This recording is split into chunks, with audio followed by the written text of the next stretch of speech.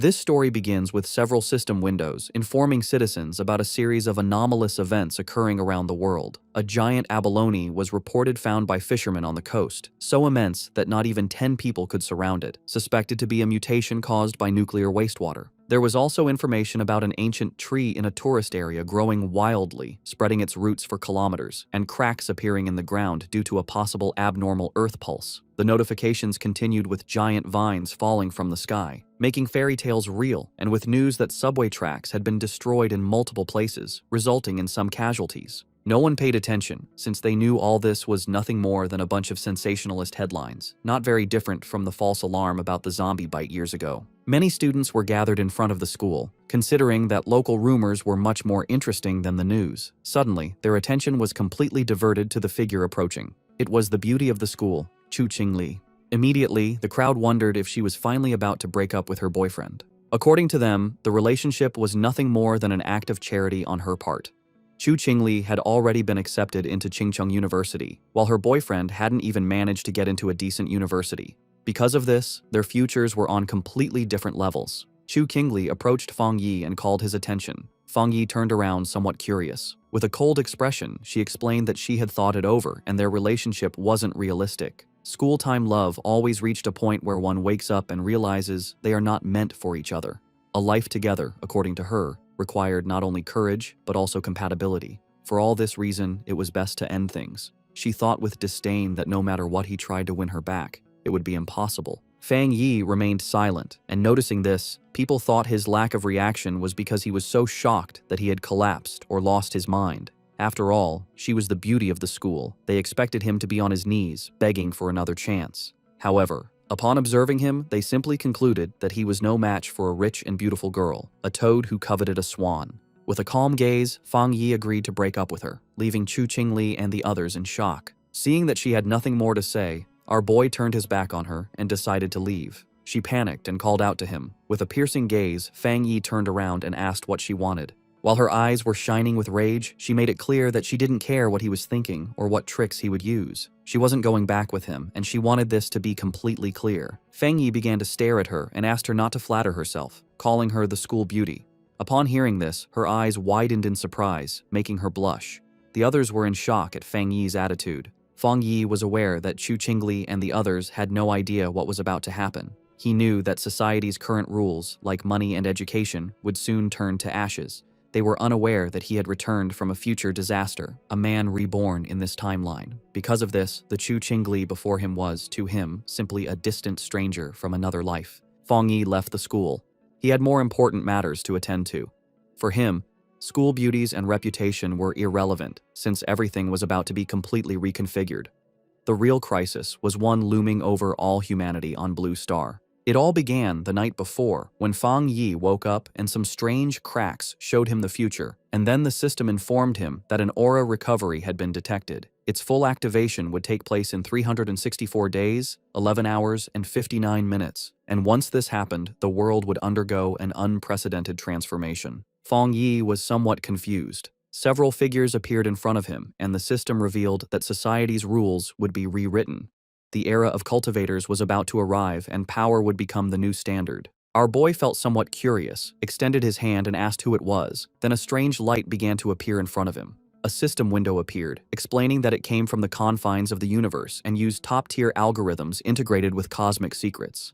Its function was to automatically generate cultivation techniques based on spiritual materials touched by the host, showing that current techniques were zero. Fong Yi began to extend his hand, and his eyes widened in surprise as his hand passed through the system window. Then, a powerful monster emerged and began to roar. Fong Yi was paralyzed and his eyes filled with fear. Inside the monster's mouth was a corpse, and the system revealed that this was his end as an ordinary person, as well as the fate of billions on Blue Star. Fong Yi swallowed saliva and could not help but feel afraid. He put his hand over his chest, and his eyes filled with worry. Fong Yi began to ponder and remembered his past life.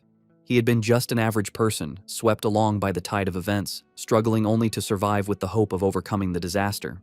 However, he witnessed the fall of his nation and the suffering of the people. and in the end, he could not escape from the mutated beasts. He remembered dying in despair, full of rage, and with a deep desire for revenge. His eyes began to shine with determination, as he thought that perhaps this was why he had been chosen by the system and brought back 1 year before the recovery of Aura. He began to extend his hand, knowing that at this moment, most people had no idea about the change that was coming. Fong Yi touched the fragments of the system and decided that he would use each anomaly caused by the aura to his advantage. The system began to initialize a new evaluation. The eyes of our boy began to shine as the system informed him that it had been successfully linked. A new path had been unlocked, and now everything in existence could be used as material. His mission was to collect powerful techniques and abilities to become a strong cultivator and save the world. In the city, people were informed that humanity now faced an unprecedented crisis. Answers could not be found in the past. The only option was to adapt with their own strength. Everyone was surprised, except Fong Yi. When he turned on his phone, he saw several notifications. He understood that the government neither confirmed nor denied the strange phenomena, limiting itself to telling people to prepare. This, he knew, was Jia Nation's subtle way of issuing a warning, since reports once considered mythical nonsense would never have gone viral in this way. His eyes filled with sadness as he began to remember the past. He knew that this indirect and silent approach by Jia Nation helped citizens remain calm and trust their country. It was a hard and slow method, but much more effective than the chaos and gunfire of neighboring nations. Then he remembered that the system had told him that he could use anything, which meant that he should go wherever anomalies occurred. His attention was fixed on the phone. It was the #1 trending news. The UV index at Qingcheng University had reached a historic record of the century. Because of this, a heat warning had been issued, urging new students to take safety precautions and use sunscreen. The students were somewhat confused, as they thought that even the best universities now resorted to sensationalist advertising. They considered this false, definitely a paid topic to be trending, since heat of that magnitude could kill people. Fong Yi looked up at the sky and saw that it was full of clouds, then activated the UV meter and saw that it was at 0. He was somewhat confused, as he didn't understand how the weather could be so different, since Qingcheng University was only 15 minutes away by car. Images of a blazing sun above the university were published, and students were informed that new student registration would continue, but they should avoid the north gate due to the high UV index, as all other entrances remained open. Fong Yi couldn't help but smile. He knew that when anomalies occurred for the first time, most people only thought it was a publicity stunt, and only he knew the truth. His eyes began to shine with joy as his first opportunity had arrived. Fong Yi changed clothes and went to Qingcheng University. Everyone was carrying umbrellas. It was so hot that the leaves of the trees had fallen. Our boy went to the north gate of Qingcheng University, the least crowded of all. He knew that something was definitely wrong in this place. Shiny ashes began to descend from the sky. While students were fleeing to avoid being scorched to death, Fong Yi's attention was fixed on it. He sat down and decided to touch it. Once his finger made contact, an intense glow began to emerge from it, and the system reported that it had detected an intense fluctuation in the Yang attribute, unlocking the data template of it. The energy began to enter Fong Yi's body, causing him terrible pain. An intense glow began to emerge from our boy's body. People covered their eyes to avoid going blind. They didn't know what was happening and thought they were hallucinating. The energy started burning Fong Yi's clothes, making him clench his teeth tightly. He put his hands on top of his head and started going crazy, not knowing if the system had finished compiling. He felt like he was about to die. The compilation was completed, and Fong Yi acquired a Yang attribute technique, the Golden Sun breathing technique. Later, it's the day for new students to register at Qingcheng University. Our main character's ex-girlfriend arrives at the registration area. A guy offers to carry her suitcase for her. Soon, more guys come over to try and get her attention, but she turns them all down, telling them she doesn't need their help. She looks over at a couple nearby with a sneer, but then a bright golden light flashes, surprising her and the other students. A voice on the loudspeaker tells everyone to stay away from the north gate. The girl looks serious and decides to go see what is happening. At the north gate, a huge burst of golden energy lights up the area. A dark figure appears from the smoke, giving off a powerful feeling. He takes a deep breath, and his eyes glow with a strong golden light. A screen pops up, telling him that he has created a new technique and earned 50 points. The guy looks at the screen and wonders what the points are for. He decides it's not important right now, but will probably be useful later. Time passes, and it is now night, with a strange-looking moon in the sky. The young man then starts to practice his new breathing technique. The next day, a bright sun is in the sky, and a new energy spreads through the university. Some students notice the sky get dark and cool for a second as they run to the north gate. A large crowd gathers there to see what is going on. The university's dean is angry and asks why no one listened to the warning to stay away. The group pushes through the crowd, which moves aside for them as they go to the center of it all. A hooded person with a serious look tells the dean to block off the north gate completely. At that moment, a system tells Fong Yi that he has cleaned a polluted area. He learns that the government already knows about these areas and wonders if there are other people like him. Hearing an alert about people not being allowed in the area, the young man knows things have gotten serious. The students see people in uniforms and wonder if they are from the army. From a rooftop, Fong Yi sees that the disturbance is getting a lot of attention.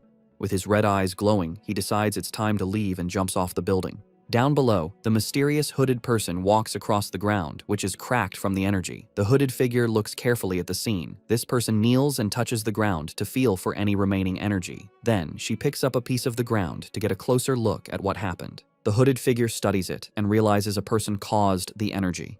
Just then, officials begin moving the students out, while the person in the hood watches from far away.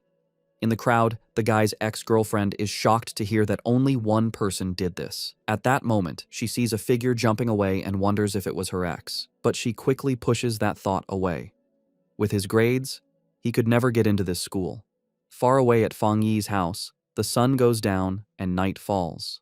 Lying on his bed, the young man complains that his body is still hot, even after a cold shower. Because of the heat, he's afraid he won't get any sleep. He also worries that because of what happened today, someone might have noticed him. He then picks up his phone and sees a popular news story about a cultivation association. The young man remembers that everyone used to think it was just a joke on the internet. Just then, he remembers the hooded people at the university and thinks they must be from the association. Curious, he opens the news story to read the whole article. It explains the different cultivation levels, from ghost acts to total transcendence.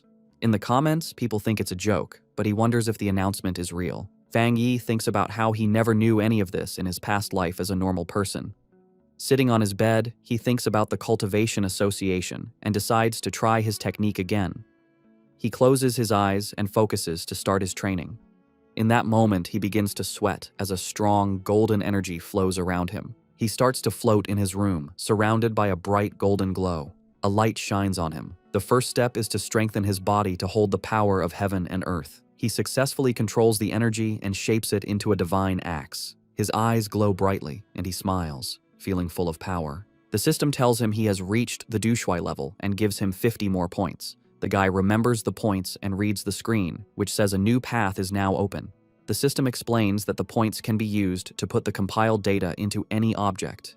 He thinks about the idea of putting power into an object and looks at his mug on the table. He holds his hand out toward the mug with a golden glow of power. The system asks if he wants to use 1 point to put the Yang attribute on the mug. He realizes this is like enchanting an item to give it a special power. The young man thinks that if he did this to a weapon, it would become his own special item for fighting. He decides that having a powered-up weapon will be very important for what is to come. The guy then finds a small sword on his shelf and decides to try the power on it. He thinks that if the test works, he will buy a real weapon to be ready for the monsters. Suddenly, a strange noise from outside the building gets his attention in the middle of the night. Outside, a dark creature with huge claws is watching Fong Yi's apartment. With glowing red eyes, the strange creature shows its sharp teeth in the darkness. It looks like a giant demonic rabbit and gets ready to attack the building. But inside the apartment, the guy has no idea that danger is coming. Lying in bed, the guy feels uncomfortable from his new cultivation technique. With his red eyes, he wonders where the sound, which was like a rat, came from. He thinks the sound is not from inside or from the pipes, and it might be a neighbor's pet. Walking through the living room, he thinks that with his better hearing, it is normal to hear the neighbors. Then the guy focuses his hearing to listen more carefully to the strange sound, but he soon realizes something is wrong and becomes alert. Fong Yi goes to the door and comes face to face with the scary creature right there in the dark hallway. In the hallway, the strange creature with red eyes appears and glares at him, ready to attack. He is startled and recognizes the mutated beast. A memory from his past life scares him. At the same time, a drone flies over the city at night, showing that others know about the danger. On top of a building, a girl complains that they still have not caught the rabbit that ate a rare fruit. With a lollipop in her mouth, the young woman seems very calm and confident about the mission. She then orders her team to keep sending her updates about the target she is hunting. After that, the mysterious girl jumps from the top of the building to begin the chase. Falling very fast, she moves with ease between the huge city buildings. Suddenly, the young woman feels the mutated beast's power and realizes she is getting closer to it. With her eyes glowing, she finally finds the creature and gets ready for a fight. The mysterious hunter lands hard on a rooftop, moving with amazing skill. Running down the side of a building, she gets the order to chase the target no matter what. With a perfect landing, the young woman continues her chase without stopping. Jumping from building to building, she warns that the creature ate a special fruit and might evolve. Just then, a man working late sees something fast go by his window and is very confused. He wonders if he is seeing things, but his boss yells at him for just standing around. Meanwhile, the hunter stands like a shadow in front of the moon on the 65th floor. Back in the apartment, Fong Yi faces the strange creature, which screams at him. With his golden eyes, he knows his body has changed, and now he can fight it fairly. The creature then attacks with its claws, but the young man dodges with amazing speed. Fong Yi thinks that his body has really changed, and now he can see the attacks in slow motion. With sun energy in his hand, he wonders why a mutated beast is here so soon. He then remembers things from his past life and faces the monster. The guy knows the creature has not fully evolved yet, and the night makes it stronger and angrier. So he rushes forward to attack, because he has to stop it, or everyone in the building will die. Fong Yi manages to grab the creature with his hand full of energy.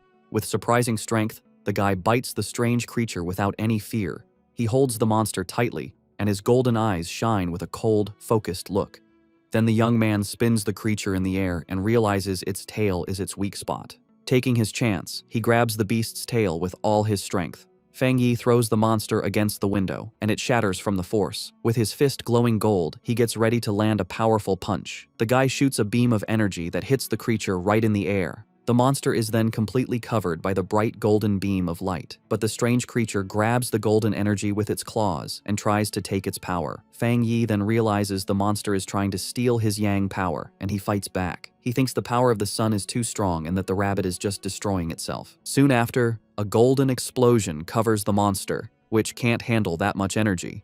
In the building next door, a couple wakes up from the noise, and the man wonders if it was thunder. He then goes to the window to check, but sees nothing strange outside. Our hero lands on the floor, surrounded by what is left of his golden energy. The young man thinks that the creature was like a starving ghost trying to eat his power.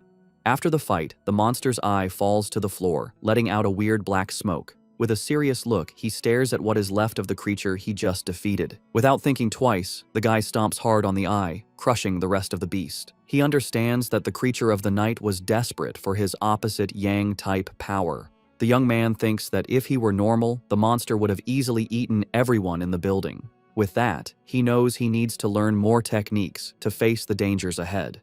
Meanwhile, a mysterious girl jumps through the air in the moonlight, looking like a hunter. With amazing speed, the young woman runs very fast down the side of a building. When she gets to the scene, the mysterious hunter's eyes open wide with shock. Standing there in the middle of the night, she wonders if someone else defeated her target. Kneeling on the ground, she notes that the target has been destroyed, and that she will try to get the night attribute back. But as she touches the monster's remains, she is surprised by a golden energy that is still there. The young woman then feels a strong heat and a burning power that makes her pull back right away. The young woman remembers the energy from the university gate and understands that this is not a coincidence. After this discovery, the girl turns on her communicator with a serious and determined look. She tells her base that the target was taken out by a powerful new forerunner with a special ability. A voice on her communicator asks if the same person cleaned the gate and killed the rabbit. A man confirms they have no information on this person, and that the association must recruit him. The silver-haired girl agrees with the plan. She then carefully puts the small flame of energy into a container on her clothes. Her boss tells her to stop her other missions and focus on finding the new forerunner. At that, the mysterious hunter calmly unwraps the lollipop she was holding. The young woman puts the candy in her mouth and says she understands the new order perfectly. But before she starts the mission, the girl says she first needs to get some milk tea to relax. A voice on the communicator wonders who this mysterious person with so much power could be. The young woman agrees that the president was right, and that she needs to meet this powerful master. Fong Yi's day starts with the sunrise. He stretches, ready to train. He knows waking up early is good for his power, so he prepares for another session. The fighter uses his breathing method, taking in the morning's golden energy. As the energy fills him, his eyes glow with golden power. He enters the Ghost Axe realm and feels the technique's power appear. A sudden burst of energy surprises him. He realizes he's getting stronger again. Power flows through his body, and he focuses to control it. He makes a tight fist, feeling the energy now in his hand. He summons his key axe and sees that the weapon feels much lighter. He grips the weapon's handle firmly, ready to try out his new strength. The warrior lifts the golden axe over his head, preparing a powerful hit. He reaches the 2-star ghost axe realm, releasing his strength. His eyes now burn with golden flames, showing his new power. Fong Yi's body feels much stronger and tougher after this change. He grew stronger so fast because he used the extra energy from his last power-up. Fong Yi decides that from now on, he will level up slowly and carefully, one step at a time. But his growing power gets a lot of attention, so he needs a more private place. In the association's office, a man feels something strange in the air. He sees the change in the sun's energy and wonders if it's the new guy again. Fong Yi finds a quiet spot by a river to continue his plans. A system screen appears, and he confirms he will add a special quality to his weapon. He remembers trying this with another item, but it couldn't handle the power. This time, the new blade works with his energy, making a strong connection. A system message confirms the item encoding worked. Excited by his new weapon, he gets ready to test its amazing power right away. The test result shocks him with the incredible power the sword let out. A huge golden beam of light shoots from the blade into the sky. The warrior lands with his sword in flames, feeling the power flow through him. He almost starts a fire with that swing and sees how dangerous his strength is. The smoke from the attack is big, so he knows he was seen and needs to leave. A girl is running fast toward the smoke he left. She complains that she stepped away for a moment and missed everything. Suddenly, the young woman stops. She sees that the river is actually boiling. The agent flies over the damaged area, wondering what the new guy did to the place. She can already imagine being told off, since everything has gone wrong since he appeared. Just then, a golden flash in the distance catches her eye, and she becomes curious. The hunter is shocked by what she senses. This shouldn't be possible. His power level jumped from 1 star to 2 stars, and he even made a spirit weapon. The association only has 2 of those weapons, and the way to make them isn't fully known. The girl gets suspicious, wondering how he got this kind of power by himself. But she thinks she must be wrong and decides to start cleaning up the mess he made. Far away, Fong Yi thinks about how his weapon now has the Yang attribute, but he wants more. The system can encode anything, so he plans to add more qualities to the blade. Suddenly, his phone buzzes. He has a message from someone he doesn't know. He completely forgot about being private, and now a stranger is inviting him to a pioneers group. He's shocked to learn that official members must be at least Ghost Axe realm level. The stranger talks about a new pollution zone and invites him to a group hunt. He asks for the location, and the stranger sends a file about the lava dragon of the Shadow River. The zone has lava, and the same Yang attribute he has, so Fong Yi decides to accept the invitation. Far away in the Binmu district, a group is waiting for old Lee's friend to arrive. One member says the girl's map was so good, he got there easily. The blonde girl thanks everyone for coming and tells them they need to work together. She is from the Cultivation Association and is disappointed that the pioneers here aren't very strong. What many don't know is that the Cultivation Association is a government group. Getting into the group was hard and required her family to ask for favors, so she hates to fail. Just then, one of the explorers sees the newbie arriving and calls him by his name, Fang.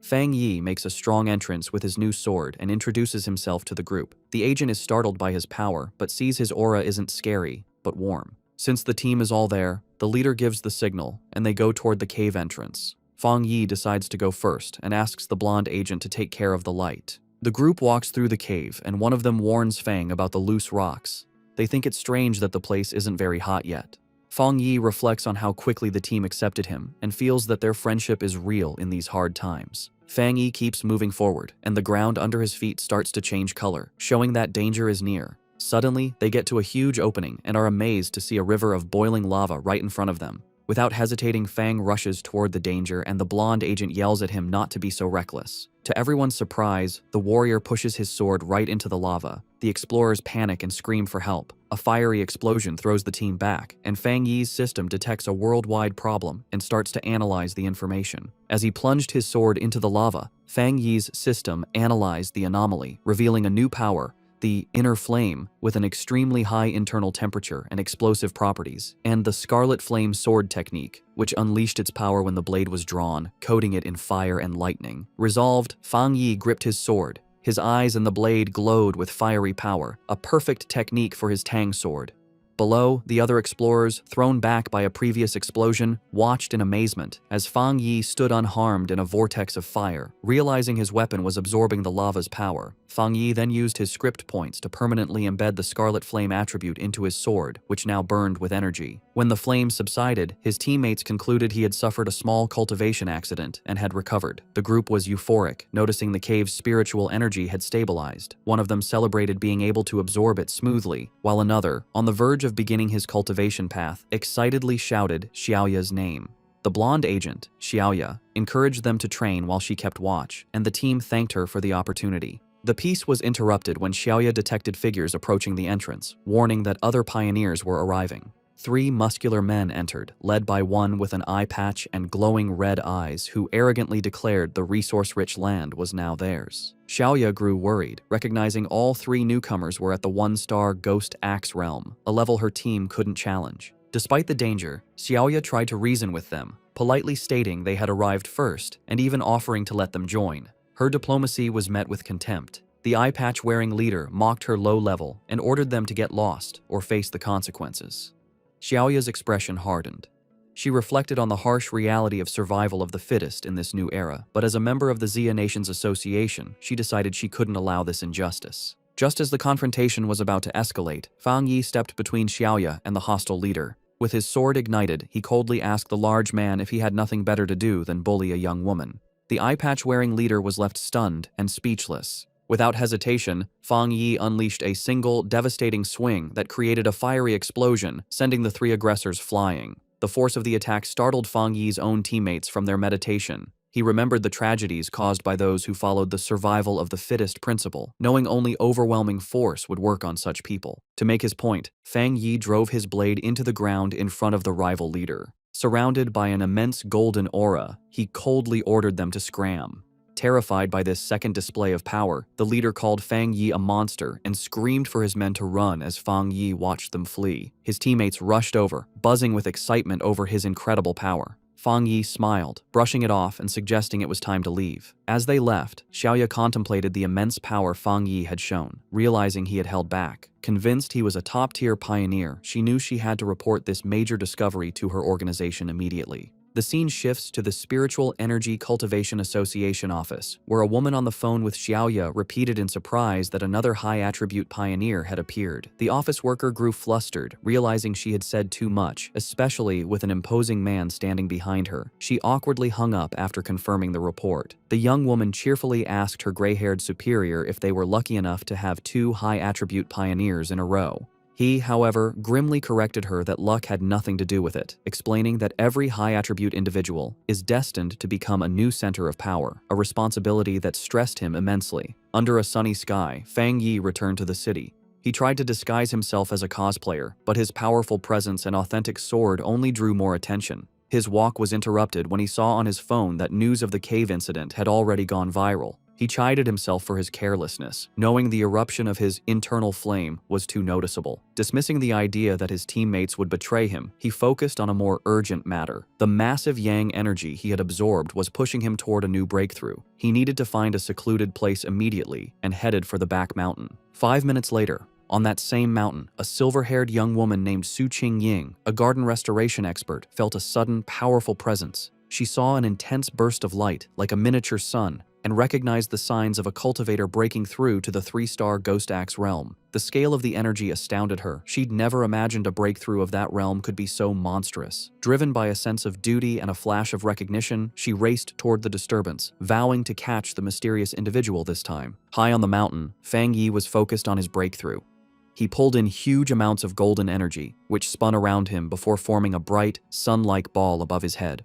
As he meditated in the air, the power behind him formed a complex, star-shaped divine shape. Golden energy sparked across his skin, and his eyes glowed with great power as he tried to control the wild energy. Finally, the power came together, taking the shape of a giant divine axe made of pure golden and light blue energy, crackling with power. Meanwhile, Su Jingying arrived and stopped suddenly when she saw the amazing sight. She watched in total disbelief, seeing that the mysterious person was about to swing the divine axe he had just created. His level of control was incredible. She wondered how anyone could command so much spiritual energy with such perfect skill and steadiness, asking herself if this man had secretly been training for centuries. The sight brought back a painful memory. Su Qingying remembered her own attempt to break through to the Ghost Axe 2-star level. The pressure from her own divine axe had been too much for her, pushing back and making her cough up blood. It left her stuck in bed for a full week. She was naturally strong, but she had still failed badly. She couldn't understand how this monster could handle a breakthrough that was so much more powerful than hers. As she ran closer, she was even more amazed. The huge amount of spiritual energy, the perfect control in every move of the axe, and the way every bit of power seemed to have been purified thousands of times. It was all beyond anything she had ever seen. She decided that this person wasn't just an amazing monster. He was like a god who had come down from the sky. She also noticed his calm and steady way of doing things. Most pioneers, when they felt a breakthrough was about to happen, would rush to get it done. This person, however, moved with a deep sense of experience and a strong mind, like a master from old times. Her thoughts were stopped when the giant, fiery divine axe began to move. She watched the awesome sight as it swung with a purpose, heading east. At the peak of his power, Fong Yi's eyes burned with pure golden light as cracks of raw energy spread across his face. He floated inside a blinding storm of golden power, successfully controlling the huge amount of energy he had gathered to evolve. A system window then appeared, officially confirming he had succeeded. He had reached the Ghost Axe realm, 2-star. The new divine axe slammed down into the earth, releasing all of its power in one huge shockwave that tore across the mountain. Su Qingying was caught in the powerful blast and had to hold herself steady against the wave of golden energy. The leftover force cut a huge path through the forest before fading away, but when she looked up, the mysterious man had completely disappeared. Breathing hard from the effort and her frustration, Su Qingying couldn't believe she had missed him again, especially since she had arrived in only 30 seconds. A worrying thought came to her. He must have known that she was tracking him.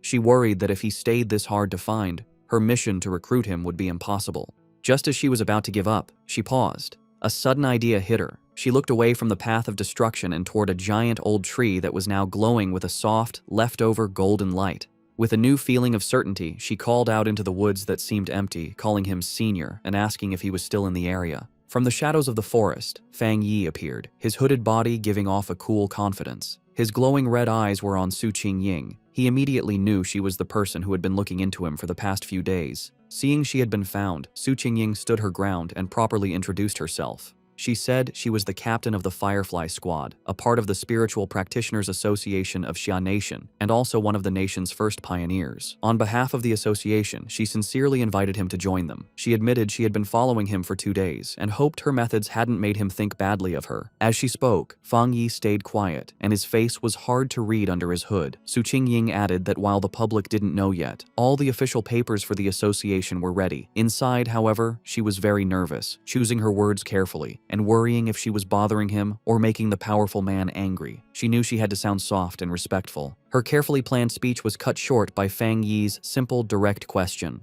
"Why should I join?" The direct question surprised her completely.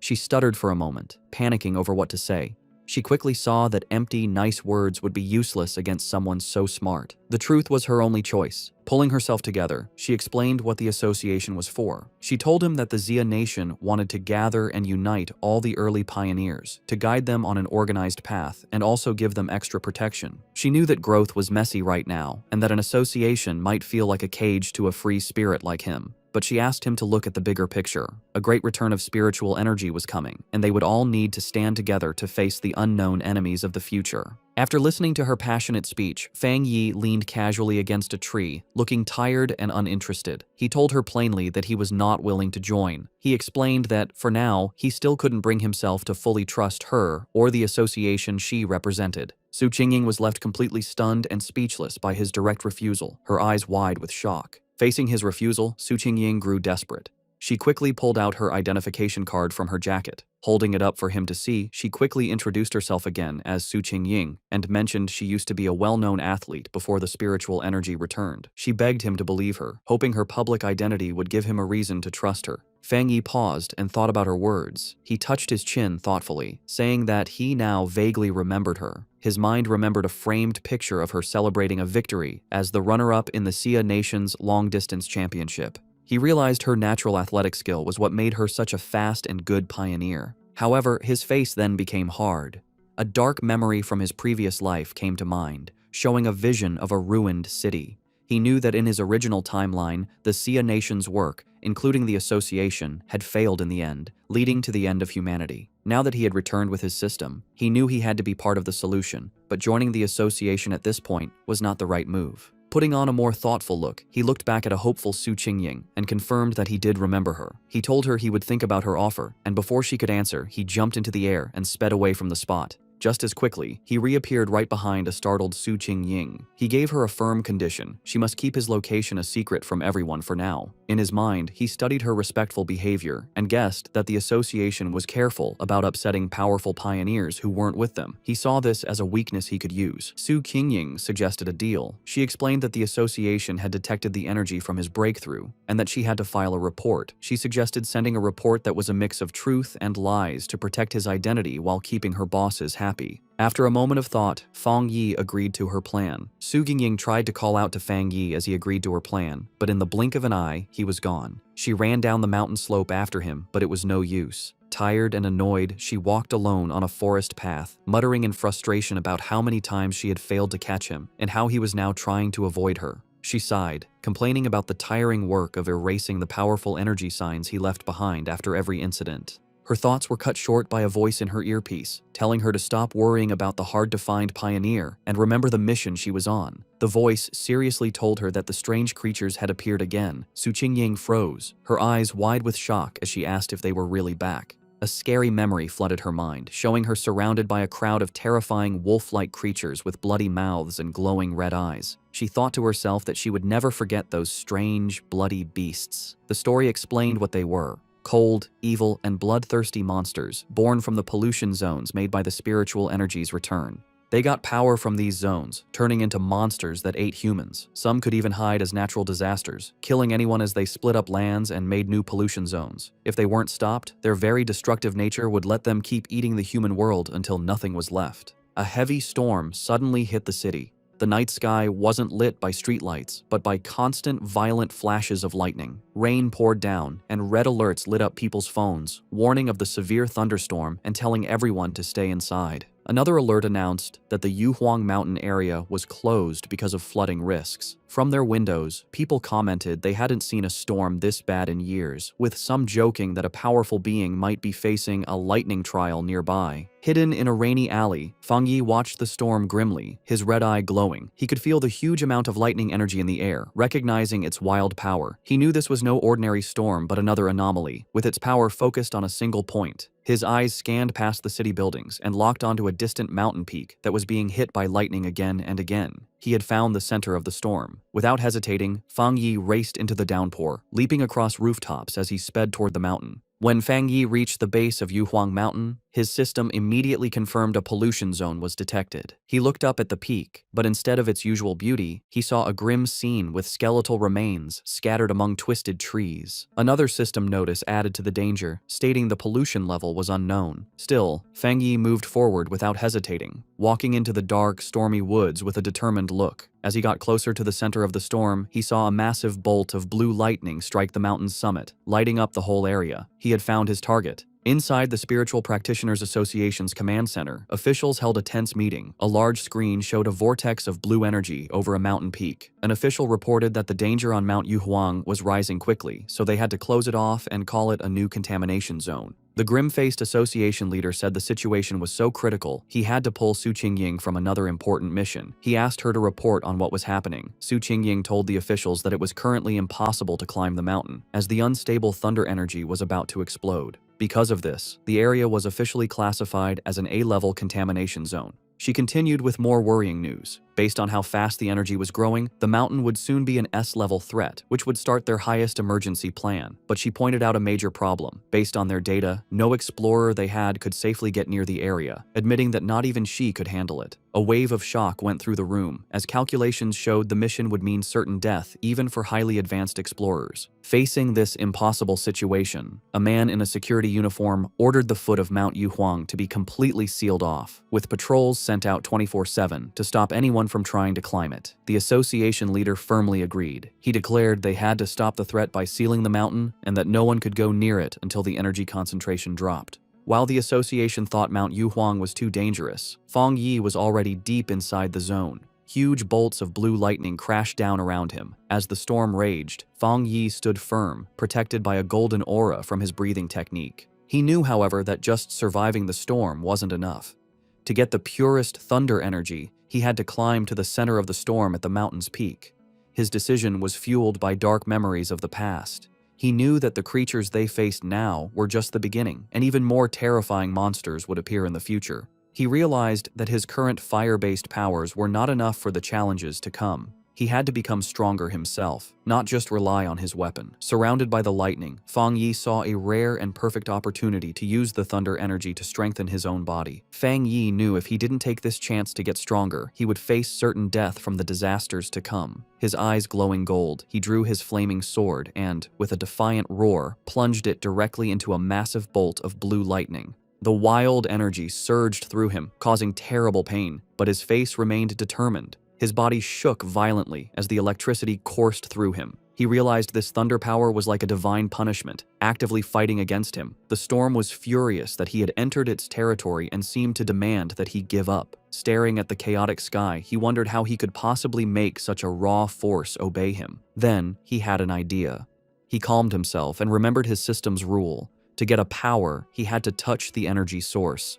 A golden aura exploded from him as he unleashed his golden sun breathing technique, determined to fight through the storm.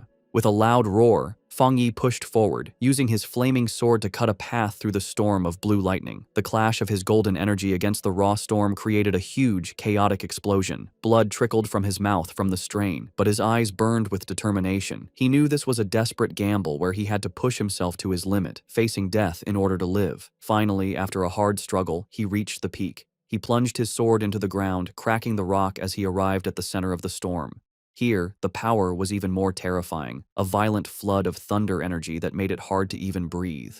He felt the storm's full attention on him and realized it no longer just wanted to push him away, it wanted to kill him. As if to prove it, the storm gathered its full power and shot a single, massive beam of white-hot lightning directly at him, an attack meant to completely destroy him. As Fong Yi faced the storm's final attack, his system activated, detecting a powerful thunder attribute and starting to process it. Far below in the city, people watched from a tall building, amazed. One man taking a photo had never seen lightning so big. Another wondered if a god was going through a trial, even thinking he saw a person in the sky. At the mountain's peak, the fight ended in a brilliant explosion. Fong Yi had won. A system message confirmed it, announcing he had obtained refined divine thunder power and could now summon heavenly lightning to make his body godlike. He was rewarded with 5 writing points. Fong Yi now floated in the air, surrounded by blue lightning and his golden aura.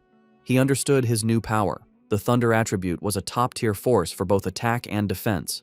Unlike his sun power, which was mostly for defense, the thunder could refine his body and turn it into intense energy. He decided that the thunder was now his spear and his shield. He also realized the power wasn't just about destruction, it was also about purification and rebirth. He could feel the energy strengthening his bones and muscles without any pain. The system then offered him an upgrade to punish evil, which would grant him double critical damage, asking if he wanted to use writing points to get it. Landing softly, Fong Yi thought about what to do next. His first thought was to put this new thunder power into his Tang sword.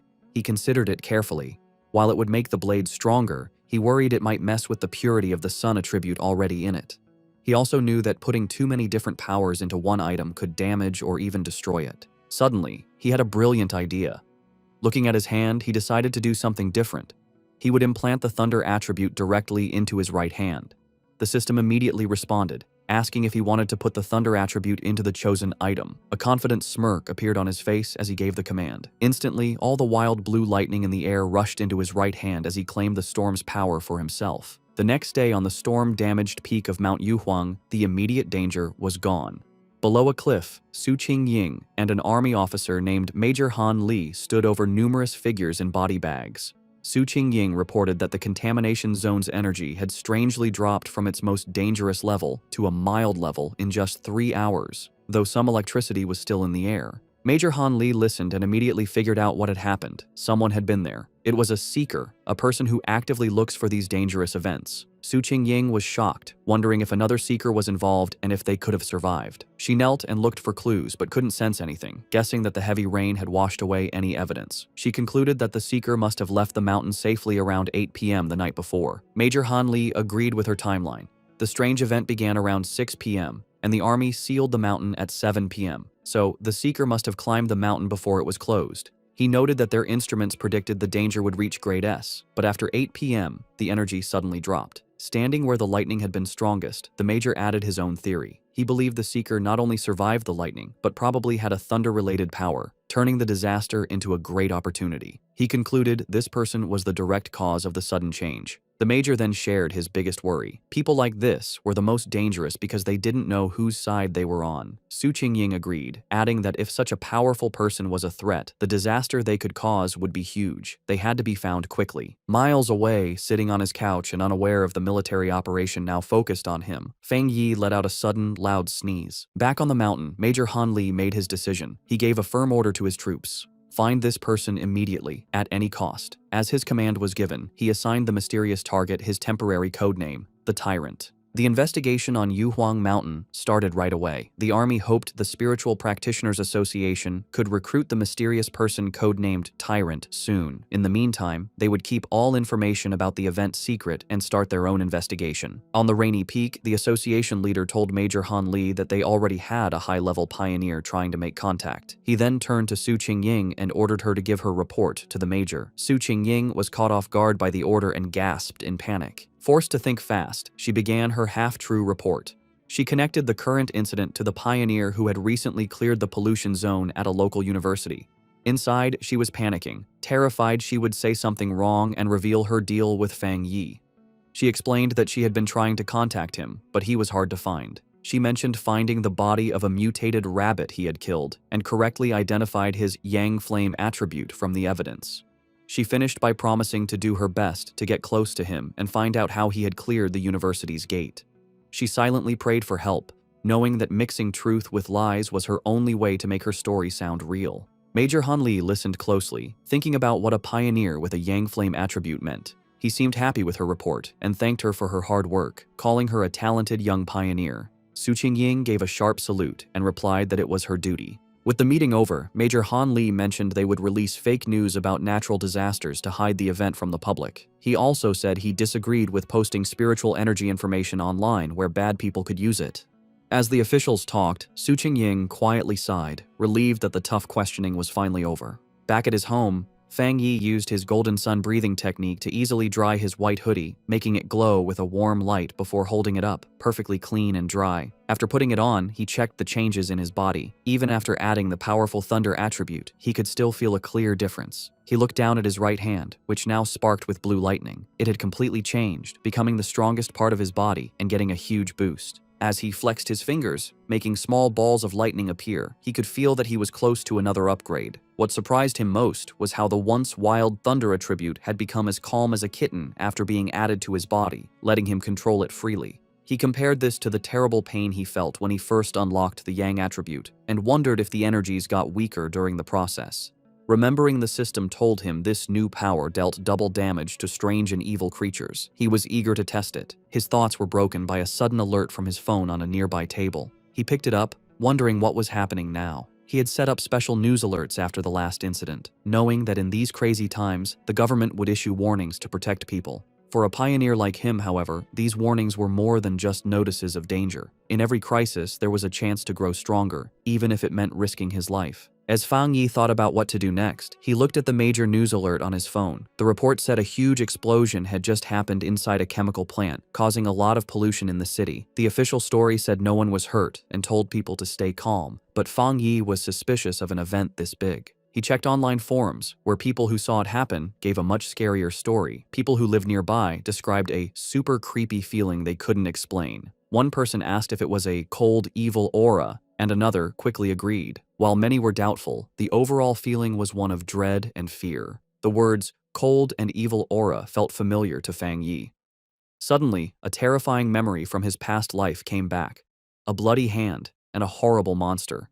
He remembered hiding in fear from a giant, red, demonic beast as it destroyed everything around it.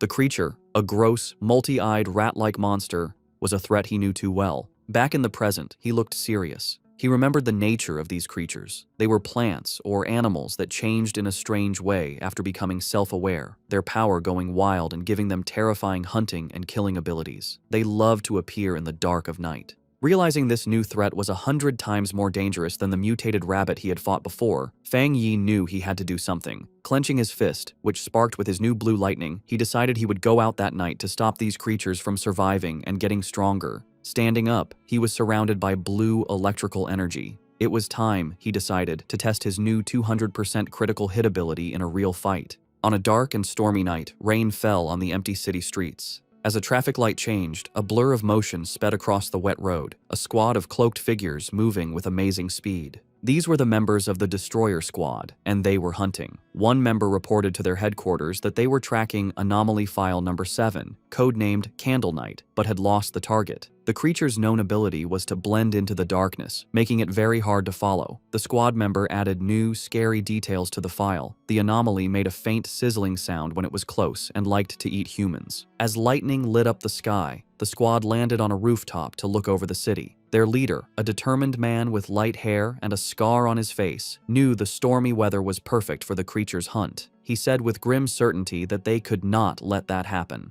Miles away, in a busy command center, an operator got the updated information. He confirmed the new data for File 7. Candle Knight had been submitted. The situation was serious. An extermination request was filed as a high priority, with a goal to solve it in 12 hours. The order came back from headquarters. The Destroyer Squad was to keep chasing the target, but their own safety was most important. The team immediately started the chase again, leaping from building to building through the rainy city. The squad leader paused, looking at a glowing holographic map of the city full of red markers showing active anomalies.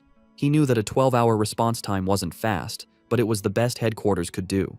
The country was large, and with anomalies appearing everywhere, even their advanced resources were stretched thin. Just as the Destroyer Squad got close to their target's last known location, a warning came from their headquarters. The operator told them that the area they were entering was currently occupied by Spiritual Energy Cultivation Association agents. A photo of Su Qingying appeared on the screen as the operator explained that her team was watching pioneers there and could be asked to help. The Destroyer Squad's leader acknowledged the message and asked headquarters to have her come help, saying he had heard of her good work. Elsewhere, Su Qingying was surprised to learn she had become so famous. The Destroyer Squad waited grimly in the rain. Soon, Su Qingying and her own cloaked team arrived, taking a spot on a higher rooftop. With a hand on her hip, she looked down at the squad below and casually asked if they were the ones calling her for overtime. The Destroyer Squad's leader was not happy with her casual tone. He sternly told her that the Candle Knight anomaly eats people and that this was much more serious than a simple overtime request. One of Su Qingying's team members shot back, asking if that was the right way to ask for help. Su Qingying then turned to leave, saying that the Destroyer Squad seemed so good, they probably didn't need help after all. She announced that her team, the Ying Squad, would be leaving. As they started to go, her team members muttered among themselves, one worrying about their boss's savage attitude and another defending her, saying their own missions were just as dangerous. The leader of the Destroyer Squad immediately panicked and called for her to wait. He apologized for his harsh tone and begged for her help. He explained just how dangerous Candle Knight was, and that without her famous tracking skills, they would be at a great disadvantage. He stressed that if his team failed, the people of the city would be the ones to suffer, as the monster would kill them all. After agreeing to work together, the two teams stood on a rainy rooftop, ready to hunt. Su Qingying concentrated, and a glowing blue ball of energy appeared in her hand. She announced she had found the creature. The orb's energy expanded, showing the monster's location. Hidden in the dark, wet ruins of a chemical plant, the monstrous, multi-eyed rat-like creature called Candle Knight was eating something. Its file noted that it liked darkness, dampness, and eating people. With the target found, Su Qingying gave the command for the joint operation to start. The creature's senses were sharp, and it instantly looked up, aware of their presence. It jumped away, just as an attack hit the ground where it had been. A member of the Destroyer Squad said the target had spotted them and ordered the team to form up.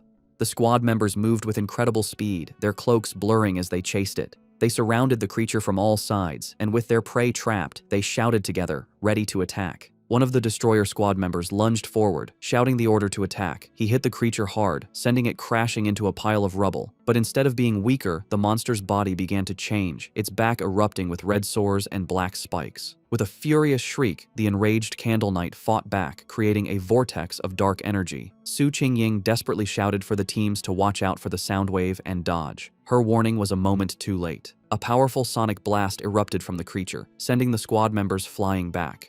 The destroyer squad's leader was thrown from the rooftop, crashing onto the street below. One of his team members rushed to his side. The leader pushed himself up, bruised but alive. He admitted that if he hadn't moved back at the last second, his bones would have been broken. He knew they were in grave danger. If the creature stayed in the city any longer, it would cause a huge disaster. The battle took another turn as Candle Knight continued to change. It grew large, bat-like wings and let out a roar, its throat glowing with green energy. It then spewed a corrosive, dark substance that filled the air with toxic green smoke. The creature aimed this blast at the ground, trying to melt the street to burrow underground and escape. One of Su Qingying's team members warned her that the monster had a corrosive dark power and that anything it touched would be destroyed. She explained that their team didn't have a power strong enough to fight it. Su Qingying, however, stayed calm. She ordered her team to stay alert and not to mess up the destroyer squad's formation, reminding them their main job was to gather information and help with strategy. Meanwhile, a destroyer squad member with a dagger prepared to strike the escaping creature.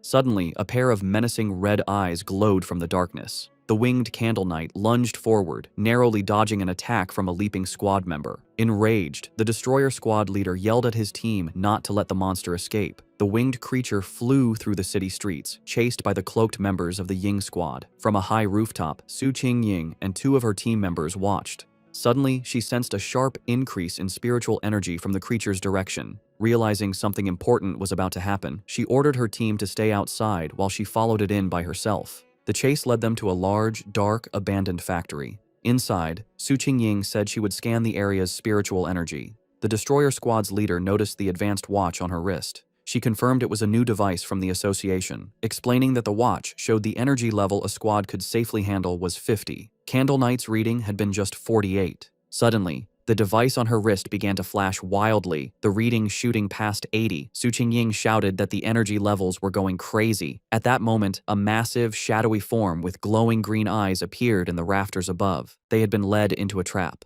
Su Qingying realized with horror that there was more than one creature in the factory. The shadowy, monstrous face of a new creature loomed behind them. The destroyer squad's leader panicked, yelling that they needed to retreat immediately. Taking charge, Su Qingying suggested a tactical retreat toward the main door to force the hidden enemy to show itself. She fired a blast of energy to clear a path, shouting for her team to follow. But before they could escape, she cried out in pain and collapsed, her senses overwhelmed by an invisible poison gas. Su Qingying suddenly found herself alone in the vast green darkness of the factory. She called out to her team, but no one answered. She knew they were nearby, but the poison had made them unable to sense her. Putting the pieces together, she realized the full trap. Candle Knight had led them to this factory, which was the territory of a much more powerful creature, a giant serpent she had only faintly sensed earlier. As if summoned by her thoughts, the huge, armored head of a shadowy serpent with glowing green eyes loomed over her. She now understood that unlike Candle Knight's simple dark power, this creature's black mist was a strong poison, and they had been breathing it in since they arrived. The gas worked silently, paralyzing its victims while draining their spiritual energy. Fighting back would only use up their power faster, leading to certain death. She could feel her own spiritual energy was almost gone, and without it, she knew she would soon be another victim. As she collapsed to the floor, her strength gone, she despaired at the terrifying intelligence of a creature that was just playing with them. She closed her eyes, wondering if this was the end. Lying defeated on the factory floor, Su Qingying saw a single ray of light cut through the green darkness above. A flicker of hope appeared in her eyes. Suddenly, the factory ceiling exploded inward, and a blinding light filled the room. Her eyes widened as a figure came down from the blast. It was Fong Yi. He landed gracefully in the rubble, his hooded figure standing out against the glowing hole in the ceiling. He stood before the giant serpent, immediately identifying it as a dark attribute creature. Without warning, the serpent lunged, its massive fangs aimed at him. At the same time, the Candle Knight monster burst from the shadows, attacking from behind. Fong Yi dodged the serpent's attack and came face to face with the growling rat-like beast. As the two creatures closed in, he finally understood the full trap he had walked into. In a shocking move, Fong Yi let the Candle Knight monster bite his shoulder. As blood splattered, he noted their surprisingly smart tactics, one creature for luring prey, the other for killing them. He taunted the beast latched onto him, asking if it enjoyed biting people so much. In response, he unleashed his new power. Bright blue lightning erupted from his body as he challenged the monster to taste his thunder property. At the same time, he fired a massive beam of golden solar energy from his free hand, which hit the lunging serpent head-on. Now, covered in crackling electricity and free from the stunned rat creature, Fong Yi turned his full attention to the serpent, unleashing a flood of golden flames as he challenged it to see how well it could handle fire. The giant serpent lunged with a furious roar, its huge mouth open to eat its prey. With amazing agility, Fong Yi dodged the attack, flipping through the air while swinging his glowing golden sword. As he landed, he coolly told the monster to look at his blade, a clear challenge to the giant beast. The serpent seemed to pull back, cautious of the glowing weapon. Seeing his chance, Fong Yi counterattacked. Leaping through the air, he delivered a powerful slash to the serpent's face, his sword covered in the crackling blue energy of his thunder power. The force of the blow was huge, but the result wasn't what he expected. Instead of crushing its skull, the creature's head split down the middle, revealing a second identical head underneath as if it were shedding its skin. Fong Yi landed on his feet, his eyes wide with surprise at this strange development. The creature's split head then pulled apart completely, shedding its outer layer to reveal its true, healed form. As green energy pulsed in its neck, Fong Yi knew the fight was far from over. The serpent reacted with shock and pain as the leftover thunder energy from Fong Yi's sword ran through its body. It roared in fury as the electrical energy grew stronger, overwhelming its dark power. Watching the creature twist in pain, Fong Yi gave a small, confident smirk. He knew he had the advantage, as he had already sensed this serpent's dark aura was stronger than Candle Knight's. He then revealed his clever plan. When he attacked with his sword, he had held back the full force of his fire. Instead, he had used the blade to carry and channel the thunder power from his hand directly into the snake's body. He compared the two creatures, realizing this serpent was a far more dangerous and evolved monster than Candle Knight. Suddenly, he felt a sharp pain in his shoulder where the rat creature had bitten him. He hissed, looking down to see strange purple snake scales growing from the wound. He understood immediately. Just as he'd thought, this was a smart, mutated species. Its poison, delivered by its partner's bite, had a paralyzing effect that let it kill silently. He could feel a sharp pain from the wound, but he also felt his golden sun breathing technique working to fight the venom. With a determined look, he knew he had the perfect counter. The yang flame power could dissolve the poison, the golden sun technique would protect and heal his body, and the thunder power would purify anything left. As the energy from his powers pulsed through him, Fong Yi recognized the benefit of his combined abilities. The mix of his yang flame and thunder powers now gave him a clear pain signal to any poison, acting as an early warning system. He knew he was lucky. For others, the serpent's sneaky poison would have been impossible to cure. He guessed that for the serpent to have grown so large, it must have relied on surprise attacks. He thought of the monster's den, filled with the skulls of its victims. With Candle Knight acting as the perfect bait, the two creatures had become a deadly trap even for top pioneers, which explained why so many had disappeared. But in the end, it didn't matter. As he watched the creature's huge skeleton burn to ash in his holy fire, he knew its reign of terror was over. Standing before the fire, Fong Yi felt satisfied. His inner flame was powerful, but the triple critical hit from his new thunder power had sealed his victory. He felt confident that his fighting skills were now pretty good, even compared to other high-level pioneers. He stood silently for a moment, watching the flames burn the last of the monster. Just as he was about to leave, he paused, reaching out his hand as if he sensed something. His eyes narrowed. He wasn't alone. Someone was still there. He turned just in time to see a figure stumbling out from the smoke, coughing from the ash. It was Su Qingying. She stood silently, covered in soot and clearly tired, but she was alive. As the smoke cleared, Fong Yi found himself looking at the unconscious members of the other squad, with Su Qingying sitting among them. He recognized her as the agent from the association and coolly told her that there was no need to pretend. He added that her playing dead act needed work, which surprised her. Embarrassed, Su Qingying covered her face. Realizing this was the same powerful pioneer she had been tracking, she tried to make an excuse, claiming she woke up from the smell. Fong Yi, however, wasn't fooled. He complimented her, pointing out that while her teammates were out of energy, she was strong enough to keep a small reserve to protect herself. If she had really been unconscious, he explained, she wouldn't have been able to smell anything. Flustered, Su Qingying could only offer an awkward thank you. In her mind, she was amazed. He had seen right through her. She had indeed kept a bit of spiritual energy for protection. She had no idea how he had beaten both Candle Knight and the giant serpent all by himself. Noticing her embarrassment, Fong Yi's tone softened. He told her she didn't need to cover her eyes and that he only asked her to be honest with him and keep his identity secret.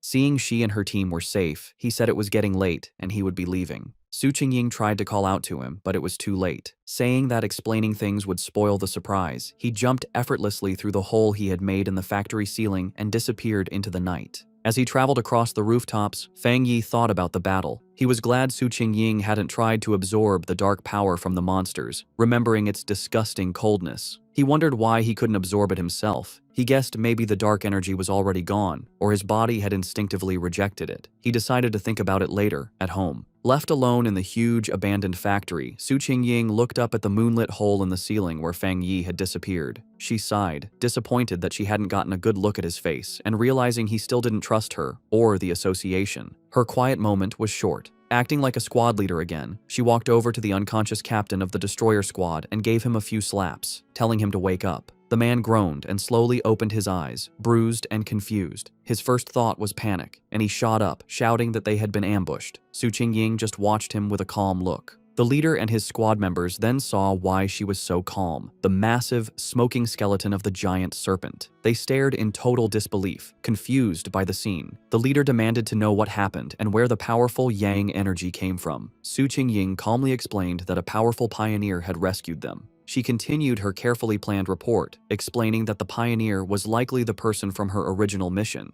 a very high-level individual with a yang attribute. She let her voice trail off, suggesting his appearance was a lucky coincidence. The other squad members were in complete awe, with one saying it was unbelievable that one person could defeat both monsters. Su Qingying added that she hadn't managed to recruit him yet, and that he had even managed to track her back, which only made him more mysterious. Getting back to their grim job, the destroyer squad leader asked where Candle Knight's body was. As he began using a green energy technique to clean the scene, he said they needed to collect the remains for the association. As the squads began the cleanup, the destroyer squad's leader used a green orb of energy to gather the strange, dark remains left from the battle. As he stepped forward, he accidentally crushed a piece of debris on the floor, which suddenly exploded in a blast of bright blue electrical energy. He jumped back in pain, yelling at the force of the shock as Su Qingying looked on in surprise. This new discovery only made things more mysterious. The remains, which they now realized belonged to Candle Knight, were crackling with leftover electricity. The squad leader turned to Su Qingying, questioning her report. He reminded her she had said the pioneer had a yang attribute, yet this incredibly strong electrical power told a different story. The two leaders knelt to look at the electrically charged body. Su Qingying was stunned by the pure strength of the thunder power left behind, confirming it was a high-tier power. This led the destroyer squad's leader to a new idea. Maybe two high-level pioneers had appeared, one to kill the serpent and another to kill Candle Knight, before leaving together. Su Qingying knew that wasn't right. She struggled with how to explain the unbelievable truth, remembering the image of the lone pioneer holding both crackling blue lightning and roaring golden fire. She knew no one would believe that a single person could have two different top-level powers. Having just one made you a genius. Having two was almost unheard of. The impossible proof was right in front of them. The burning skeleton of the giant serpent was the work of a Yang Flame Walker, while the electrified body of Candle Knight was the clear mark of a Thunder Tyrant. The combined squads could only look on in complete disbelief, wondering what kind of monster this mysterious pioneer really was. As reinforcements from the association arrived, Su Qingying was glad she had left team members outside. If she had been inside too long without checking in, they would have reported her missing. She grimly realized the rescue team now at the scene had originally been sent to collect their bodies. Her two subordinates, who were knocked out by the serpent's poison, finally woke up. They scrambled to her side, crying with relief that their captain was still alive. With the threat gone, the association's team began their work. Their job had changed from a rescue to a forensic investigation. Using advanced scanning tech, they carefully analyzed the leftover spiritual energy and the battle signs, trying to piece together what happened for their report back to headquarters. Soon, one of the specialists approached Su Qingying and the destroyer squad's leader with his findings. He reported that after comparing all the data, from fighting habits to the way both monsters were killed, there was a 99% probability that one person was responsible for killing both of them. The two squad leaders stared at each other, their faces showing both shock and serious concern. The other squad members murmured to each other in disbelief. They were processing the fact that they had been saved by a pioneer with two different high-tier powers, something they never thought was possible. They knew either monster could have easily killed them all, yet this powerhouse had finished them both off, seeming to use single strikes. The power difference between them and this mysterious person was just ridiculous. Understanding the huge importance of this discovery, Su Qingying contacted her superior. She reported that the information on her target had been significantly updated. Looking up at the hole in the ceiling, she confirmed that the mysterious pioneer from the university and the powerful individual codenamed Tyrant were, in fact, the same person. Back in his office, the association superior listened calmly to her report. After thinking about the information, he gave a new command, telling Xiao Su to pause her mission for now. He explained that the pioneer had saved her team, killed the monsters, and secured the area. These were not the actions of an enemy. He added that he and Old Han, Major Han Li, didn't agree on the matter, and for her own safety and to avoid leaving a bad impression on their powerful potential ally, she was to stop all contact with the Tyrant for the time being. While on the phone with her boss, Su Qingying, though she had agreed to pause her mission, couldn't help but add one more piece of information. She told him she had one more theory, based on what happened when she had tracked Tyrant to the back mountain where he was advancing his power. Her boss, interested, asked her to explain. She explained that during that encounter, she had sensed an incredibly strong aura where he was active. At the time, she suspected he might have a spiritual weapon but thought it was unlikely. However, now that it was confirmed he had 2 high-tier powers, the possibility seemed much more real. The association superior was surprised by this new information, questioning if the pioneer really had a spiritual weapon. He quickly became skeptical, leaning back and saying it was highly unlikely. He argued that no matter how talented, a solo pioneer couldn't possibly have such a rare item without outside help.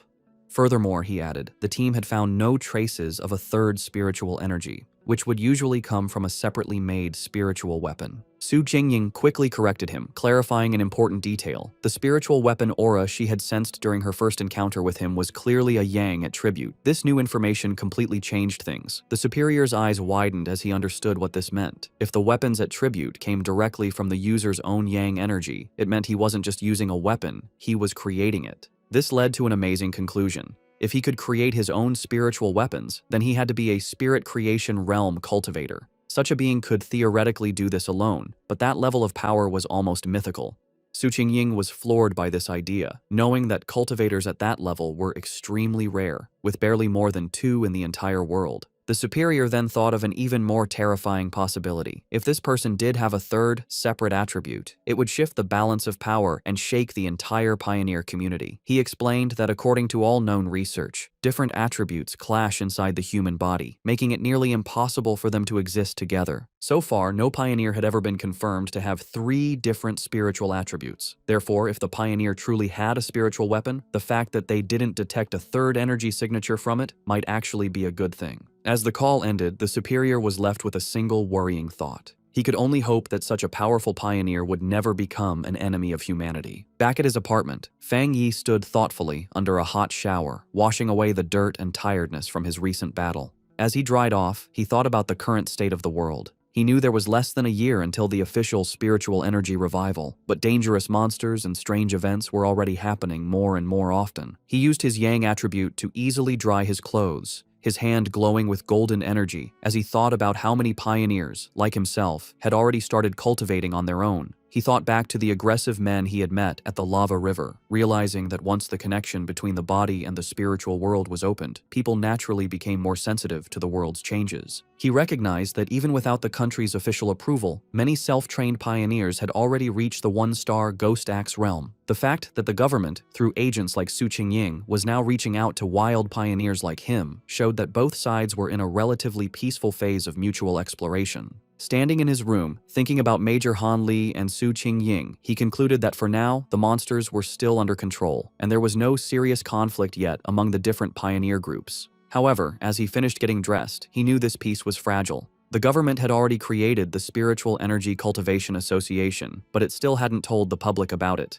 He understood their strategy perfectly. While people were talking more about local problems and strange events, the government was walking a fine line, trying to both protect humanity and give subtle early warnings without causing mass panic. Despite his recent victories, Fong Yi's analysis of the world situation was still grim. He knew the problem was the government's lack of confidence to officially start a full-scale cultivation era. With such a huge population, he understood that once the full truth was revealed, society would likely collapse into chaos and death. In the current state, even official pioneers couldn't stop the inevitable chaos, and the mix of internal problems and external threats from monsters would only make things worse. He admitted that the government's gentle, careful approach wasn't wrong, knowing that human fear and panic could be more destructive than any monster. However, what truly worried him was how fast the monsters were developing, which was far exceeding his expectations. He reviewed the information on the creatures he had just fought.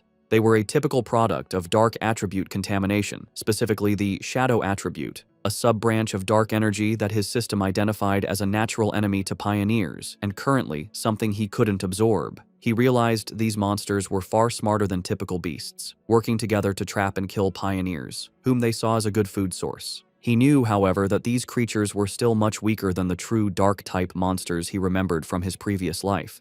Monsters that could destroy entire countries on their own. Still, the close call was a serious reminder of the growing danger. He was certain that if he hadn't been there, Su Qingying and her entire squad would have been wiped out. A bit of hope sparked inside him as he thought about the system's wording. The fact that the dark attribute was only temporarily unabsorbable suggested that once certain conditions were met, he might be able to use its power himself, a possibility that could be key to winning in the future. He reviewed his current abilities. He now possessed the golden sun breathing technique of the yang attribute, the divine thunder tempering of the thunder attribute, and the crimson flame blade technique. With these perfectly suited, high-tier techniques and his current strength as a 3-star Ghost Axe Realm pioneer, he knew very few could match him. Yet, as he stood surrounded by his own great power, he knew with absolute certainty that it was still not enough. His thoughts were suddenly interrupted by his phone ringing. He picked it up, surprised to see a call from his auntie. On the other end of the line, his aunt asked about his health before explaining the real reason for her call. She told him that his cousin was coming to study in the city and, worried for her safety, asked if she could stay at his place for a few days instead of a hotel. Fong Yi was taken aback, his memory of his cousin extremely fuzzy. All he could recall was a quiet, straight-A student who was obsessed with her studies. He couldn't even remember what she looked like. Despite this, he agreed, telling his aunt that there was a spare room. When he asked when she would be arriving, his aunt simply replied that she would give the cousin his address and let her come over by herself. Elsewhere, in a dark room lit only by a computer monitor, a person with long, almost claw-like fingers typed quickly on a keyboard. The person, wearing a big hoodie with bare ears, was finishing a phone call with her mother. Her mother, who was Fang Yi's aunt, told her that she should arrive at her cousin's place by tomorrow afternoon and that she would bring some specialty snacks. The person politely ended the call, saying it was no trouble and that she had something else to do. On her screen was a chat window for a group called Spiritual Energy Revival, Martial Arts Vanguard Team. The user, Feng Heiju, had just announced her arrival in the city and her plans to stay at her cousin's place. After ending the call, she clicked her mouse, pulling up a new window. It was a rumor alert about an internet-famous town, now nicknamed Death Town, where 3 more people had vanished in relation to a pork beast challenge. A gruesome, blood-splattered image of the town was with the article. With glowing glasses reflecting the screen, Feng Heiju identified the location as Yanghuo Town, her interest clearly sparked. Her browsing was interrupted when her mother entered the room, asking if she had finished packing. Feng Heiju told her mother that she was packed, but that she'd rather stay in a hotel than bother her cousin. Her mother insisted, saying it was much safer than staying alone and that she trusted the cousin completely. Gently pushing her daughter out the door, her mother gave her some final advice. Be sure not to cause trouble and help out around the house when she could. Feng Heiju reassured her mother that she understood. Once the door was closed, Feng Heiju let out a small sigh, preparing herself for the visit. She thought of it as just one more hurdle to overcome. Adjusting her glasses with a flash of determination, she resolved that no matter what her cousin was like, he couldn't possibly be more difficult to handle than a monster. The next day, under a bright blue sky, a young woman with long dark hair and glasses pulled a suitcase toward an apartment building. She checked her phone, confirming that the map had led her to the correct destination. Looking up at the building, she murmured to herself that this must be the place, ready to finally meet the cousin she barely remembered. As Lin Yi stood outside the apartment building, Fong Yi came out, carrying a bag. She called out, asking if he was her cousin. He stopped, surprised, and asked if she was Lin Yi to confirm. Though he admitted to himself that he didn't recognize her at all, an awkward silence hung between them for a moment. Later, inside the apartment, they sat on the couch, making polite conversation. Fong Yi asked if she was in the city for a summer camp, which she confirmed. He told her to let him know if she needed anything, and she thanked him. After their brief chat, he gave her the key to her room, which was across from his, before going to his own room. As she watched him leave, she felt relieved, thinking her cousin seemed easy to get along with and wouldn't get in her business. However, Fang Yi was not clueless. From the moment she sat down, he had sensed a faint but strange spiritual aura from her. He wondered if his senses were off, or if she just wasn't good enough to hide her power. He immediately suspected that she was also a pioneer. The aura he felt was faint but clear, and he realized her story about a summer camp was probably a cover for her real reason for being in the city. Meanwhile, in her room, Lin Yi was on her phone, confirming Fong Yi's suspicions. She messaged her pioneer group, the martial arts vanguard team, saying her cousin seemed nice and wouldn't interfere. The chat turned to recent events, with members talking about the powerful pioneer at the lava river. Lin Yi warned her team to be careful, as many powerful people were still hiding. After agreeing to wait for her signal, she logged off. She decided it was best not to do any cultivation for now, worried her cousin might discover her secret. 3 days passed. Fong Yi soon found that living with his cousin was making his cultivation difficult. His meditations could be interrupted at any time, like when she came out of the bathroom wrapped only in a towel. He also worried that the bright golden aura from his breathing technique was too obvious and would be impossible to hide. But the hardest part was her overwhelming kindness. One evening, she proudly gave him a delicious-looking dinner she had made. He tried to insist on doing the dishes, but she refused, saying it was the least she could do. He found her perfect politeness and extreme cleanliness almost strange. Despite the trouble, Fong Yi decided to go along with it. He thought that by letting her be overly helpful, he might get her to let her guard down. He knew this was the only way he could find out what she was really up to. Their quiet dinner was interrupted when her phone on the table began to vibrate. Both cousins glanced at the message, their expressions surprised for a moment. Fong Yi used the chance to excuse himself, saying he would go back to his room while she chatted. His cousin could only quietly reply as he left. Left alone, she stared thoughtfully after him for a moment before turning to her phone. Sitting on her bed, she took the call, her expression turning serious. She repeated the information she was getting, confirming that the great change of heaven and earth would happen again the next day at 3 in the afternoon, and she promised she would be there. Fong Yi easily overheard his cousin's phone conversation. She agreed to meet at the entrance of Yanghuo Town. He recognized the name as an internet-famous town in the suburbs, about an hour's drive away. With his suspicions confirmed, he watched her through the wall, his own spiritual energy flaring. He was now certain his cousin was also a pioneer. He was confident, however, that with her current strength, she wouldn't be able to sense him spying. He was impressed by her power. She was still just a middle school student, but she had already reached the 2-star Ghost Axe realm and was close to another breakthrough. He wondered if her high natural talent was the reason for her somewhat strange personality. He now understood her real purpose in the city. The summer camp was just an excuse. She had learned about the coming great change of heaven and earth, and had come to be at the center of it.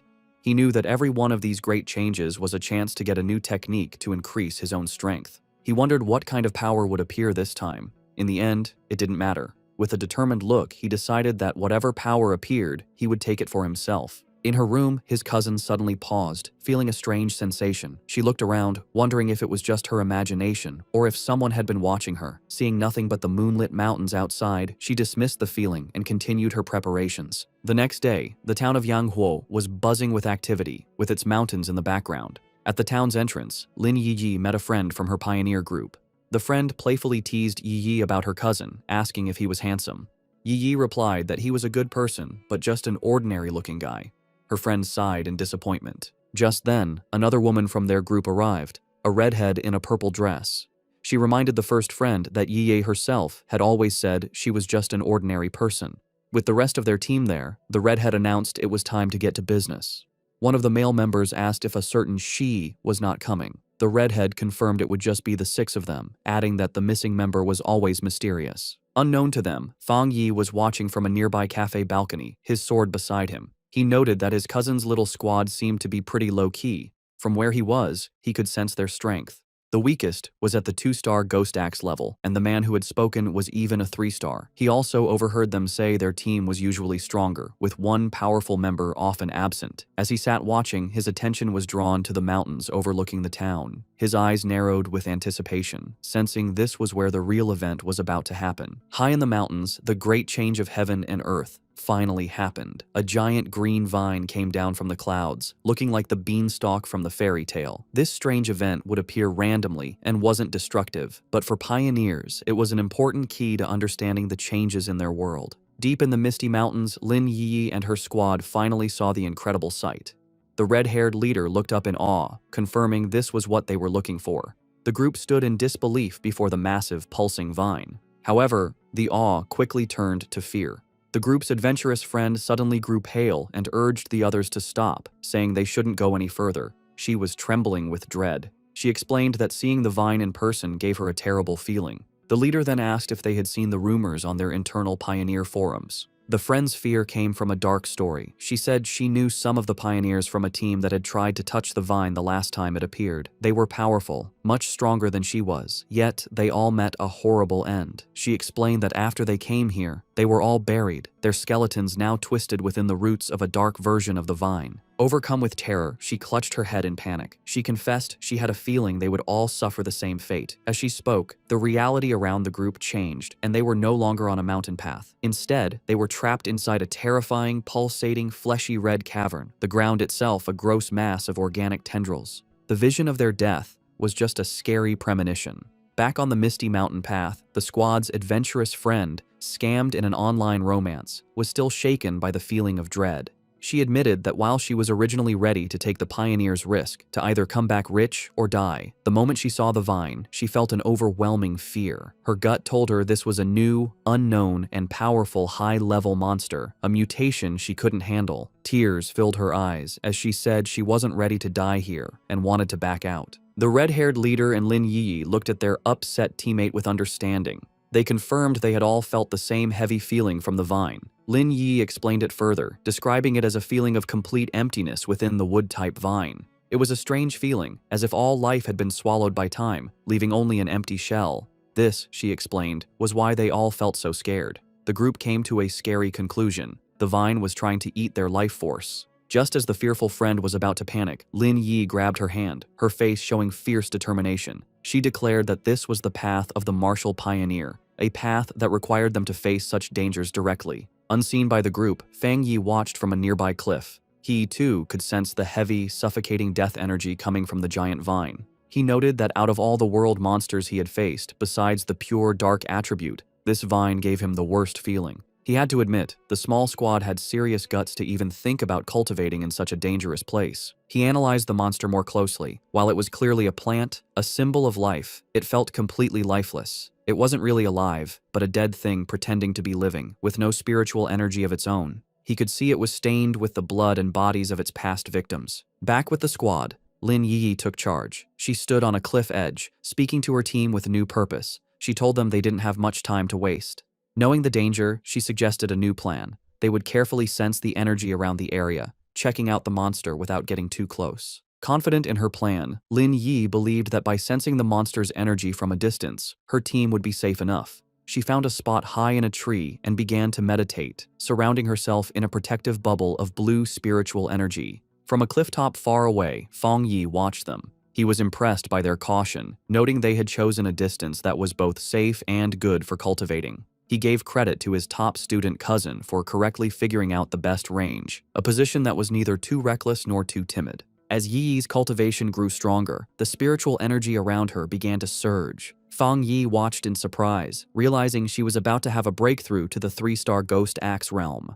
He was genuinely impressed. His cousin was truly talented. In a bright flash of blue light, she successfully broke through. Her teammates watched in awe, amazed that she had already reached such a high level of power. However, the huge energy disturbance from her breakthrough did not go unnoticed. Deep in the forest, the sleeping roots of the giant vine began to twist and glow with a scary green light. The pioneers felt the ground shake, and one of the men looked back in alarm. The whole group panicked as the monstrous vine began moving directly toward them, its tendrils bursting from the earth. The team's leader was shocked that the creature could have possibly sensed them from so far away. The vine's attack was fast and brutal. Vicious green tendrils shot up from the ground, trapping 2 of the male pioneers. The rest of the squad scattered in fear as their friends screamed for them to run, warning that if they didn't escape now, they would all die there. The team's leader quickly realized what caused the disaster.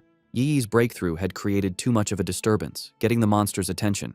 As she shouted a warning, dark green tendrils began to wrap around Yi's protective bubble, which was still shielding her while she was weak after her breakthrough. The leader knew they couldn't get caught. Once the vine wrapped around them, its deathly aura would eat them instantly. Under the immense pressure, Yi's energy shield began to crack. Chaos broke out as the red-haired leader tried to pull her panicked friend to safety. The friend screamed that they couldn't leave Yi behind, but the leader replied desperately, asking what she was supposed to do. She furiously asked if she should use her own precious spiritual energy to protect Yi, basically dying so her teammate could level up. As chaos erupted around them, the red-haired leader tried to calm one of her male teammates, who was arguing that they should leave Lin Yi to save themselves. He coldly said that life and death were up to fate, and if they didn't leave right away, they would all die with her. He reminded her that they were all just people who had met by chance, and that she was being too emotional. This cold, practical view, however, only made the leader angrier. She shoved him aside, shouting that she would not leave her teammate, even if it meant going against the rest of them. From his clifftop spot, Fong Yi watched the scene. He knew his cousin, still just a student, was probably unaware of how much danger she was in as she remained weak in her meditative state. The vine's power was overwhelming, and he wasn't sure if even he could save her with his current strength. But he knew he had to act fast, as the tendrils were already starting to crush her protective barrier. He clenched his fist, a golden aura flaring around him. He had made a promise to his aunt to take care of her, and a promise made must be kept. The red-haired leader jumped into action, leaping through the grabbing vines to reach Yi. She landed a powerful kick against one of the tendrils, breaking it with the force of the hit. But her victory didn't last long. Dozens more vines shot out, wrapping around her and trapping her completely. Just as the vines were about to crush her, Yi's protective shield finally broke. But before the monstrous plant could grab its new victims, Fong Yi stepped in. Leaping through the air, he sent out 2 arcs of bright golden energy from his sword. The rest of Yi's squad could only watch in horror, screaming her name as they saw her shield break. A massive, fiery, phoenix-shaped blast of energy shot down from the sky, hitting the mass of vines with explosive force. Fong Yi landed gracefully in the now cleared area, a small pillar of golden flame rising from the ground where he stood, having saved both his cousin and her brave leader just in time. As Fong Yi floated in a bright aura of golden light, just his presence was enough to overwhelm the deathly vine. The surviving members of the Pioneer Squad watched in stunned silence as the monstrous plant, which had just been moments from killing them all, stopped its attack and began to pull back from the overwhelming yang energy. The tendrils pulled back from the intense light, hissing and dissolving as they retreated. As Fong Yi came down, surrounded in a radiant glow, the pioneers could only cover their eyes from the blinding light, barely able to understand what was happening. The practical male pioneer who had suggested leaving Yi was completely shocked, questioning if this newcomer was another pioneer. The red-haired leader, just as stunned, recognized the power for what it was, the purest form of the yang attribute. She knew that only a high-tier power of this level could possibly push back such a powerful, life-draining monster. The male pioneer had a crisis of confidence. He had always thought of himself as extremely talented, having reached the 3-star Ghost Axe realm in a very short time, a feat few in the country could match. He knew that even the talented Lin Yi's skill barely matched his own, and yet this mysterious stranger was on a completely different level. He looked down at his own hands, then up at the glowing figure on the clifftop, feeling completely insignificant. If pioneers like that existed, he wondered, then what were they? The newcomer hadn't just beaten him, he had beaten all of them with his pure, overwhelming power. As Fong Yi stood bathed in the golden light of his power, his system activated. It had detected the extreme wood attribute from the deathly vine and had started the auto-writing process, quickly finishing a new technique. The system window then showed the details of his new ability. Endless Vitality, a technique that could instantly absorb all nearby life force to quickly heal injuries. As the power of the vine flowed into him, he was surrounded in a surge of green, life-giving energy. He was amazed at the incredible wood attribute technique he had just gotten, realizing that as long as there was life nearby, he now had what was basically a non-stop energy-absorbing engine. As Fong Yi absorbed the last of the anomaly's power, his system successfully extracted the vine's main attribute. A notification confirmed it. Extracted attribute, Desolation. The system described its scary power, the ability to instantly create a desolate aura that would destroy all surrounding life. Fong Yi stood calmly in the swirling green energy, fully taking in the new power. When he opened his eyes, they glowed with the same vibrant green as the desolate vine. He stood in the now lifeless clearing, a faint green aura around him. He now understood why the vine could only grow in such a dangerous, remote place. If it grew anywhere else, it would drain every bit of life for miles around. He thought about the ruthless nature of the Desolation attribute, a powerful force that forcibly stole the life force of others. His thoughts were interrupted by a grateful voice. The red-haired leader of the pioneer group approached. her clothes torn and her body bruised, but she was alive. She thanked him greatly, saying that without him, they would all be dead. She then asked how they could possibly repay him for saving their lives. Fong Yi simply waved her off, coolly telling her there was no need and that they would meet again someday. He then turned and walked away. In his mind, however, he didn't feel like a hero. He knew that he had only found this opportunity because of their information. In his mind, he was the one who had benefited from the situation. As for the conflict he had seen among the pioneers, he wasn't concerned. With a final leap, he launched himself into the air, leaving the stunned squad behind. He knew that people's true characters are easily shown in a crisis, and a disorganized team like theirs would not be safe in the dangerous new era. Left in the empty clearing, the adventurous girl and the shaggy-haired man watched him go. The girl, still in shock, wondered aloud what they should do now. The man, however, answered her with a bitter, blaming tone, asking if she now regretted her earlier hesitation to save their teammates. With the immediate threat gone, and Lin Yi now at the third tier, the red-haired leader knew their best option was to stick together. Sometime later, Yi's eyes opened, glowing a brilliant blue as she came out of her meditation. Her teammates rushed to her side, relieved she was finally awake. The male pioneer who had suggested leaving her now said that their fate depended on their leader's wisdom, but another teammate said their focus should be on the mysterious stranger who had saved them. Still confused, Yi asked what had happened. Noticing her other teammates lying unconscious on the ground, she stood up and was immediately hit by the powerful burning warmth of a leftover yang attribute on a nearby tree. She could feel its intense heat even from a distance. The shaggy-haired man then stepped forward, offering to explain what had happened while she was unconscious. Later that day, back in front of her cousin's apartment, Yi was still trying to understand the incredible events. She couldn't believe that someone so powerful actually existed. Her teammates' words echoed in her mind. He had called the mysterious pioneer a monster. He had described how the vines they couldn't even scratch had been easily pushed back by his power, and how the massive beanstalk had retreated far into the sky, no longer daring to come near them. Such was the overwhelming presence of the man who had saved them. She knew that even though he was long gone, the vine was still calm, a sign of his lingering power. She opened the door to the apartment and was surprised to find Fong Yi there to greet her. He looked at her with concern, noticing that she looked a little pale. Yi quickly pulled herself together, forcing a smile as she brushed off his concern, blaming her tiredness on a long day of studying. Fong Yi accepted her excuse, telling her she had worked hard and should go rest. He offered to order takeout for dinner, and she agreed before heading to her room. Once inside, she collapsed onto her bed, completely exhausted. She knew that breakthroughs were mentally draining, requiring a lot of concentration. She felt more tired than if she had stayed up for a month straight. Lying on her bed and scrolling through her phone, she felt a sense of relief. She was no longer an ordinary person. She wouldn't die from a few all-nighters.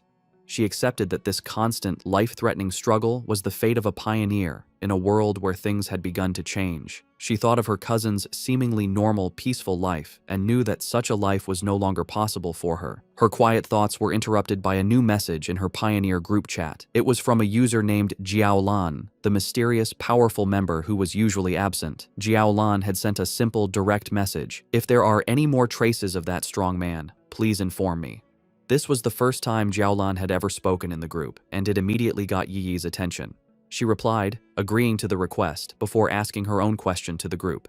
She asked if they thought the man who had saved them could be the same one from the Dark River Lava Dragon incident, and if so, why he would have helped them. The group chat immediately lit up with a post about the mysterious high-tier Yang attribute master. The post described his sun-splitting slash in great detail, telling how the witness had been forced out of the cave by a blast of white-hot light. The author of the post declared with total certainty that no other pioneer in the Xia country could match his power, and warned everyone to stay away if they ever met him. Meanwhile, Fong Yi was heading out for the evening on his bicycle. He was confident that after the day's events, his cousin would have let her guard down around him, letting him come and go without making her suspicious. With his new freedom, he had a new mission in mind. It was time to find a suitable carrier for his new desolation attribute. He knew that this power was most compatible with plants, and he pedaled off into the night to begin his search. As he rode through the night, Fong Yi thought about the best way to use his newly acquired desolation attribute. He knew that despite its power, it was still a bad attribute at its core, based on destruction and decay. He worried that putting it on his own body could lead to bad reactions.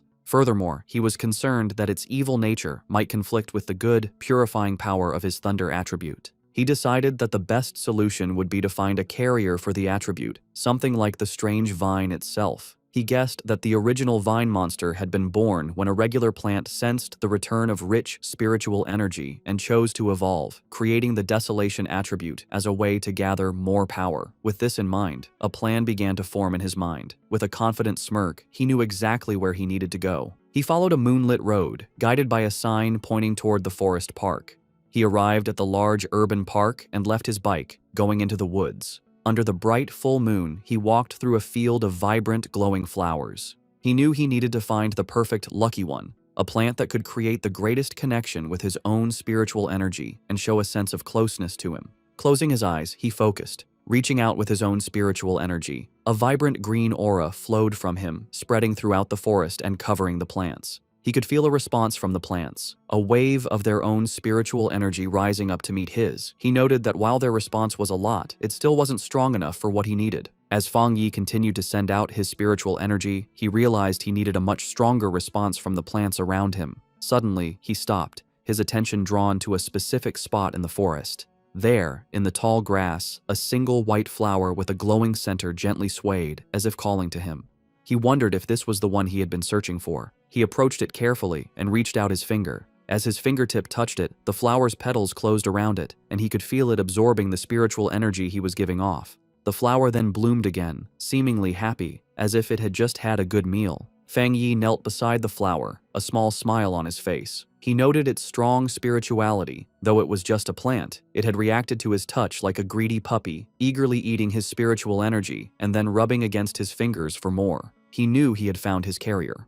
Out of the entire forest, this small flower had the strongest reaction to his aura, making it the perfect container for the desolation attribute. He told the flower that it was the chosen one and asked if it was ready. Without waiting for an answer, he unleashed a vortex of green spiritual energy, focusing it entirely on the small white flower. A system window appeared, asking for confirmation. Do you want to forcibly implant the desolation attribute into this plant? With his eyes glowing a vibrant green, he gave his consent. A brilliant light erupted from his hand as the flower began to transform, its petals opening into a much larger, more complex, and powerful form. The implantation process was finished in a bright flash of green light. Fong Yi was surprised for a moment by the sudden burst of power. The small, simple white flower had been completely changed. Its petals had opened into a beautiful, lotus-like flower, and its leaves had grown thick and bright, all of it glowing with a powerful green aura. The newly powered flower immediately began to show its influence. It released a massive wave of desolation energy, its roots digging into the ground as it drew power. The effect was instant and destructive.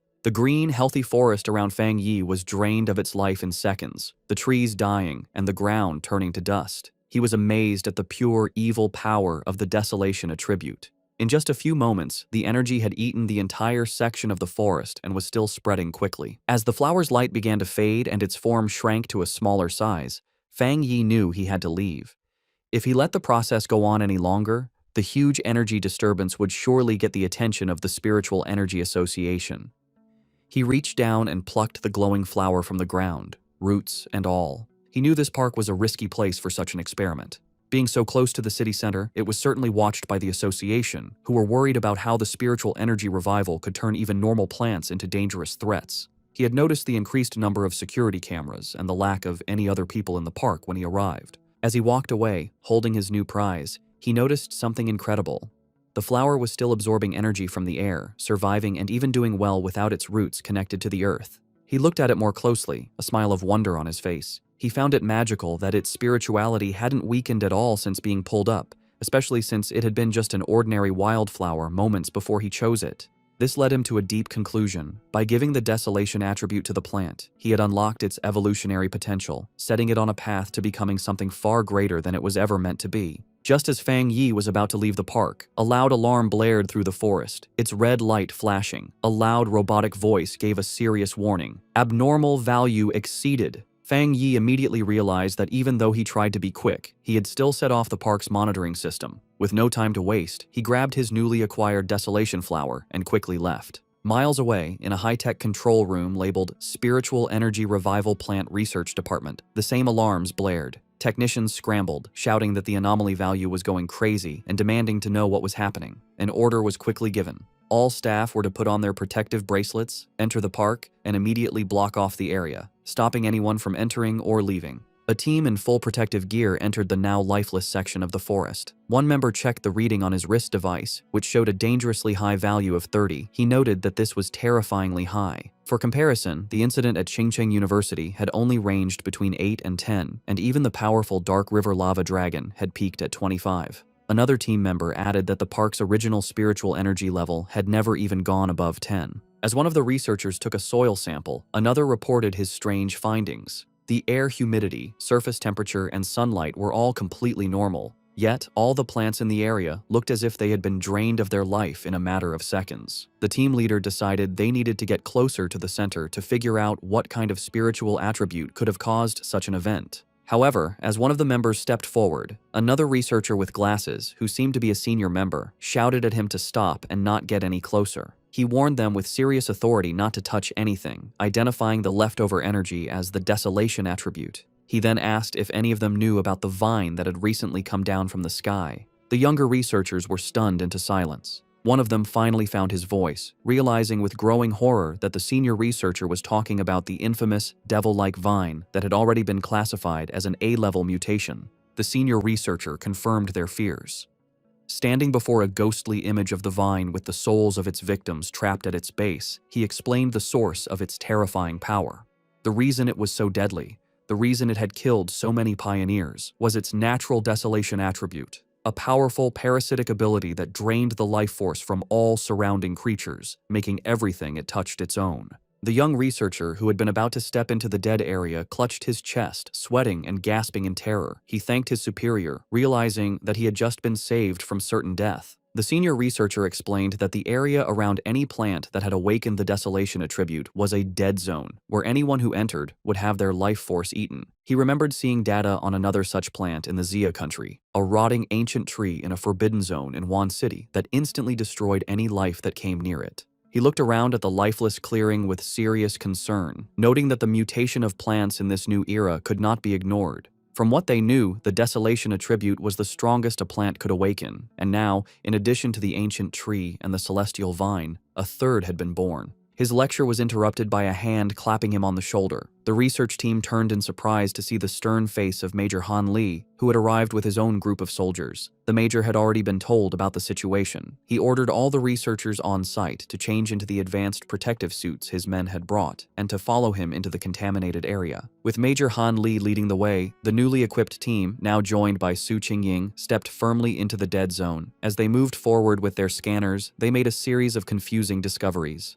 They couldn't find a source for the desolation energy, and the aura itself was quickly fading, the level having dropped to 25 in the few minutes since they arrived. This went against what they knew about the celestial vine, which was supposed to be able to move. Major Han Li turned to Su Qingying, suggesting they investigate the area more closely. She agreed, her expression serious. As Major Han Li and Su Qingying began their investigation, two members of the team with glowing blue auras started tracing the flow of the leftover spiritual energy. The energy trails led them from the outer edges of the dead zone back to a single starting point. As they got closer, they stopped, their faces filled with shock. The Major and Su Qingying realized the horrifying truth at the same time. The source of the desolation energy had been dug up and taken away. A researcher in a protective suit couldn't believe what he was hearing, questioning how such a thing was even possible. Major Han Li knew that if someone truly had the power to enter a desolation dead zone and steal its source, their identity was extremely important. Su Qingying, however, had another theory.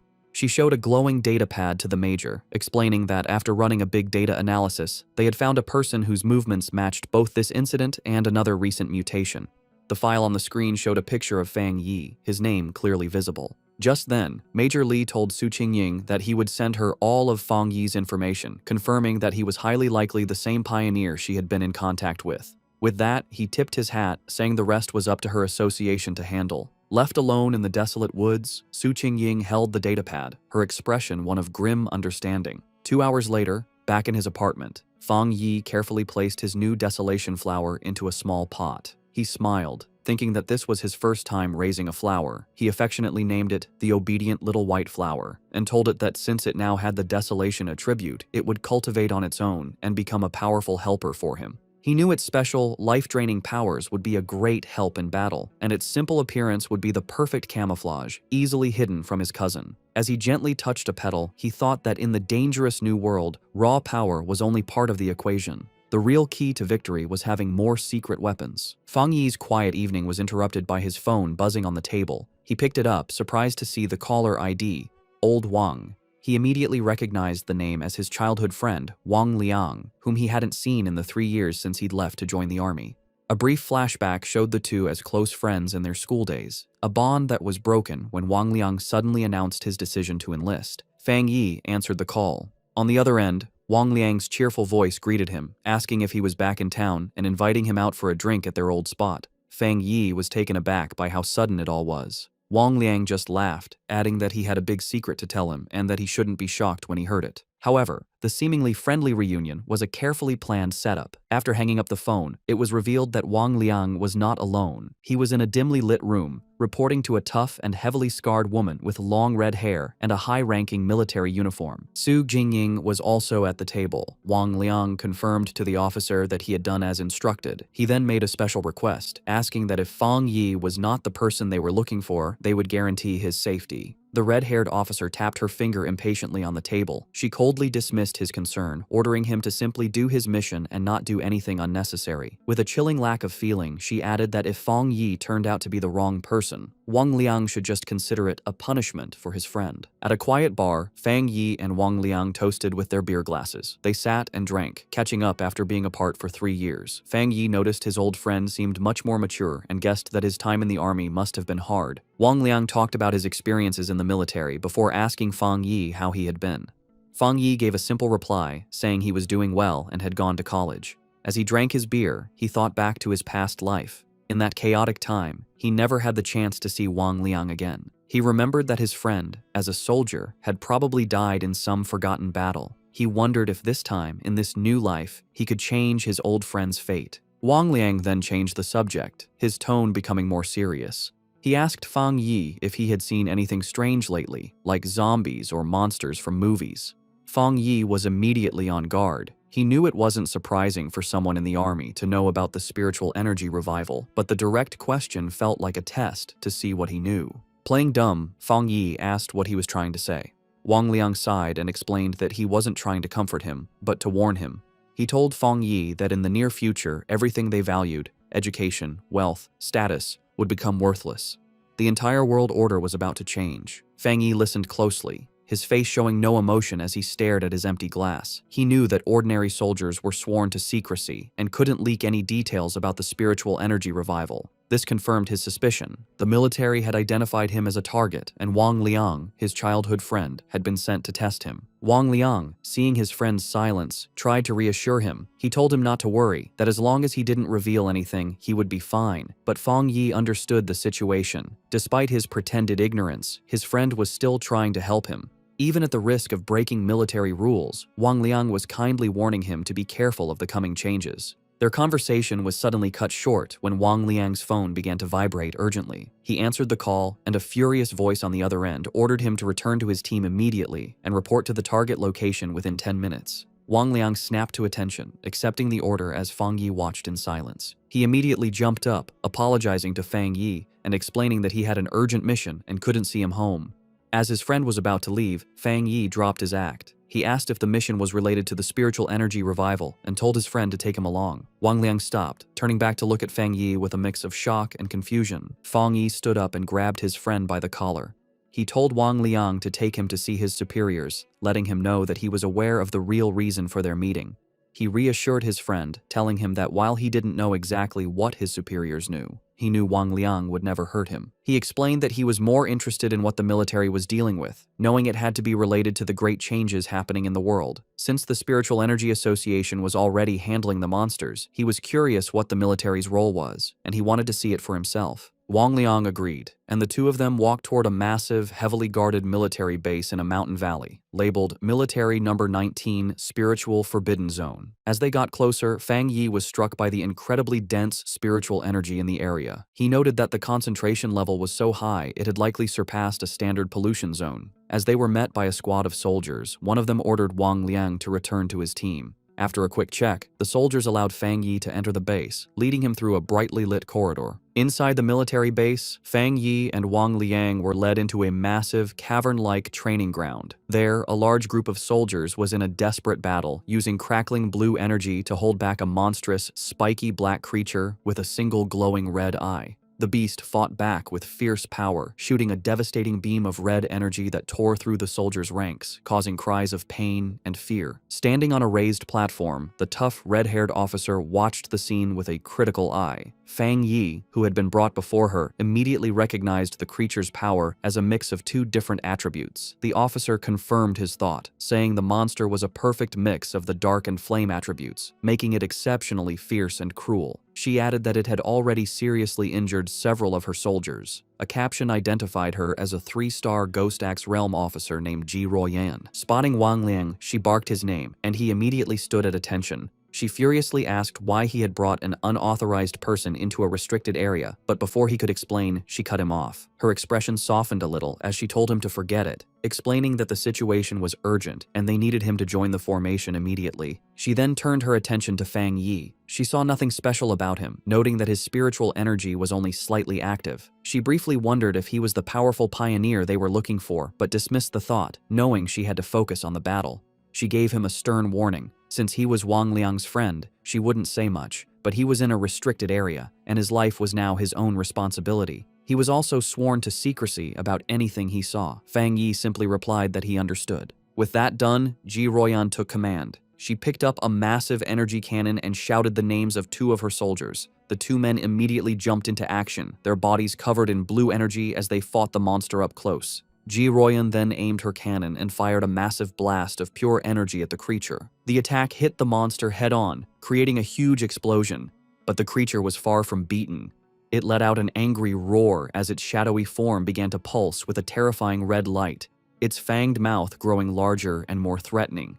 It was clear that the attack had only made it angrier, causing its mutation to get worse. The enraged monster lashed out with its massive claws, and one soldier shouted a warning to his comrade. The other soldier managed to block the attack, but the force of the blow sent him flying backward. Ji Royan immediately took charge, ordering her team not to be careless and to keep their distance.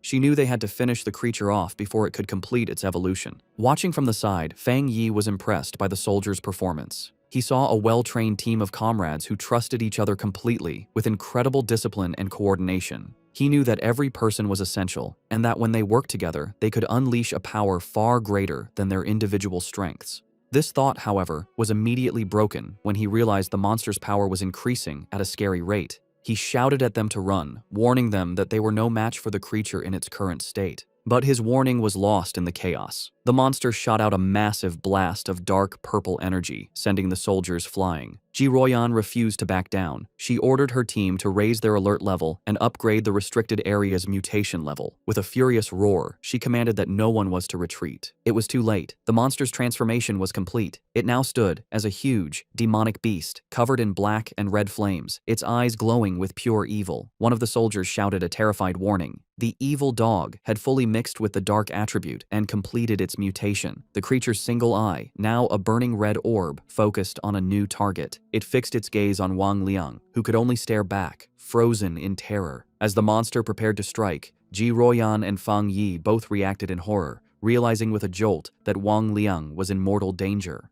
Just as the monster completed its evolution, lunging forward in a blast of power, a soldier was violently thrown backward by a surge of energy. Ji Royan immediately shouted for her team's attention, announcing that the C-level evil dog had fully mutated and was now reclassified as a B-level threat, requiring an immediate change in their battle plan. The soldier who had been thrown to the ground coughed up a spray of blood. Fong Yi rushed to his side, catching him and asking if he was all right. The injured soldier explained that he had been trying to send spiritual energy to the monster's restraining collar, but the creature's evolution had caused the device to violently explode.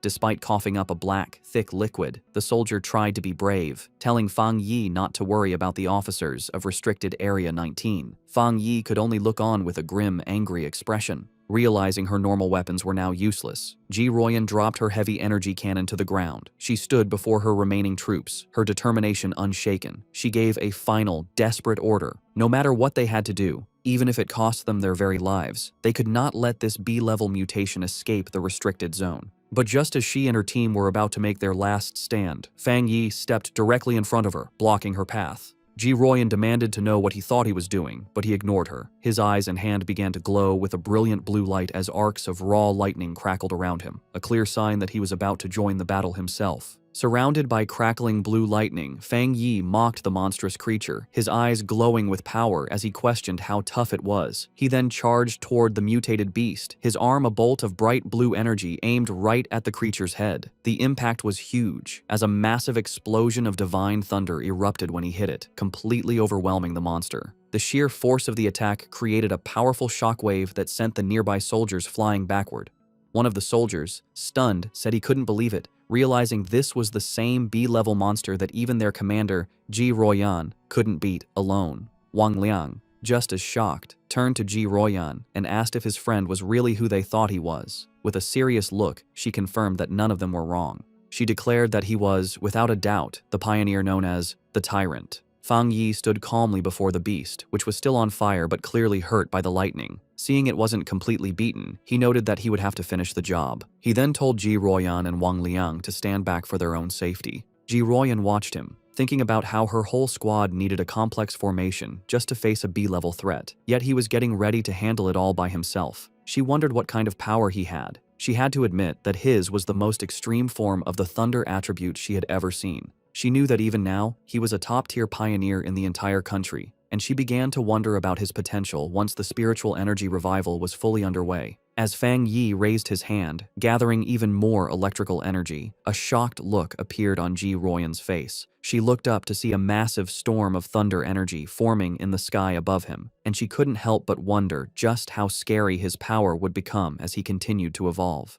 With a final step forward, Fong Yi unleashed the full power of his thunder attribute. A massive pillar of bright blue lightning erupted from the ground where the monster stood, a display of power that truly matched his codename, the Tyrant. His eyes, still crackling with leftover electricity, showed a calm determination as the blinding light from his attack began to fade. The surviving soldiers watched in terror. One commented to another that the sight made his whole body shake. While he could handle the monster's corrosive dark power, the pure, destructive force of the thunder was on a completely different level. Once the dust settled, Fong Yi casually gave a thumbs up to his friend, announcing that the threat was gone. Wong Leang rushed over, shouting with relief that Fong Yi had scared him to death. Overjoyed, Wong Leang playfully punched his friend on the shoulder, laughing that he never expected his old buddy to be so powerful. The mood then shifted as Wong Leang apologized, admitting he had suspected Fong Yi was a pioneer but had to follow orders. Fong Yi brushed it off, asking why his friend was being so formal after 3 years apart and telling him he understood. Their reunion was interrupted as Ji Royan approached them. She formally thanked Fong Yi for his help, extending her hand as a sign of respect.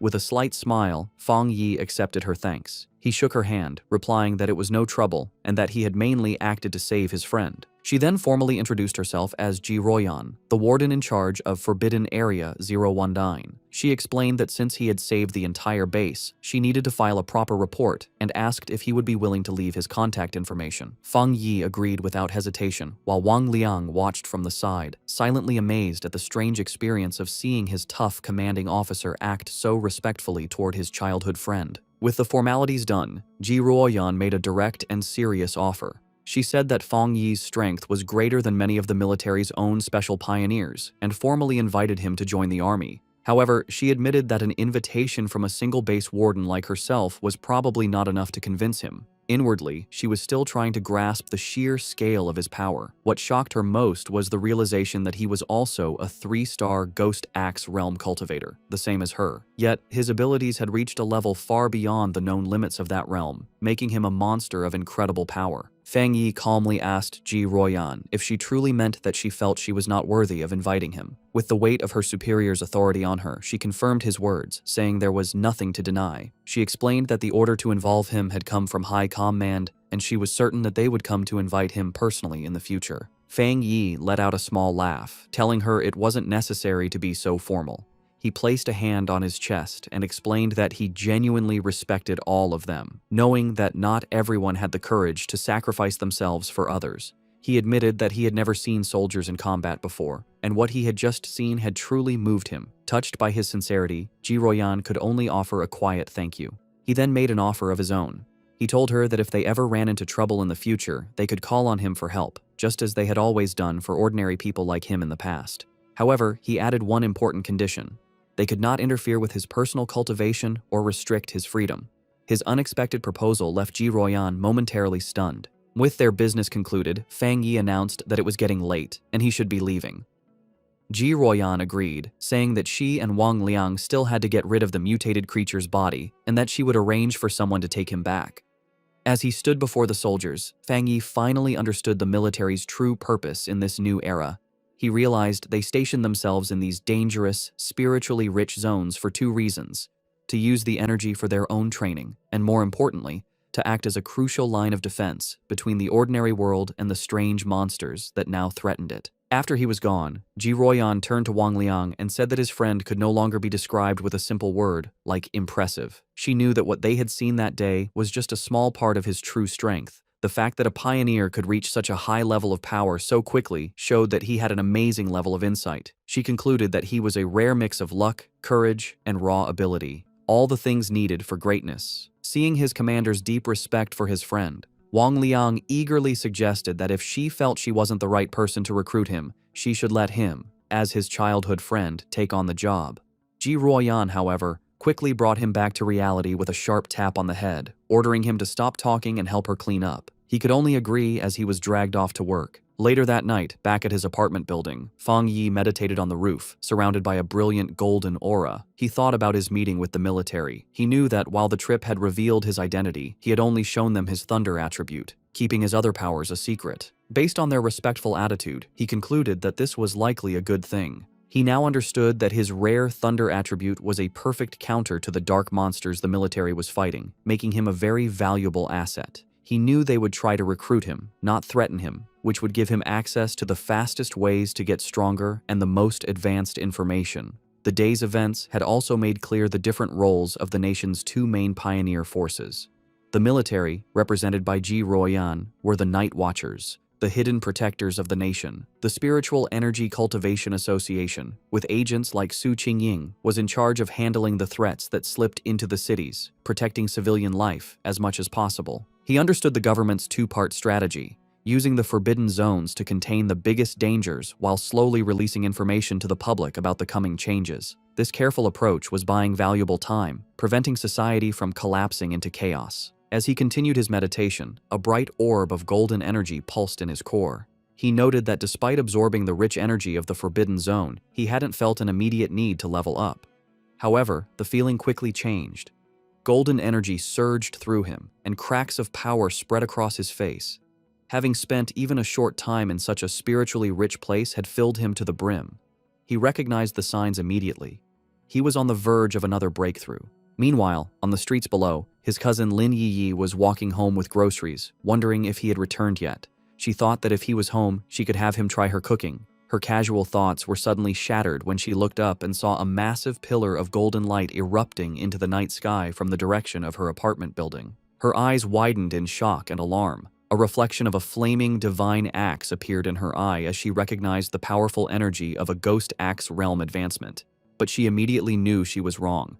The sheer scale of the power, showing up as a massive fiery divine axe in the sky, was far too terrifying for an ordinary breakthrough. She could only stare in disbelief, wondering if another powerful pioneer was making their move in the city. On the street below, Lin Yi stared at the sky in complete disbelief. She recognized the immense power of the Ghost Axe realm, but this was something else, a force so powerful it was changing reality itself. As a giant, divine hand made of pure golden energy formed in the clouds above, she realized the terrifying truth. This was the power of the legendary spirit creation realm. The realization that a pioneer of such incredible strength was living right next to her sent a wave of shock and fear through her. The massive energy surge did not go unnoticed. Miles away, in a high-tech command center, red alarms blared as technicians scrambled. An urgent warning flashed across their screens. The anomaly value had reached a catastrophic level of 99, its location pinpointed to the southeast of the city. An official and Su Qingying reacted with alarm. The official demanded to know what was happening, ordering all units to the target area. Su Qingying wondered how such a powerful anomaly could have gone undetected, noting that an energy reading of this size was powerful enough to destroy an entire city. Before a holographic map of the city, military leaders held a tense emergency meeting. They debated the two terrifying possibilities. Either a new, godlike spirit creation pioneer had just appeared, or the city was on the brink of a massive disaster. One grim-faced officer suggested it could very well be both. The situation escalated as the senior official frantically called headquarters, demanding they send all advanced equipment, short of large-scale weapons. His panic was cut short, however, when a subordinate burst into the room, breathlessly announcing that the alert had been cancelled. The anomaly had been identified not as a monster, but as a pioneer undergoing a promotion. Back on the rooftop, the blinding golden light faded as Fong Yi let out a quiet breath of relief. The breakthrough was complete.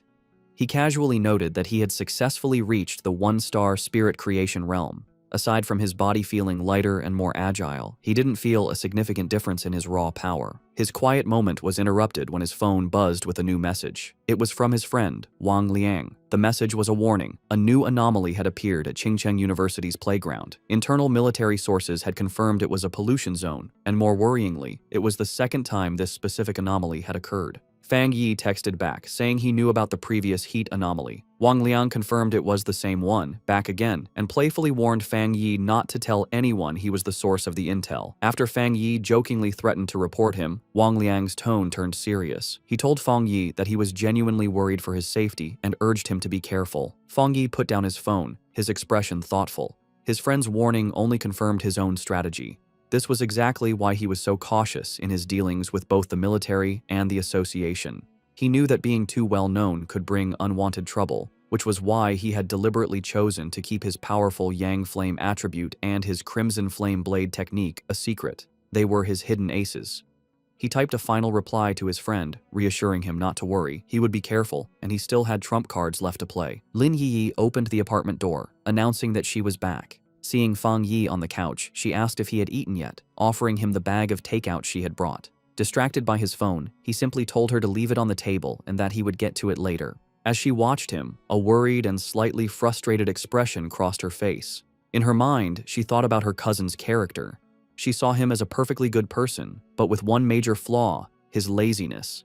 He seemed content to just stay at home all day playing on his phone, not even bothering to go to college. She found it ironic that while she and her fellow pioneers were constantly busy, seeking opportunities and hiding their true identities, her cousin lived such a carefree, seemingly aimless life. Exhausted, she went to her room and collapsed onto her bed. She knew that news of the incredible spirit creation pioneer who had just appeared in their district would spread like wildfire. Feeling a sense of duty, she resolved that when the time came, she would protect her seemingly clueless cousin as a way of repaying him. Meanwhile, Fong Yi was not just playing on his phone. He was analyzing the news report from Wong Leang, which showed a massive, raging fire at the university playground. He noted that the first anomaly had been intense heat, and now it was a fire. He wondered if this was another form of the Yang attribute. The video showed the fire had started incredibly fast and was burning with terrifying intensity.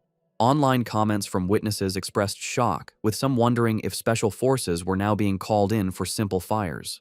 The report also mentioned that all the surrounding trees and flower beds had been burned and the area was now completely locked down. Fong Yi observed that the video was short and ended suddenly, but it was clear this situation was far more serious than the previous incident at the university. He wondered what would be different about this new Yang attribute. Realizing he had to investigate in person, he knew that to get into the sealed-off area, he would have to contact his new military acquaintance, Ji Royan. The next day, a crowd of reporters had gathered outside the sealed gates of Qingcheng University, blocked by a line of soldiers. They shouted questions, asking for confirmation about the rumors of a fire that couldn't be put out, and demanding to know why an incident of this size was not being reported in the news. As the reporters pressed for answers, Ji Royan and Fong Yi arrived. The crowd watched, wondering who these two imposing figures were as the soldiers immediately opened the gates, allowing them to pass without question. The reporters were left outside, confused as to how they had gotten in so easily when they had been completely blocked. Inside the cordoned-off area, they looked out over the smoldering ruins of the university playground. Fong Yi remarked on the sheer destructive power, questioning if this was the Skyfire he had heard about. Ji Royan confirmed that was its official name. She explained its terrifying nature. It appeared without warning, was impossible to put out, and could only be left to burn itself out until everything it wanted was turned to ash. The name, she suggested, was quite fitting. With the initial look done, Ji Royan told Fong Yi she needed to head to the principal's office and asked if he would wait for her. He told her to go on ahead, saying he would be fine there. Alone, Fong Yi walked along the edge of the destroyed area, which was now blocked off with yellow tape.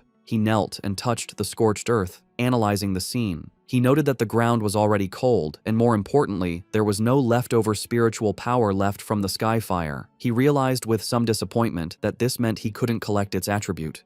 His plan had been too simple. His thoughts were suddenly interrupted when a familiar voice called his name.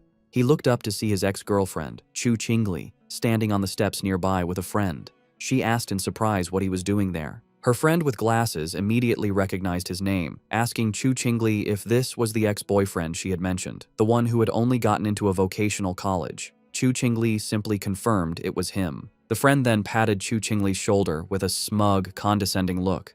She told Fong Yi that she understood he was likely there because he was still hung up on his ex, but now that the gap between their lives was so big, he should just give up.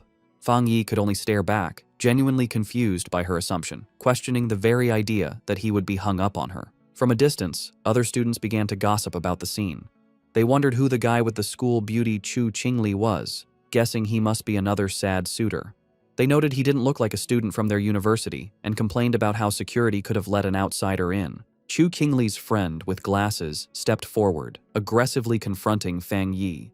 She told him that Chu Qingli was now the university's campus belle and that he should think clearly about his actions. She warned him that countless guys far better than him were pursuing her and that he didn't even rank. She ordered him to leave, telling him this was not a place he belonged. She then threatened to report him to the disciplinary office if he didn't explain how he got in. Meanwhile, Chu Qingli watched him with a complicated expression. She remembered him claiming he wouldn't regret their breakup, yet here he was. She concluded that his previous lack of interest must have been an act, and that he was just putting on a brave face. Their confrontation was interrupted when Ji Royan returned, asking Fong Yi if the girl was his friend. Chu Qingli was surprised by the sudden appearance of the imposing red-haired woman. Fong Yi coolly dismissed the idea, clarifying that they were merely high school classmates and couldn't be considered friends. Ji Royan accepted his explanation, simply saying they were just classmates. Ji Royan then put on a pair of sunglasses, her already intimidating presence growing even stronger. Both Chu Qingli and her friend were visibly nervous by the woman's powerful aura, wondering who she was and how she could possibly know someone like Fong Yi. Ji Royan then turned to Fong Yi with an update. She explained that she had spoken with the principal, and the matter of the Skyfire was more complicated than they had thought. She told him that the principal was coming to take them to the fire's starting point, and since Fong Yi was now a special military consultant, his presence was required. Fong Yi agreed without any issue. Just then, a group of stern-looking officials in suits arrived, ordering everyone to scatter and announcing that the playground was to remain sealed off. Chu Qingli gasped in shock, recognizing the man leading the group as the university's principal. The other students were equally stunned. The principal was known to be an incredibly busy and hard-to-find figure, someone who was rarely seen on campus. They realized with awe that he had come personally to meet with Fong Yi and the mysterious red-haired woman. Chu Qingli's friend, however, completely misread the situation. She smirked, thinking that the principal had finally arrived to deal with the two people who weren't supposed to be there.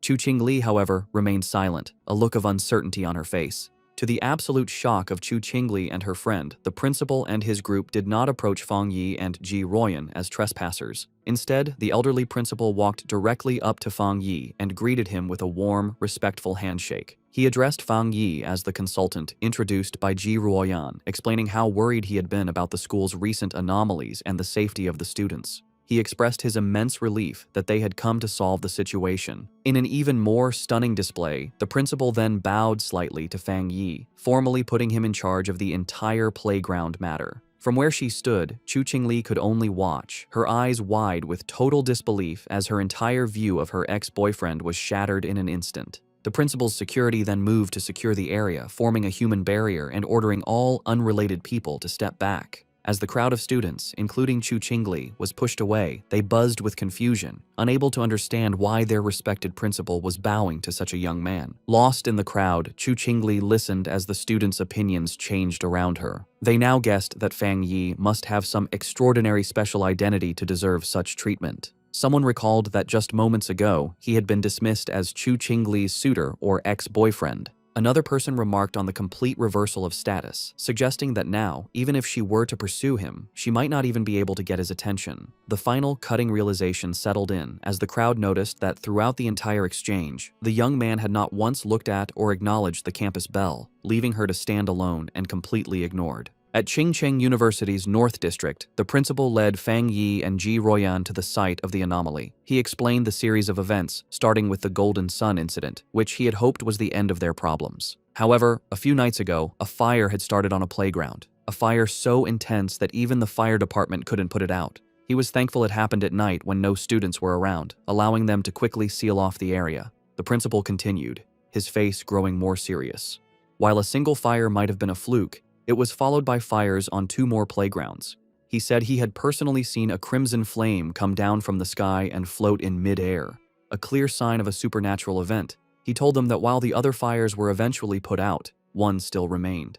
As they got closer to the final location, Fong Yi noted the sharp, choking smell of something burning. They arrived at a basketball court where a single hoop was on fire with a raging, eternal flame. The principal confirmed this was the starting point, the one fire that simply could not be put out. As they watched the anomaly, Ji Ruoyan checked a device on her wrist, which showed a reading of 11. She explained to Fong Yi that it was a basic spiritual anomaly detector. She clarified that any reading over 10 was considered a disaster for ordinary people, requiring a complete lockdown. Suddenly, the device began to flash and beep wildly, the reading shooting up to 60.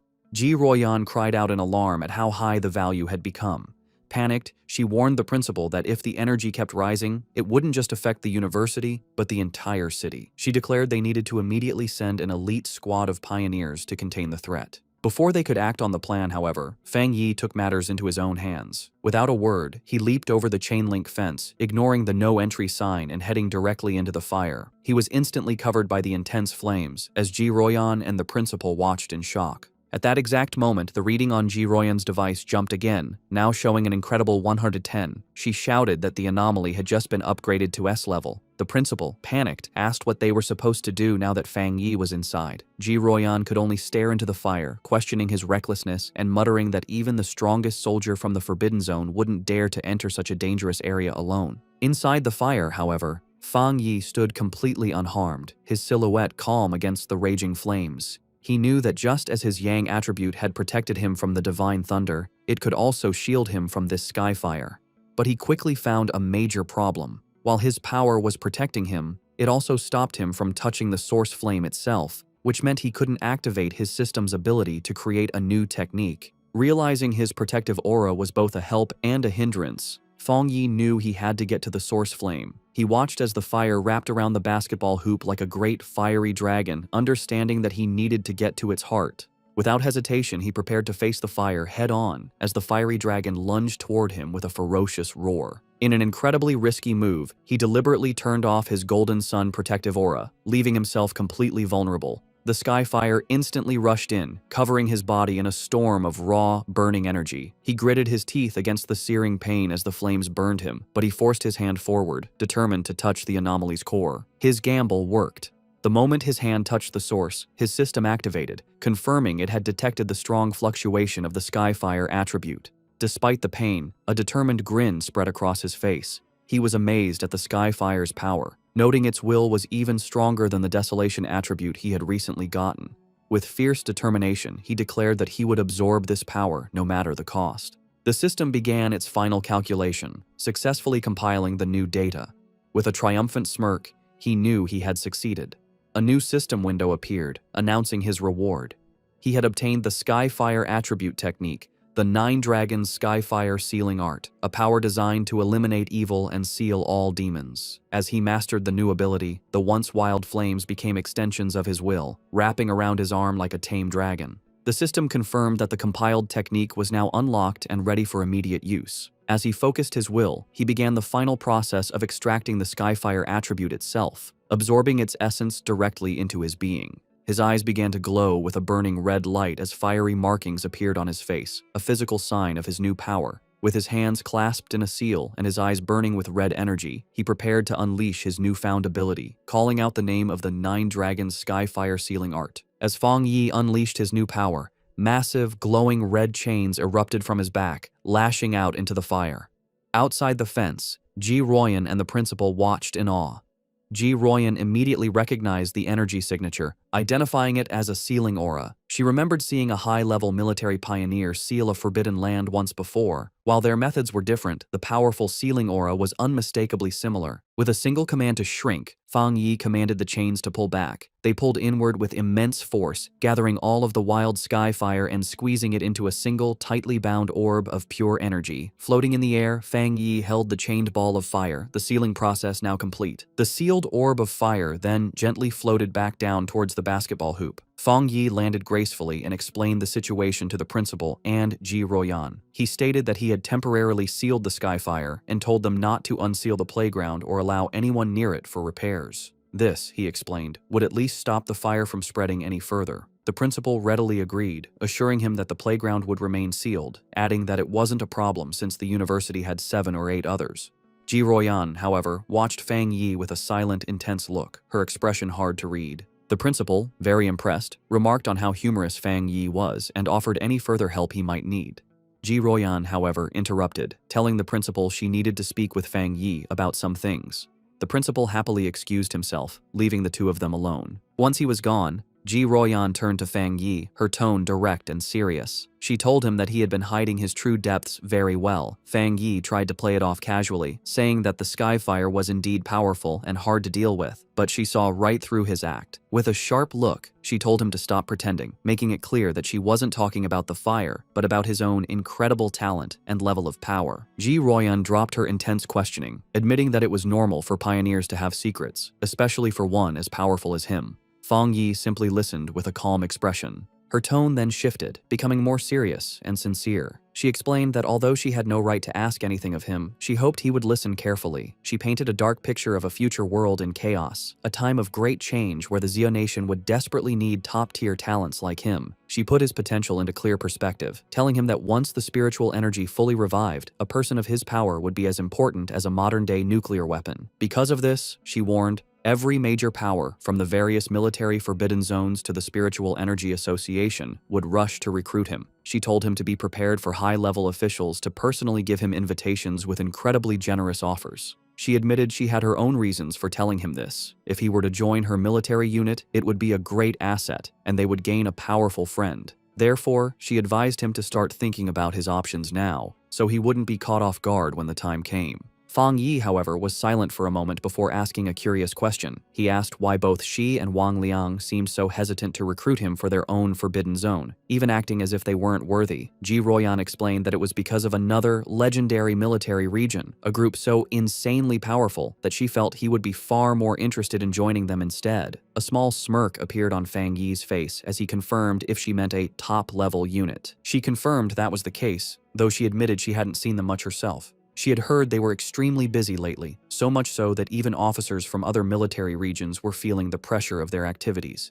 Changing the subject, she suggested they stop talking and go, as the principal had invited them to eat at the university cafeteria. As they walked, Fong Yi silently concluded that even the nation's most powerful forces were facing their own big troubles. His mind raced with the implications. Ji Royan's words meant that terrifying anomalies, with power far beyond the capabilities of current pioneers, had already begun to appear. He realized that the pioneers fighting these threats must include spirit creation realm cultivators like himself, and perhaps some who were even stronger. A new sense of urgency washed over him. He felt that the day of the full spiritual energy revival was fast approaching, and his preparations were still far from enough. His thoughts then shifted back to the immediate task at hand, how to best use the Skyfire attribute he had just collected. He analyzed its nature, an irregular, wild, and all-consuming flame that left nothing in its wake. He realized it would be the perfect weapon against anomalies that could reproduce or regenerate endlessly. Suddenly, an idea struck him. The wild and powerful nature of the Skyfire was a perfect match for his Crimson Flame Blade technique. He imagined enchanting his sword with this new power, realizing it would be an incredible enhancement to his fighting style. To test his new powers, Fong Yi heads to the back mountain, a place he often uses for training. When he arrives, he is surprised to find the path blocked by a large sign warning that the mountain is dangerous and entry is forbidden. He wonders who could have done this. He knows there haven't been any monsters in the area, and he doubts the military would have found his training spot so quickly. He concludes that the only group that would know his habits and do him such a favor would be the Spiritual Energy Cultivation Association. He realizes the association has gifted him this place as a private training ground, a way to win his favor. With a smile, he decides to accept their gesture. However, his thoughts are interrupted when his sharp senses detect an unwanted presence. He realizes an intruder has managed to sneak onto the mountain. Fong Yi senses a familiar aura, similar to the one he felt at the factory, though not as strong. Hidden among the trees, a monstrous, monkey-like creature with glowing red eyes watches him. Fong Yi notices the beast seems smart, as it hesitates and checks his strength instead of attacking blindly. With his sword already glowing with energy, he decides it's the perfect time for a show of power. A system window appears before him, asking if he wants to put the newly acquired Skyfire attribute into his Tang sword. The system describes Skyfire as a powerful light attribute, perfect for destroying evil. With a fiery determination in his eyes, Fong Yi accepts. Immediately, his sword erupts in a column of endless, crackling flames. With an excited smirk, he looks forward to combining the endless power of Skyfire with his Crimson Flame Blade technique. He decides the mutant creature will be his first test subject. Fong Yi unleashes a massive firestorm on the monster. The creature is taken by surprise, its eyes widening in terror before it is completely covered by the storm of flames, screeching in pain. Standing in the middle of the flames he created, Fong Yi checks his new ability. He realizes the energy of his attack is now double, or even triple, what it was before, and most importantly, the flames do not harm him. He touches the blade of his sword, still covered in fire, and notes that it feels cool. Suddenly, he senses that the creature has survived the attack and is trying to escape. With a determined look, he decides to chase the intruder to see what it's capable of. Meanwhile, deep in the same forest, a young woman with curly red hair is doing a live stream from her phone, mounted on a selfie stick. She tells her viewers that she isn't a liar, but that she has always been incredibly lucky, and that amazing content just seems to find her. Her viewers are doubtful, with one commenter daring her to prove her luck by going to Qingcheng University to film the mysterious Skyfire that everyone is talking about. Her confident broadcast is suddenly interrupted as her expression changes to one of pure shock. The monkey-like monster that escaped from Fong Yi leaps out of the woods and attacks her viciously. The force of the attack sends her phone flying, its screen cracking as it hits the ground, but the live stream continues. Through the cracked screen, her viewers see the monster pinning her to the ground, but they think it's just a fake fight with bad special effects. The streamer, however, is in real danger. She cries in terror as the monster holds her down, its paw covering her mouth. The creature opens its massive, fanged mouth, ready to deliver a deadly bite. Before it can strike, a massive blast of fiery energy shaped like a dragon's head hits the monster, sending it flying back. The streamer looks up in shock, saved at the last second. Her viewers are now blown away, not by the realism of the danger, but by what they believe are incredible fire dragon special effects. The sudden, dramatic turn of events causes her viewership to shoot up to over 13,000 people. Still terrified, the streamer looks over her shoulder, asking who is there. She scrambles to grab her phone from the ground. Getting to her feet, she aims the camera at the source of the attack. She stands before a raging fire and shouts to her audience that she has captured it on film, that there is a person standing inside the fire. Her camera captures the silhouette of Fong Yi standing completely unharmed within the flames. In her terrified and amazed mind, she concludes that she has just been rescued by a true immortal. The video of Fong Yi's rescue of the live streamer, Malala, instantly goes viral. It becomes the top trending topic online, with over 13.5 million views. The headlines are dramatic, calling him a mysterious man of Skyfire, the king of flames, and an immortal come down to Earth to save the world. In an office, Chu Qingli's friend excitedly calls her over to look at the video on her computer screen. She is thrilled, telling Chu Qingli that this proves powerful cultivators are real and that the Skyfire at the university was no fake. Chu Qingli, however, is dismissive, telling her friend not to believe such things and that it's all just acting and special effects. But as she looks closer at the screen, her doubtful expression freezes into one of shock and recognition. Her friend, not noticing her reaction, points excitedly at the screen, triumphantly saying she was right and commenting on how handsome the man in the video is before noticing her friend's stunned silence. Internally, Chu Qingli is in turmoil. She desperately tells herself the video must be fake and that the figure only looks like Fong Yi. She reasons that if it were really him, he would have been burned to ash by such intense flames. Her denial then shifts to fear as she considers the possibility that it truly is him. She worries that he might use his new power to get revenge on her for their breakup, but she stubbornly resolves that she will never bow her head to him, no matter what. Elsewhere, the red-haired leader of Lin Yiyi's pioneer squad shows the same video to Yiyi on her phone. The leader asks if the man looks familiar, suggesting he's the same person who saved them from the monstrous vine. Yiyi agrees that he does, and then adds a stunning piece of information. She recently learned that a powerful master who broke through to the spirit creation realm lives in her neighborhood. She begins to wonder if her quiet cousin and this incredible pioneer could possibly be the same person. In yet another location, Zhang Xiaoya and a male pioneer from the lava cave incident also watch the video.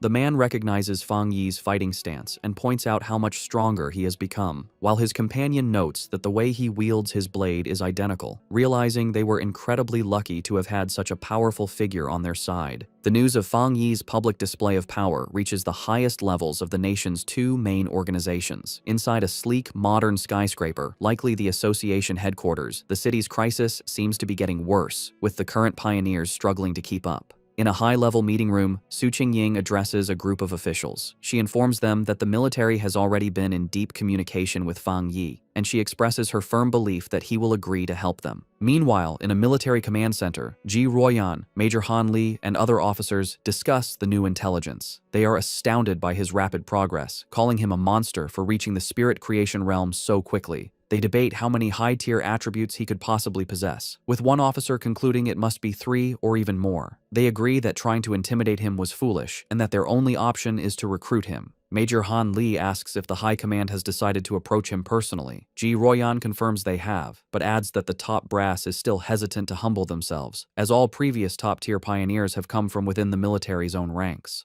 Taking charge, Major Han Li outlines their new strategy. He orders his subordinates to find out what new weapons or equipment Fong Yi might need and to provide him with information on suitable training locations as a gesture of goodwill. He also gives a crucial final command. The viral livestream video and all the rumors spreading from it must be properly managed and controlled. The entire spiritual energy circle in the Xia Nation has now turned its attention toward Fong Yi. Both Su Qingying and Ji Ruoyan think about his future.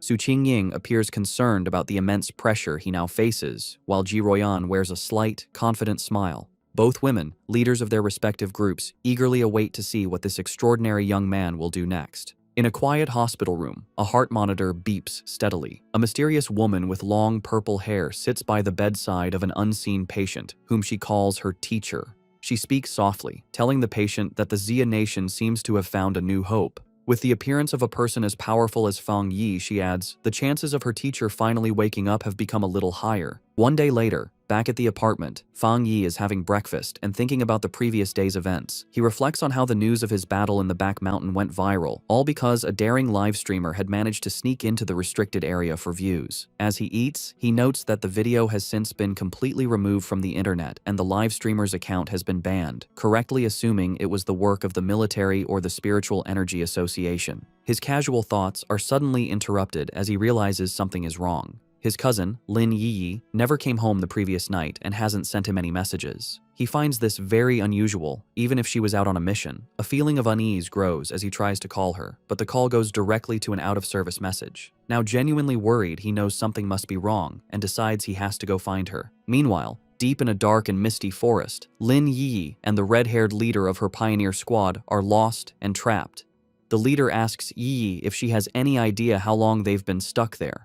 Yiyi estimates it's been about 10 hours, but she can no longer keep track. The red-haired leader, looking exhausted and bruised, apologizes greatly, blaming herself for dragging Yi into this mess. She admits she thought they were just investigating a strange phenomenon. As she speaks, she clutches her side in pain. Yi tells her to stop apologizing, insisting that it was her own lack of strength that was the problem. She urges her leader to stay alert and save what little energy they have left. As she tries to stay strong, her thoughts drift to the overwhelmingly powerful master she witnessed, wishing she had even a fraction of his power to save them. Their desperate conversation is cut short as a massive, shadowy monster with glowing red eyes and a menacing, spiky form appears in the fog directly behind them. The shadowy monster lunges from the fog, its claws aimed at the red-haired leader. Reacting with incredible speed, Lin Yi shoves her companion out of the way, shouting a warning. She then unleashes a blast of bright blue spiritual energy from her hand, creating a sharp blade of light that cleanly cuts off the attacking creature's head. As they get to their feet, more of these shadowy, zombie-like figures come out of the fog.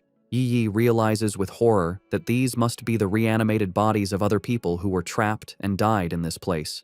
After defeating one of the creatures, which dissolves into a puddle of black mist, Yi explains that the main monster is just playing with them, turning its victims into these strange puppets. The red-haired leader adds that their attacks have no real effect on the mist itself, and their spiritual energy is being drained quickly, all while the real enemy stays hidden. They soon realize they are trapped in some kind of illusion created by the monster, a swirling gray space where the creature seems unbeatable. It is a waiting game. The monster is just letting them get tired. A bead of sweat rolls down the leader's face as the seriousness of their hopeless situation sinks in. Suddenly, the sky above them tears open to reveal a single, massive, blood-red eye staring down at them. The leader screams Yi's name in terror. The eye is a gross, pulsating ball of flesh that begins to bubble and multiply, splitting into numerous smaller, slimy eyeballs. Angry and desperate, the red-haired leader lashes out, furiously chopping at the flying eyeballs and destroying several of them in a frenzy. Yi, however, senses a change in the creature's energy and warns her leader not to be careless, realizing that their enemy is finally losing its patience. The main eye then unleashes a powerful, concentrated blast of red energy. Yi manages to put up a crystal barrier just in time, but the force of the impact is huge. The barrier shatters, and Yi finds herself alone, surrounded by dozens of the glowing red eyes in the heavy darkness. She feels her hope fade, wondering if this is how she is going to die. Trapped in the monster's dark domain, Lin Yi is slowly being eaten by shadowy tendrils. She can no longer hear her leader's voice and realizes they have both been swallowed by the darkness. A wave of regret washes over her as she apologizes to herself for being overconfident, admitting she was wrong to think they could handle such a dangerous mission alone. As she accepts her fate, her mind wanders to the future she will never see, wondering what the world will be like after the full spiritual energy revival. With a final thought of despair, she laments that she will never see the magnificent era to come as she reaches out a hand, sinking into the abyss of glowing red eyes. Tears stream down her face as she closes her eyes, ready for the end. Just as all hope seems lost, a massive explosion of brilliant blue light erupts, tearing the darkness apart. A figure bursts through the shadows, radiating an immense aura of crackling blue energy. It is Fong Yi, his eyes glowing with power. He remarks to himself that he almost didn't make it in time. Yi stares in utter shock and disbelief, tears still fresh on her cheeks, as she recognizes her rescuer and gasps his name, identifying him as her cousin. With a powerful blast of divine thunder, Fong Yi completely shatters the monster's shadowy domain. He lands gracefully in the now clear forest, his hand still sparking with leftover electricity. He has saved both his cousin and her unconscious leader. Yi can only stare, her world turned upside down by the stunning revelation that her seemingly ordinary and lazy cousin is, in fact, an incredibly powerful pioneer. The battle is not over yet. The true form of the anomaly, a grotesque, multi-eyed, fleshy orb, appears from the shadows behind Fong Yi. Yi snaps out of her shock and desperately shouts a warning, telling him that the creature's main body is behind him. Fong Yi, however, is not worried. His hand ignites with the golden red energy of Skyfire as a confident smirk spreads across his face. He sees this as the perfect opportunity to test the effect of his new power on a dark attribute creature. He leaps into action, unleashing his Crimson Flame Blade technique. The attack, now strengthened by the inextinguishable power of Skyfire, completely engulfs the monster in a raging fire. The creature lets out a final, agonizing shriek as it is burned by the divine flames. In the aftermath, the red-haired leader slowly regains consciousness. She finds herself and Yi sitting safely on the ground, surrounded by a protective circle of fire. Confused and terrified, she asks Yi if they have died and been dragged to hell along with the monster. Yi, now much calmer, reassures her leader, telling her to look closely and that they are still alive. Still trying to process what has happened, the leader repeats Yi's words in disbelief before asking who saved them. Fong Yi casually walks towards his cousin and her leader, a small smile on his face as the protective flames die down. He tells them the problem is solved and, noticing the time, remarks that they must not have had breakfast yet. The red-haired leader stares at him, her eyes widening in sudden, dawning recognition. She springs to her feet, her expression one of pure excitement and awe. She points at Fong Yi, confirming that he is the one who saved them before in Yanghuo Town from the monstrous death vine. Fong Yi looks slightly surprised, thinking to himself that he was recognized so easily. Lin Yi is completely stunned by this new revelation. She asks her leader if she's saying that the powerful fire attribute master who saved them from the vine was also her cousin. The leader turns to Yi, equally shocked by the connection, and asks how this supermaster could possibly be her cousin, reminding Yi that she had described him as a completely ordinary person. Fong Yi can only scratch the back of his head with an awkward smile. The leader, still buzzing with excitement, grabs Yi's shoulders. She reminds her that this is the same savior who defeated the Desolation Vine with a single, incredible slash. Yi's mind races, trying to connect the dots. She realizes her cousin is indeed the high-level fire user, but she is still confused, as she just witnessed him use an incredibly pure and powerful thunder attribute to destroy the monster's dark mist. Her thoughts spiral as she fully grasps the implications. The immense power of both his fire and thunder abilities means he is a super genius with dual high-grade attributes. Then, another, even more shocking realization hits her as she remembers the immense spiritual disturbance in her neighborhood. The one that signaled a breakthrough to the legendary spirit creation realm. She wonders if that incredible display of power was also her cousin's doing. Tired of the confusion, Fong Yi cuts in and confirms that yes, it was all him. He then changes the subject, asking them about the dark attribute anomaly. He says that they should have known this type of creature was not to be taken lightly, and asks why only the two of them came, and where the rest of their teammates were.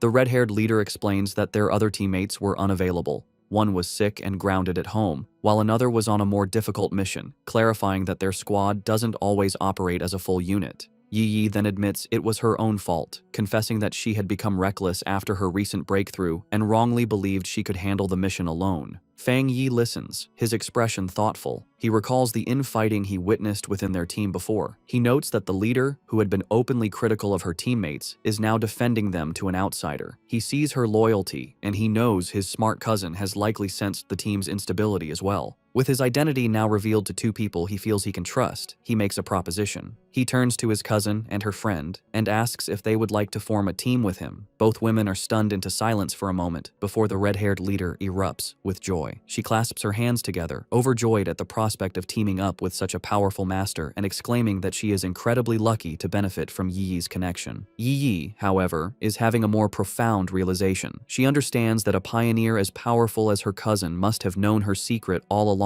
and had been quietly watching over her. The thought that on this difficult and lonely path of cultivation, she has a reliable and powerful family member helping her without asking for anything in return brings her an overwhelming sense of happiness and relief. A single tear of gratitude rolls down her cheek. Wiping it away, she flashes a bright, happy smile and a peace sign at her cousin, thanking him greatly and promising to make him 2 extra eggs for dinner. Just then, Yiji's phone buzzes with a notification. She announces that Sister Jiaolan, the mysterious and powerful member of their pioneer group, has just posted a new mission. The message is an alert for a high-risk collection task in a place called the Extreme Dark Zone, which is explicitly stated to be related to the dark attribute. Jiaolan's message ends with a stern warning for everyone to think very carefully before signing up. Fong Yi asks if they know about this zone.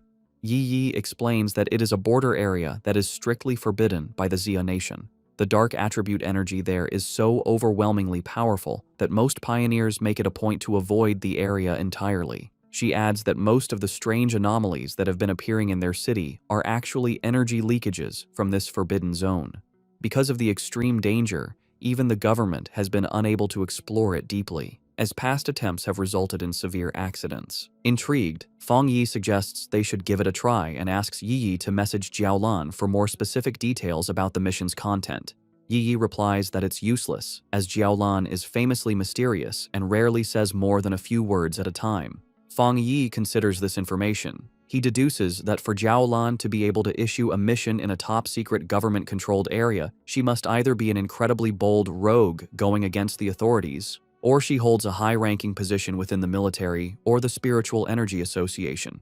He concludes that the latter is far more likely. Despite her doubts, Yi, using her online handle Feng Heiju, sends a message to Jiaolan, stating her interest in signing up and asking for more details. To both her and the red-haired leader's surprise, Jiaolan replies with uncharacteristic detail. The mission is to collect something called a Shizai flower. She warns that while the rewards for this mission are much higher than usual, all the dangers within the extreme dark zone are related to the dark attribute, and the risk level is far greater than anything they have encountered before. She explicitly advises all pioneers to form teams before attempting the mission. The two women are stunned by how thorough her response is, as it's completely out of character for her. A moment later, another, even more direct message from Jiaolan arrives. She warns that the mission could involve an S-level anomaly and that the death rate is extremely high, urging them to reconsider. Then, she adds a final, thinly veiled piece of advice. If you have a strong and reliable pioneer to team up with, it's not too late to sign up. Elsewhere, the mysterious purple-haired woman from the hospital, who is revealed to be Jiaolan, walks down a corridor flanked by guards. She looks at her phone and thinks to herself that she's done all she can. It is now up to that person to decide if they are willing to accept the challenge. Back in the park, Fong Yi smirks, having completely understood the subtext. He tells Yi that Jiaolan's message isn't just a warning, it's a direct and personal invitation.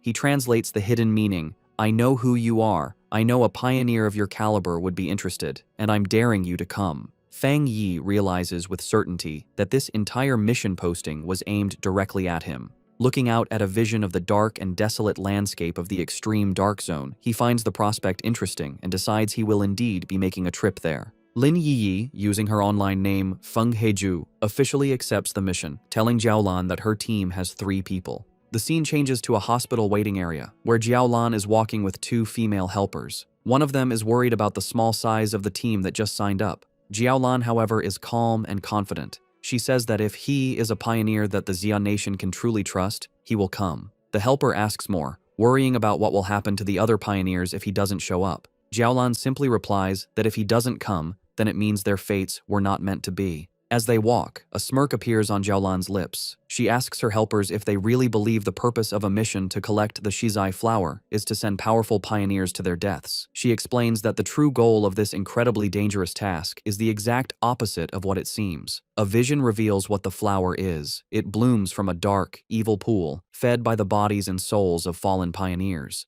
Jiaolan says that getting this flower is a necessary step to strengthen the nation, as it is the only way to save even more pioneers in the long run. The reason for this mission, she explains, is to protect both the future main strength of the Xia Nation, represented by the new generation of pioneers like Fang Yi and his team, who are shown traveling to the mission on a subway, and to revive the top-tier fighting force that has already died in battle. They arrive at the hospital room of her teacher, the comatose elderly man. Holding his hand, she repeats their goal. They must get more Shizai flowers at any cost. She reveals his identity and the great importance of their mission. Her teacher is the only pioneer in the entire Xia Nation to have reached the legendary Jinggang realm, and the Shizai flower is the only thing that can wake him from his coma. Jiaolan explains the huge strategic value of such a person. After the full spiritual revival, a Jinggang realm powerhouse is like a modern-day nuclear weapon, making him the nation's greatest asset in talks with other countries. From her point of view, sacrificing a few pioneers or even entire squads is a worthy price to pay for his return.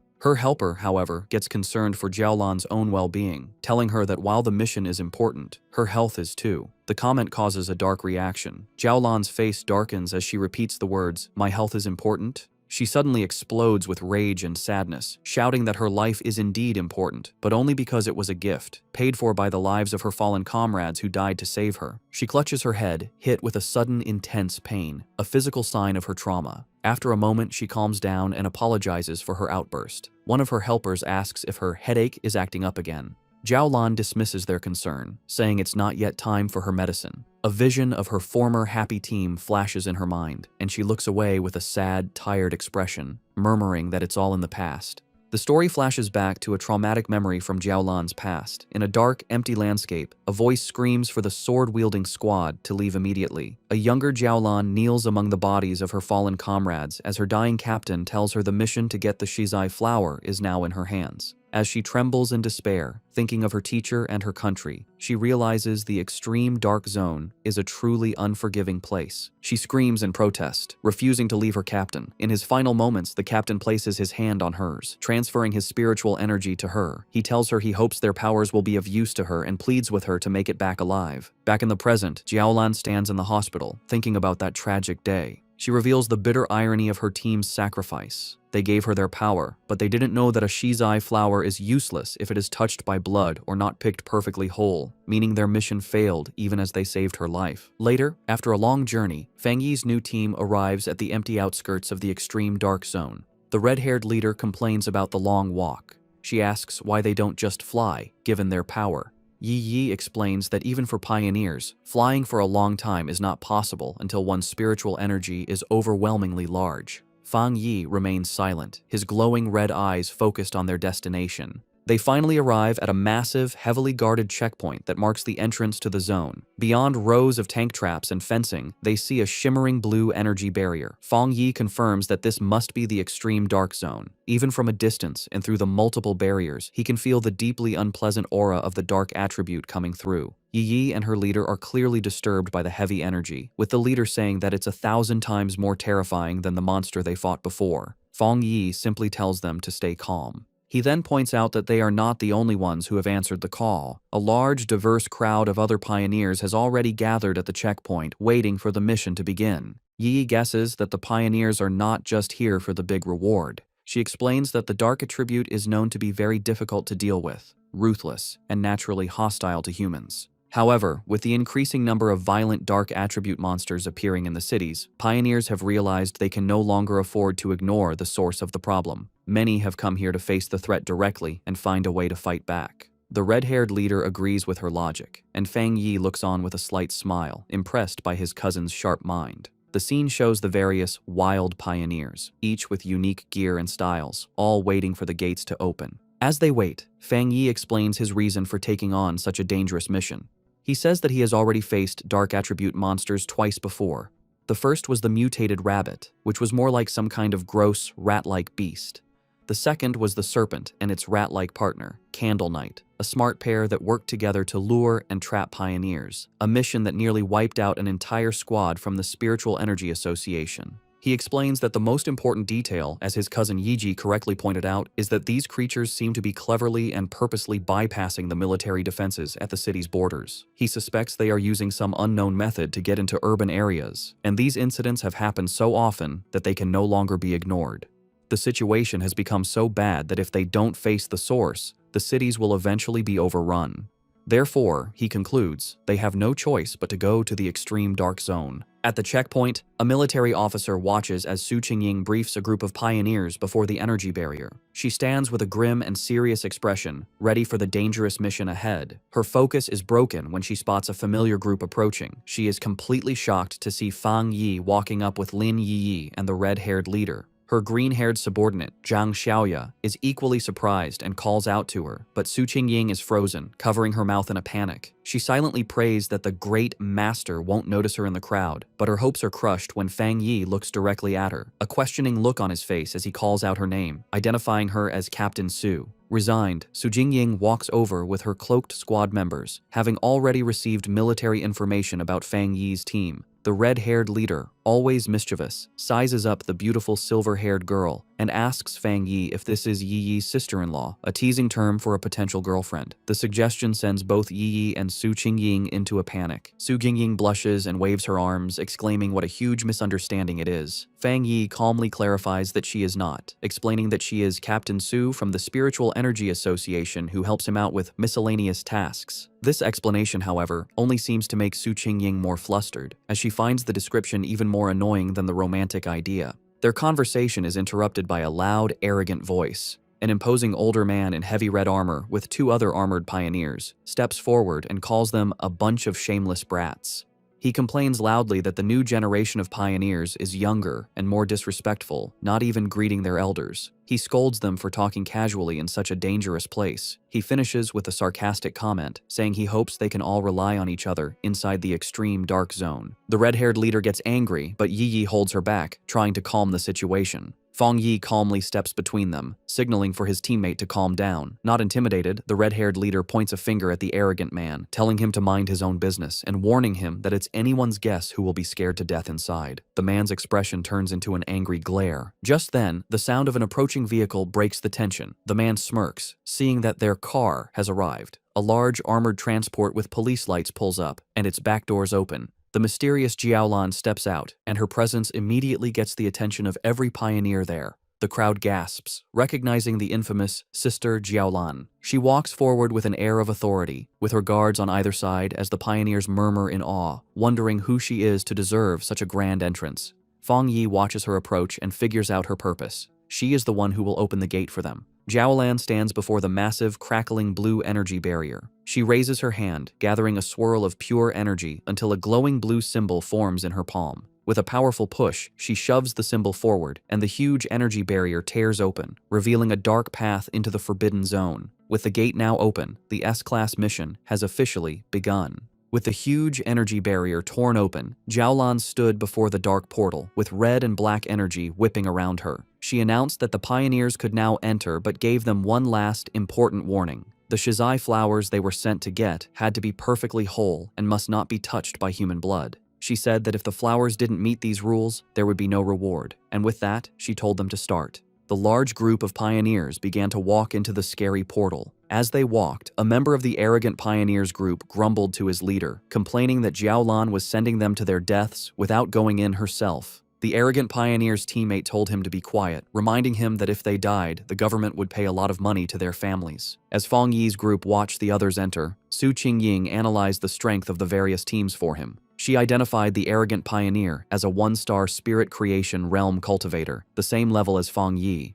She also noted that there were several other powerful people who were hiding their auras, making them hard to judge, while the rest were solid pioneers at the 1-star or 3-star Ghost Axe realm. She concluded that the teams were all about equal in strength. Fong Yi was surprised to hear that the arrogant man was also at the spirit creation realm, as he hadn't sensed a high level of spiritual energy from him. He thought to himself that the mission must be very difficult to have attracted so many elite teams. Back outside, one of Jiaolan's helpers gave her a final report from a tablet. She confirmed that a total of 37-star Ghost Axe Pioneers, 7 1-star Ghost Axe Pioneers, and 3 1-star Spirit Creation Pioneers had entered. The mission involved monsters ranging from B level to S level in danger.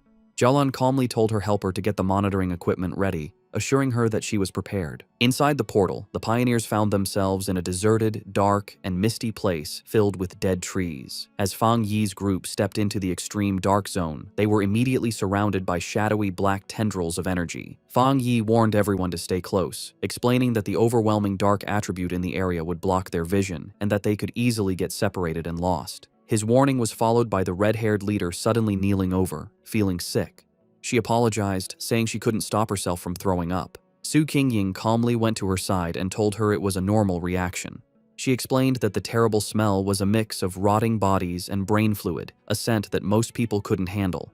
She then pointed to another group of pioneers in the distance who were also on the ground, vomiting from the bad air, showing that even those of similar strength were affected. Su Qingying continued to explain that the dark attribute was a natural counter to pioneers, acting as a form of pollution that weakened them. She also warned that the monsters in this zone were extremely active. Fong Yi listened closely as she explained the known threats. She explained the official monster classifications. B-level monsters were a threat to pioneers of the same level. A-level monsters were powerful enough to attract spirit creation realm cultivators, like the extreme dark zone itself. And S-level monsters were disaster class threats, powerful enough to challenge even those at the legendary Jingong realm. However, she added a final grim warning. The dark attribute in this zone acted as a power-up for the creatures. A monster that would normally be a B-level threat would be at least an A-level threat inside this zone. The red-haired leader expressed her surprise at this new information.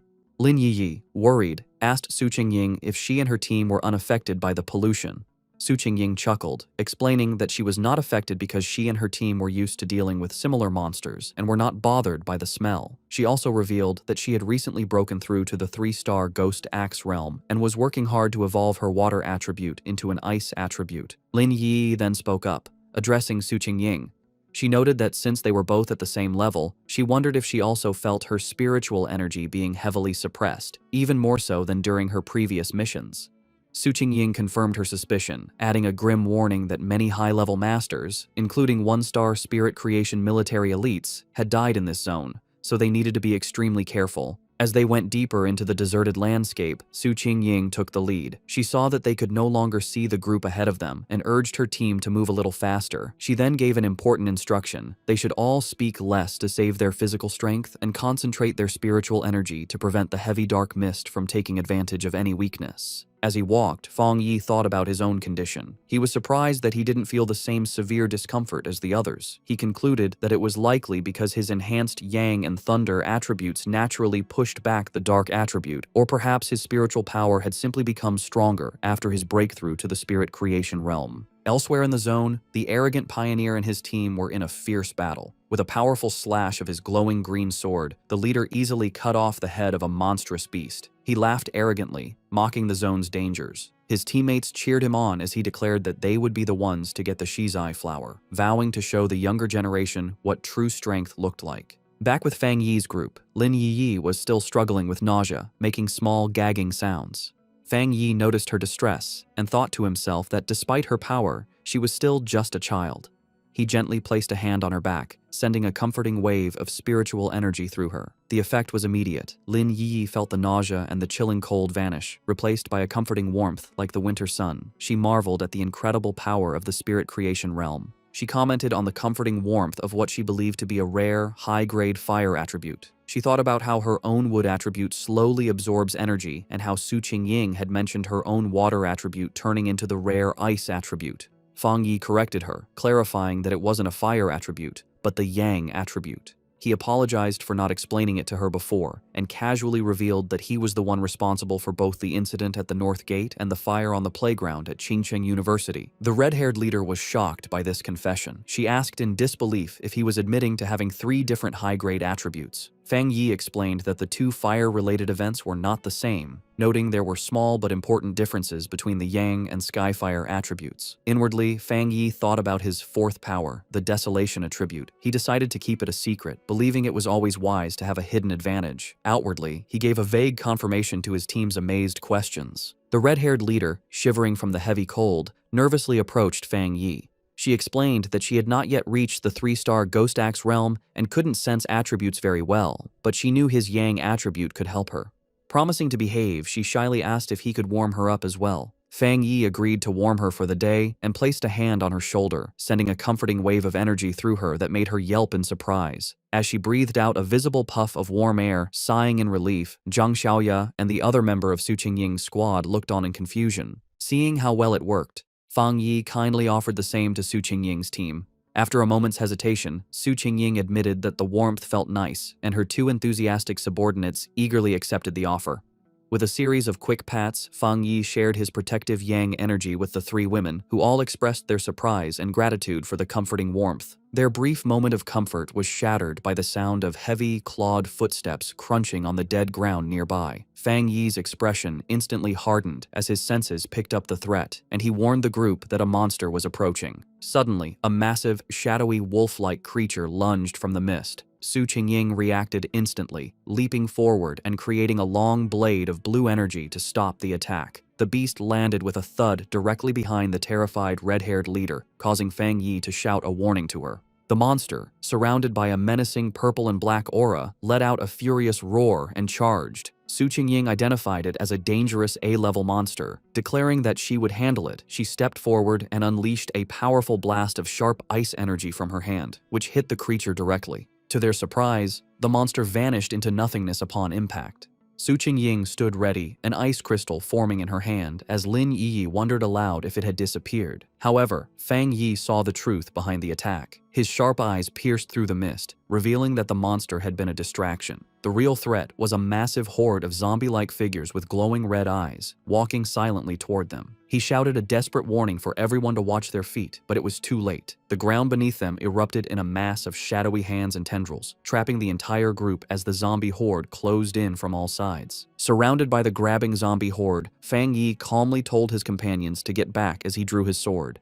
His eyes lit up with a brilliant, fiery light, and he unleashed a massive, explosive wave of pure fire. The entire horde was instantly burned by the inferno, their shadowy forms dissolving into the flames as they shrieked in pain. Standing among the dying embers, Fong Yi casually twirled his sword, announcing that they were safe for the moment. He explained that despite the illusion of a large crowd, there had only been 2 monsters controlling the puppets. Su Qingying was shocked, realizing that the monsters in this zone had already evolved to the point where they could mimic human language. Fong Yi grimly suggested that it was likely because they had eaten many people and learned from their victims. The group was stunned by the power they had just seen. Su Qingying noted that the extreme dark zone was so dangerous that it had made even the weakest of these creatures into A-level threats, making them impossible for anyone below the spirit creation realm to fight head-on. In a separate location, the mysterious Jiaolan watched the event unfold. She was impressed, realizing that Fong Yi had destroyed 2 A-level phantom beasts with a single strike. She admitted to herself that even she would have needed to fight them for several rounds to win. Understanding the new level of danger, Lin Yi declared that if what Su Qingying said was true, it was more important than ever for them to stick together. She warned that the monsters could disguise themselves and attack when they let their guard down, and she urged the red-haired leader to get up from the ground.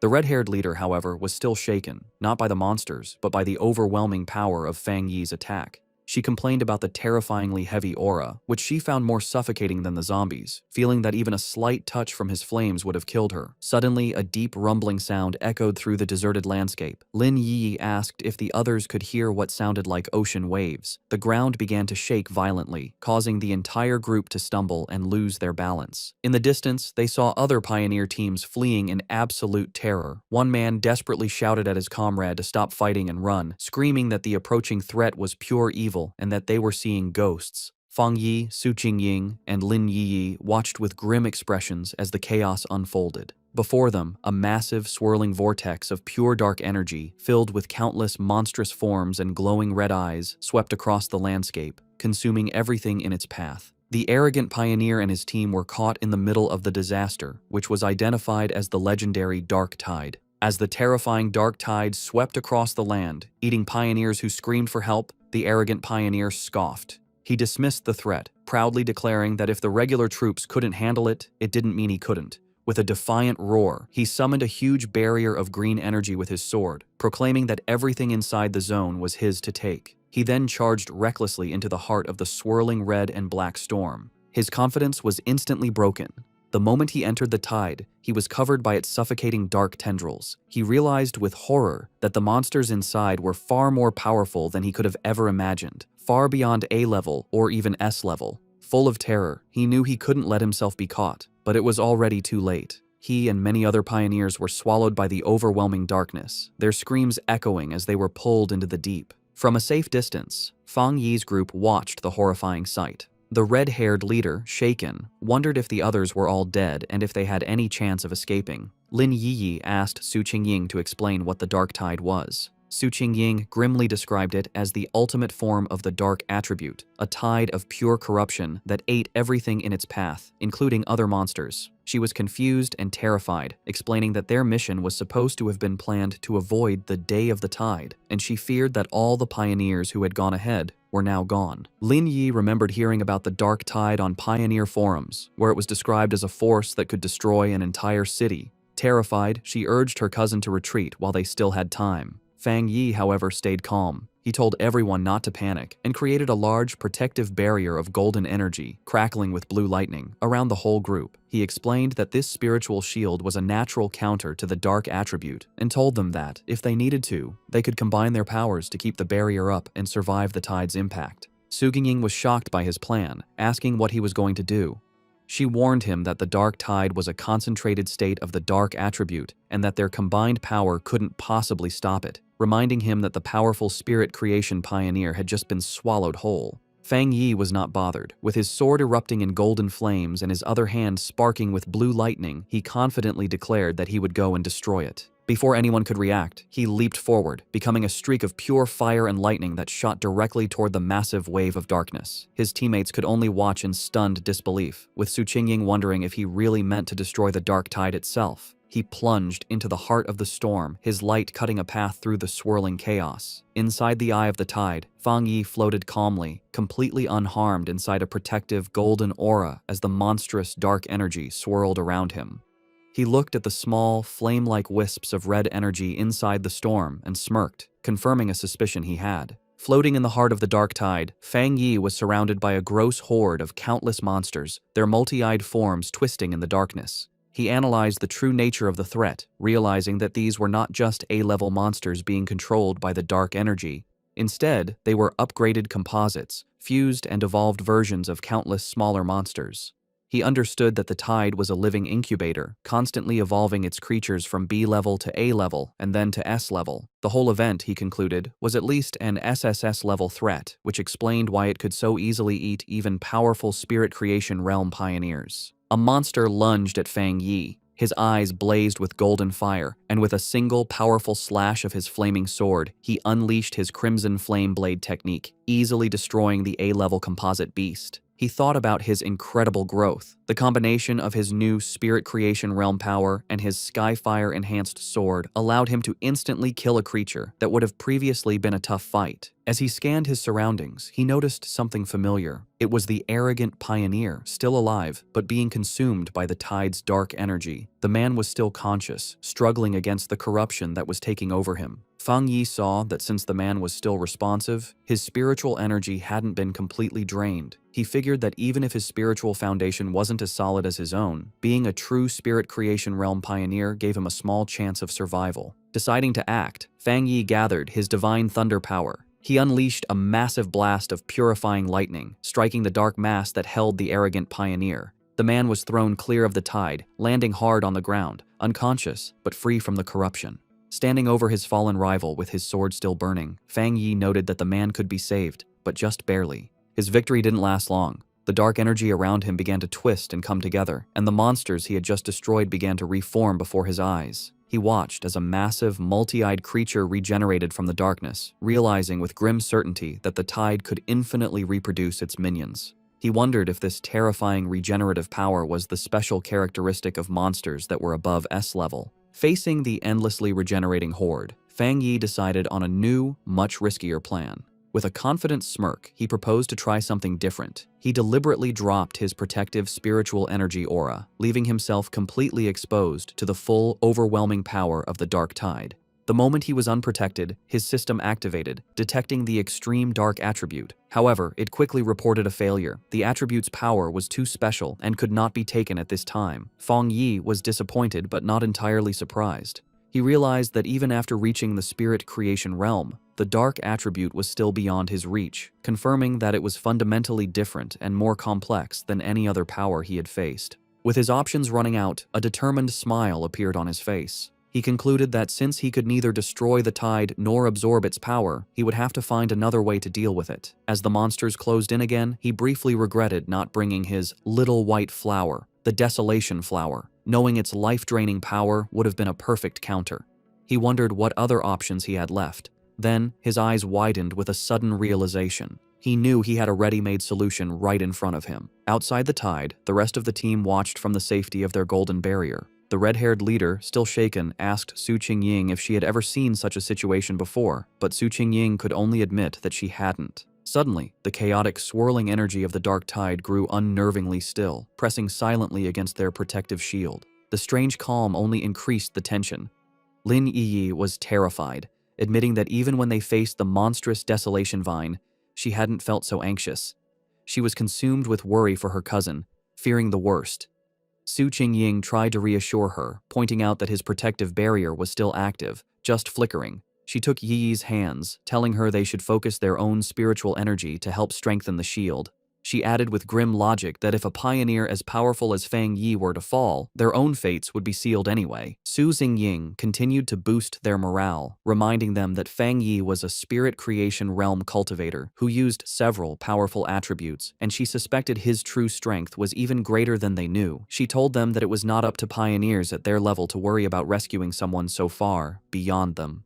Her surprisingly humorous and confident words managed to calm Lin Yi, who thanked her. Su Xingying simply smiled, admitting that her own teammates often said she was too serious, and asked if Yi felt a little better. Their tense weight was shattered as a massive column of pure fire erupted from within the dark tide, pushing back the oppressive darkness. From the heart of the inferno, Fong Yi unleashed his ultimate technique, the 9 dragons, Skyfire's sealing art. He rose from the flames, his body glowing with a mixture of blue and golden energy. Outside, his teammates watched in absolute awe. The red-haired leader excitedly pointed him out to a stunned Lin Yi, while Su Qingying stared in disbelief at the sheer scale of the power on display. The technique appeared as 9 colossal, fiery dragons that swirled and danced, their combined light completely overwhelming the dark tide. Elsewhere, the mysterious Jiaolan, who had been monitoring the mission, was thrown off balance by the immense spiritual pressure. She recognized the power as the legendary Skyfire attribute and the technique as a powerful seal. She watched in utter disbelief as the 9 dragons came together, compressing the entire, city-destroying dark tide into a single, unstable orb of fiery energy, questioning if he had truly managed to seal the entire event. But Fong Yi was not finished. Having contained the tide, he gathered his divine thunder power in his hands, unleashing it in a massive vortex of crackling blue energy that swirled around the sealed fiery sphere. With a powerful roar, he invoked the name of his combined technique, the 9 Dragons' Edict. The 2 immense powers of fire and thunder crashed together, creating a massive explosion that shook the very foundations of the extreme dark zone. With a final, decisive command to seal, Fong Yi brought his hands together, forcing the chaotic energy to collapse in on itself. The vortex of fire and lightning compressed into a smaller, more stable sphere, finally settling into a small, brightly glowing orb of perfectly contained, pulsating power. After Fong Yi's incredible display of power, the arrogant pioneer lies unconscious on the ground. Fong Yi thinks that, for now, they are safe, and that he has unexpectedly rescued someone, wondering what he should do with him. Lin Yi runs to her cousin, very relieved that he is okay. Su Qingying, standing by the fallen pioneer, offers to have her team take care of the unconscious man. Later, Su Qingying approaches Fong Yi, asking why he does not seem happy after successfully sealing such a high-level dark attribute. In her mind, however, she is completely amazed, thinking that he truly kept his word to destroy the dark tide, and that he is a truly incredible person. Fong Yi explains to the group that they must move quickly. He says that the seal he used is only temporary, and that the overwhelming dark attribute energy in the area is still strong. They must hurry to find the Shizai flower before the seal wears off. Su Qingying understands and confirms that her team will take the man back to the association for treatment, while her teammates carry the unconscious pioneer on their shoulders. The group stops at a cliff, looking out over the empty landscape. Su Qingying realizes that none of the other pioneers who went ahead made it out, sadly concluding that they were all eaten by the dark attribute, as not a single trace of them remains. The red-haired leader mourns how people who were alive just moments ago have completely vanished. Fong Yi, for his part, thinks that maybe he is cold-blooded, but he feels relieved that he didn't have to watch them die. As they approach a scary dark pool, Fong Yi takes command. He tells Lin Yi and the others to go ahead with Su Qingying's team, explaining that this pool is now the most dangerous thing and it's better for him to stay behind to protect them. The group agrees and moves forward. When he is left alone, standing on a rocky ledge, a system window appears before Fong Yi, telling him that it has detected a new, strong fluctuation of the dark attribute. Immediately, a powerful vortex of purple and black energy erupts from the ground around him. The system confirms that the detection was successful, and announces that it is activating its ultimate computing power to begin writing a new technique. Fong Yi is lifted into the air, his arms outstretched, as huge pillars of pure dark energy rise around him. The system declares that the writing process has been successful, and Fong Yi's eyes snap open, now glowing with a menacing purple light, filled with the essence of the power he has just mastered. A system window confirms his new acquisition. He has obtained the dark attribute technique, the limitless dark world. The The system explains that this ability allows him to create a sealed space of dark mist, inside which spiritual energy is massively weakened. Fong Yi thinks about his new power, recognizing the dark world as a special domain he can control. He understands the huge strategic advantage this gives him. The corrosive effect of his new power will drain his enemies' spiritual energy and slow their ability to refill it. He imagines himself rising over a sea of desperate hands.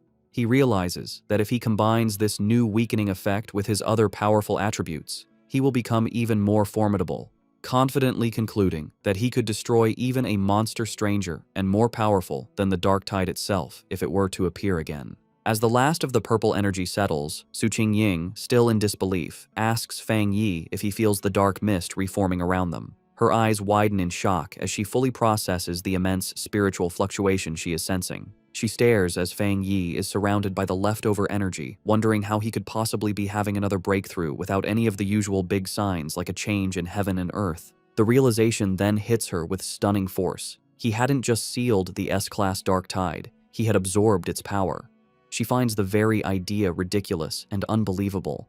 In the early days of the spiritual revival, all pioneers knew that the dark attribute was the most terrifying power, born from the collective negative emotions and deep-seated evil of all living things. Because of this, absorbing its power is strictly forbidden by the government. A flashback shows a failed official experiment where researchers tried to purify the dark attribute but paid a painful price, leading to it being classified as a uniquely dangerous monster. The power of these dark monsters can range from D to S-class, but even the weakest can overwhelm early pioneers, let alone the absolute S-class threat of the dark tide, which could eat even spirit creation realm cultivators with ease. Another flashback reveals the fate of a 3-star Ghost Axe pioneer who, before the ban, tried to absorb the energy from a mere sea-level monster. He was driven mad by the backlash, suffering from skin decay and a mental collapse, and remains in a psychiatric hospital to this day. Back in the present, the chaotic dark energy goes down, receding back into Fong Yi as he lets out a quiet breath. He calmly calls out into the empty, misty landscape, stating that whoever has been watching them for a long time can come out now. His red eyes scan the area with a sharp, knowing gaze. From the mist, Jiaolan emerges.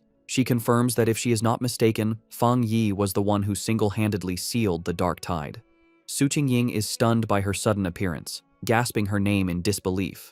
Jiaolan floats down, landing before Fong Yi and asking what he was just doing, specifically questioning if he was absorbing the dark attribute. Fong Yi calmly confirms that he was. The directed mission sends another wave of shock through Su Qingying. In a swift and shocking motion, Jiaolan draws a pistol and aims it directly at Fong Yi's head. The red-haired leader shouts Jiaolan's name, demanding to know what she is doing, while she and a terrified Lin Yi can only watch in confusion and fear. Su Qingying immediately leaps into action, placing herself between Jiaolan and Fong Yi and blocking the gun with her arm. She confronts Jiaolan fiercely, reminding her that if she recalls correctly, Fong Yi is the military's highest priority recruitment target. She then challenges Jiaolan, pointing out that the association had also wanted to recruit him before the military intercepted him, and demands to know the meaning of this hostile action. Ignoring Su Qingying's defense, Fong Yi calmly places a hand on her shoulder and addresses Jiaolan directly. He finds it strange, asking if their mission wasn't to find the Shizai flower. He points out that while she seems eager to complete the mission, she also appears very unhappy that they did not die there. Jiaolan remains silent, her expression unreadable as she continues to aim her weapon, the light glinting off the barrel. The red-haired leader, however, is not so calm.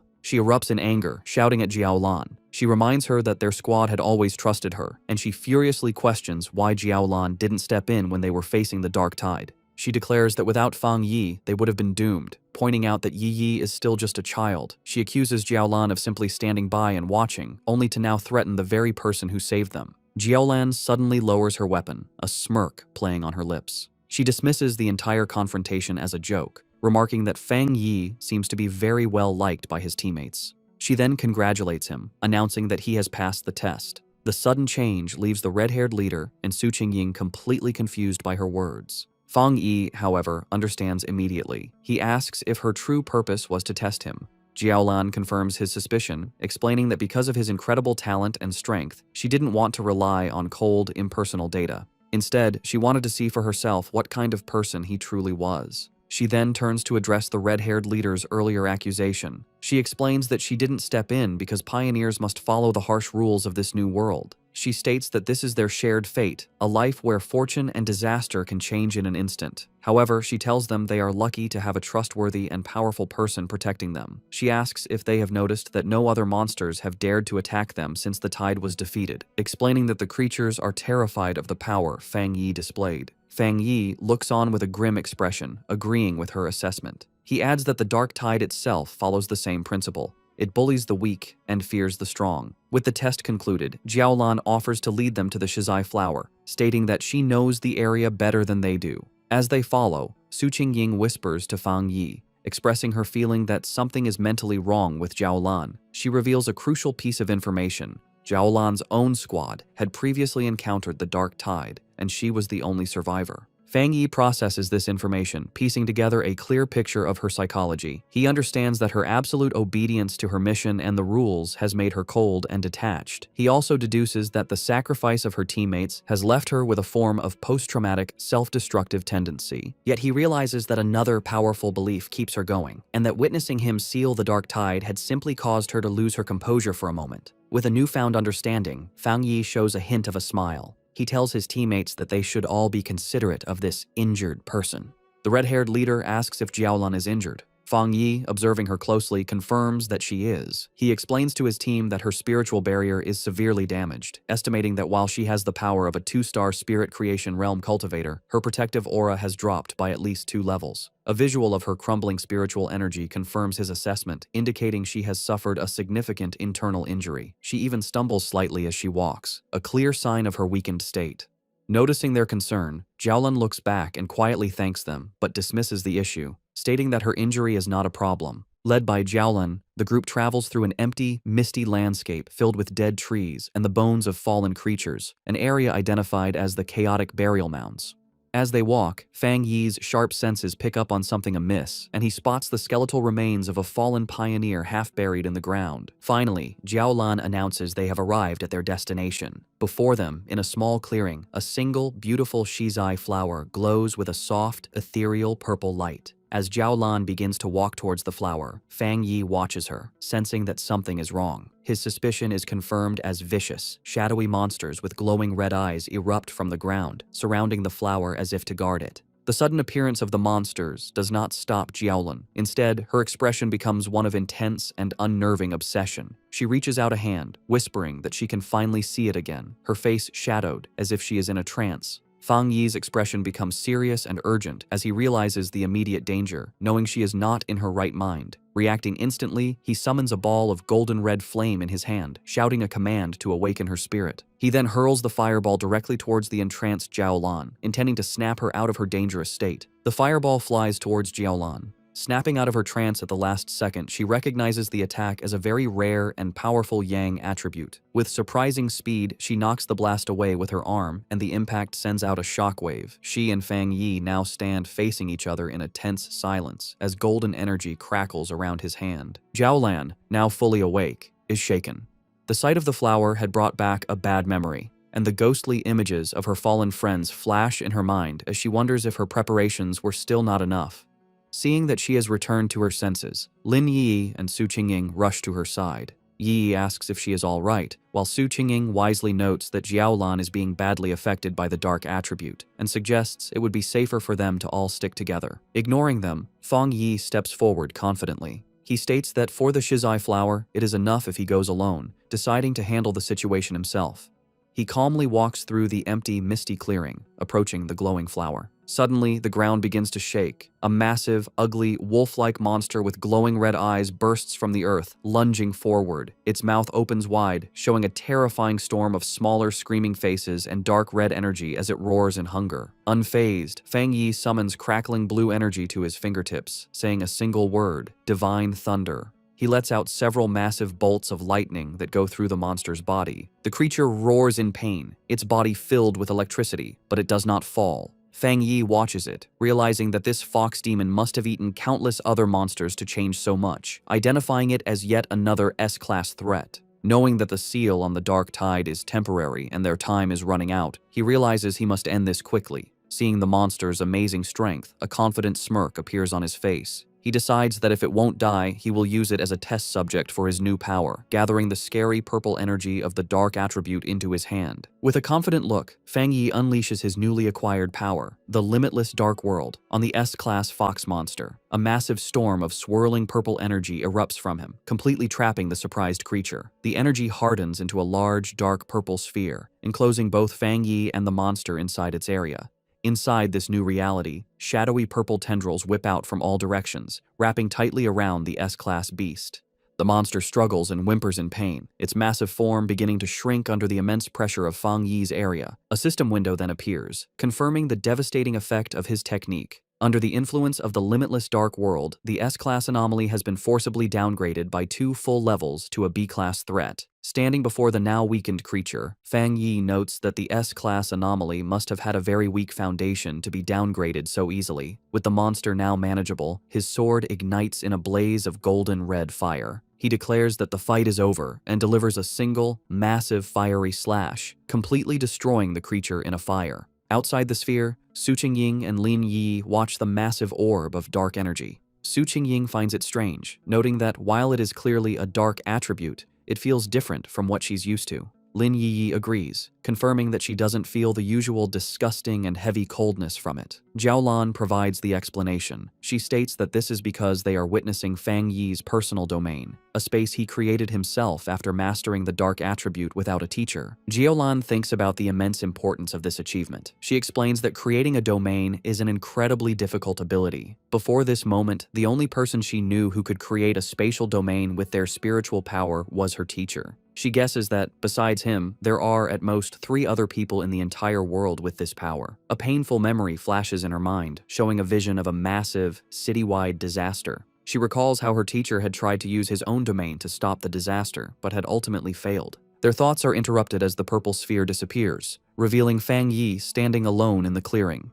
Jiaolan and Su Qingying are stunned at how quickly he finished the battle. With a casual wave and a reassuring smile, Fong Yi announces that the chaotic burial mounds should be safe from any more trouble now. With the area now secure, Fong Yi calmly walks towards the glowing shizai flower. He carefully cups his hands around the plant, gently pulling it from the ground with its roots intact to preserve it. Holding the glowing prize, he examines it for a moment, concluding that this should be enough to complete their mission. Jiaolan watches him with a tense and nervous expression as the mission reaches its critical point. Fong Yi returns to the group and presents the flower to Jiaolan, who remarks on its small size. He confirms that their mission is complete and urges them to leave immediately, explaining that the sealed dark tide is unlike other monsters and could become a problem at any moment. He adds that they also have to deal with the unconscious, arrogant pioneer and his team. Her tense mood melts away, replaced by real gratitude. Holding the glowing flower, she sincerely thanks Fong Yi, admitting that his overwhelming power was the only reason for their success. She then thanks the rest of the group and announces it is time for them to leave. As the others begin to walk away, Jiaolan pauses for a moment, looking back to thank Fong Yi one last time. She then reveals the full, critical importance of their mission. She explains that Elder Wu, the Xia Nation's only Jinggang realm pioneer, is on the brink of death, and the Shizai flower is the only life-saving medicine that can save him. With a slight, grateful smile, she tells Fong Yi that he has just saved the life of the nation's most powerful protector. Fong Yi listens intently, his expression thoughtful as he processes this new, important piece of information, quietly repeating the name of the legendary Jinggang realm to himself. As the group finally emerges from the dark portal of the extreme dark zone, they are met with a sky filled with swirling red clouds. The red-haired leader throws her fists up in triumph, shouting with immense relief that they can finally see the light and have made it out alive. Lin Yi agrees, grateful to see the daylight again. Their return is met with a wave of cheers from a large crowd of officials who had been waiting anxiously. They celebrate the successful retrieval of the Shizai flower, admitting they didn't quite believe it when Jiaolan had first informed them. As the team walks through the path cleared by the crowd, the red-haired leader is surprised by how many people are there. Someone in the crowd wonders aloud who the person was that actually managed to get the flower. Suddenly, Lin Yi's expression becomes one of surprise as she notices something ahead of them. Parked directly in their path is a massive, heavily armored military vehicle, flanked by elite soldiers. The red-haired leader immediately recognizes the vehicle and the symbol of the legendary Star God War Zone, the most powerful and famous military force in the entire Xia Nation. A wave of realization and embarrassment washes over her as she understands that Jiaolan is a member of this elite unit, making her regret having yelled at her earlier. The Star God War Zone is ranked as the #1 military district in the nation.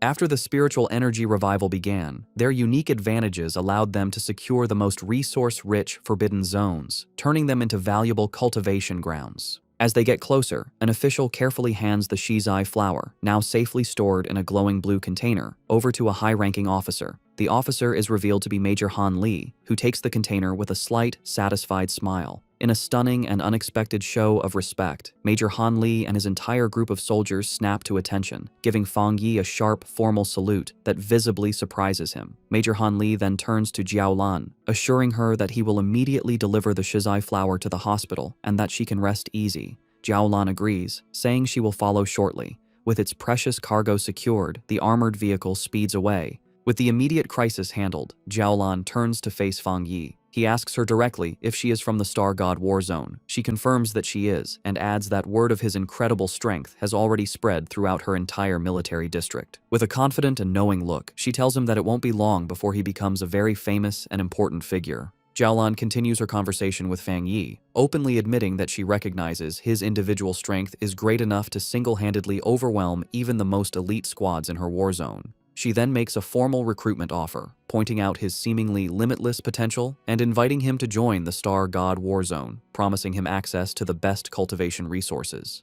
She also reassures him that the rewards for this mission for his team and for Su Qingying's squad will be delivered soon. Fong Yi listens with a slight smile but seems to be considering his options. Her tone then becomes much more serious as she explains the true seriousness of their situation. She tells Fong Yi that with the world changing so rapidly, the nation's most urgent concern is the threat of dark attribute anomalies. A vision of a city being consumed by a massive, ominous cloud of purple and black energy illustrates her point. She warns that the number of these anomalies is growing at an alarming rate. She explains that the influence of these dark zones will continue to expand like a deadly tumor, capable of causing catastrophic consequences at any moment. Because of this immense danger, she says, they have no choice but to establish forbidden zones and have organizations like the Spiritual Energy Association strictly guard them. She clarifies that she is not telling him this to pressure him into joining, but because she believes that an outstanding and powerful pioneer like him has earned the right to know the truth of the world's situation. Understanding her sincerity, Fong Yi smiles and gives her his assurance. He tells her that he understands, and that if he encounters any anomalies in the future, he will not stand by and do nothing. He tells her she can rest easy on that point. Hearing his promise, Jiaolan's stern and weary expression finally softens into a genuine, relieved smile. Formally introducing herself, she says it's a pleasure to meet him and offers him a small, dark token. Fong Yi takes it, revealing a black tablet with a dragon symbol and the characters for Star God War Zone. Jiaolan explains that this token will grant him unrestricted access to any forbidden zone for his cultivation, and that the gates of the Star God War Zone itself will always be open to him. She then makes one final, important request, asking if he would like to come and see Elder Wu. Fong Yi asks if she meant the Jingang Realm Pioneer. She explains that this person is her teacher, and she thinks Fong Yi should meet him, though she says this is just a personal wish, as she would like to be his friend. Fong Yi accepts her offer and the token she gave him, putting it in his pocket. He agrees to go with her, saying it's always good to have more friends. As a gift to seal their new friendship, he holds out a hand crackling with blue lightning, telling her he has something for her. Jiaolan is confused, but Fong Yi explains that he thinks he can clean out the rest of the dark attribute poison in her body. Before she can react, he unleashes a flood of blue lightning that completely surrounds her, leaving her shocked. The energy flows through her, and she is amazed to find that the thunder attribute has a healing effect. The cold, deep pain she felt is replaced by a warm numbness, and she realizes the discomfort is completely gone. Internally, her old wounds from the dark attribute begin to heal as her body is cleansed by the energy. She feels like she is being reborn as the rare and powerful thunder attribute removes all the toxins from her body. When it's over, Fong Yi asks Jiaolan how she feels. Still surrounded by faint sparks of lightning, she confirms that she feels great and that the leftover dark energy has been completely removed. Su Qingying watches as paramedics take care of the unconscious, arrogant pioneer. Wondering if it's possible to save someone so badly injured, she turns and is surprised to see Fong Yi and Jiaolan still there, but she immediately notices that her aura seems different and her injuries appear to be gone. Jiaolan explains that Fong Yi used his rare, pure thunder attribute to completely clean the dark attribute poison from her system. Su Jingying is amazed by this, realizing that this is the true nature of our boy's power. It can be used to destroy enemies and to save people. She points at Fong Yi in amazement, who just asks her what she's looking at. A brilliant idea strikes Su Jingying, and she excitedly waves over the paramedics. She goes to Fong Yi and suggests a partnership, explaining that if they could combine his spiritual power with their advanced medical equipment, they could save many more pioneers suffering from dark attribute corruption. To show she is serious, she bows deeply, begging him to show his power just one more time. Fong Yi stays silent, thinking about her request. Fong Yi agrees and unleashes a controlled burst of blue lightning from his hand, asking if that is enough of a demonstration. One of the paramedics, seeing the pure energy, excitedly confirms that it seems to be working and that such a high-level thunder attribute can indeed fight the dark attribute. Jiaolan explains that when Fong Yi treated her, the power was sent directly and destroyed the corruption inside her. Su Jingying suggests that all they would need is for Fong Yi and the patient to hold hands. However, the paramedic clarifies that not every cultivator, even at the spirit creation realm, can handle such pure energy. He explains to a smiling Su Jingying that while Jiaolan's injuries were serious, they were minor compared to the other patient. He estimates that healing the arrogant pioneer would require 10 times the amount of spiritual energy. He adds that just saving the pioneer's life will be a great achievement, and a full recovery is likely impossible. Fong Yi agrees to the procedure, asking the paramedics how to transfer his spiritual energy. They lead him toward the ambulance. A paramedic tells him to place his hand into a special device and release his spiritual energy, which Fong Yi agrees to do. From a distance, Lin Yi watches, thinking about how she never imagined Jiaolan was a high-ranking member of the elite Star God War Zone. She is amazed that her cousin is so powerful that even this legendary military unit is trying to befriend him. She remembers how the normally cold Jiaolan personally asked to be her cousin's friend and even gave him her personal token. After a while, Fong Yi turns to Lin Yi and the red-haired leader, checking on them. Lin Yi confirms they are feeling fine. She then explains that she and the red-haired leader have decided to go out for more training and take on some missions by themselves. They feel they can't always depend on him and need to grow stronger on their own. Having finished transferring his energy, Fong Yi agrees with their decision, simply telling them to be careful. He watches them with a small, proud smile, thinking that his cousin has grown up. Su Jingying and her team prepare to leave. She waves goodbye, telling Fong Yi and Jiaolan they will see each other on the next mission. Jiaolan then tells Fong Yi it is time for them to go visit Elder Wu. As their ambulance drives away, Su Jingying is visibly frustrated, complaining loudly that the military's Star God War Zone has stolen such a powerful person from them. Her teammates try to calm her down. A final thought reveals the internal problems within the Spiritual Energy Association, which is described as being too chaotic, and its top elite squads unwilling to cooperate. Fong Yi and Jiaolan arrive at a large, modern hospital, which is the highest security ward of the Star God War Zone's medical base. Fong Yi asks if this is where Elder Wu is. Inside the hospital room, they stand before the bed where Elder Wu lies unconscious, surrounded by medical equipment. Fong Yi comments on the strange sight, noting how odd it is that the ultimate powerhouse of the Jinggang realm is actually a shriveled old man. Fong Yi observes the elder's condition. The old man's face and neck are covered in red veins, and he breathes through a respirator. Jiaolan explains that his condition was much worse before, saying he looked like a corpse.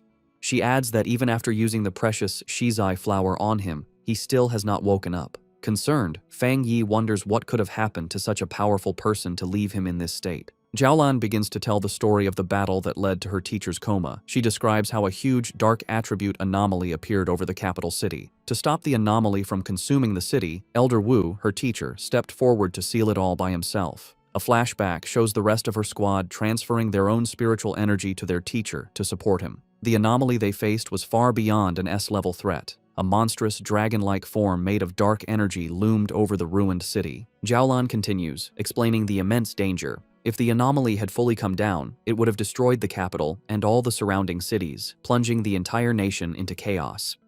In a desperate last stand, Elder Wu used his own personal domain to seal the S-level anomaly, but the disaster was even more powerful than they expected. The overwhelming power of the dark attribute backfired on him, corrupting his body. Jiaolan concludes that if he hadn't been a master of the Jinggang realm, he would have been instantly turned to ash. Back in the present, Fong Yi looks down at the comatose hero with new respect. He acknowledges that to stop the destruction of a city, Elder Wu is truly a great pioneer. As Fong Yi looks at the comatose Elder Wu, his thoughts go to his past life. He remembers that many pioneers had sacrificed themselves so he could be the last human to survive. He realizes with a sad thought that in his original timeline, Elder Wu had probably already died by this point. A new determination fills him, and he reaches a hand towards the elder. Jiaolan, startled, shouts at him, demanding to know what he is doing to her teacher. Fong Yi calmly tells her not to worry. He explains that while the shizai flower is already working, he wants to try and remove some of the stubborn dark attribute that remains in the elder's body. He places his hand on the elder's chest, and a powerful surge of blue lightning begins to flow into the old man's body. Fang Yi explains that this will help him wake up faster. Jiaolan watches in shock, exclaiming that the power he is trying to clean came from an S-level disaster. After a moment of hesitation, she gives in, telling Fong Yi to go ahead and try. Perhaps he is the miracle they need.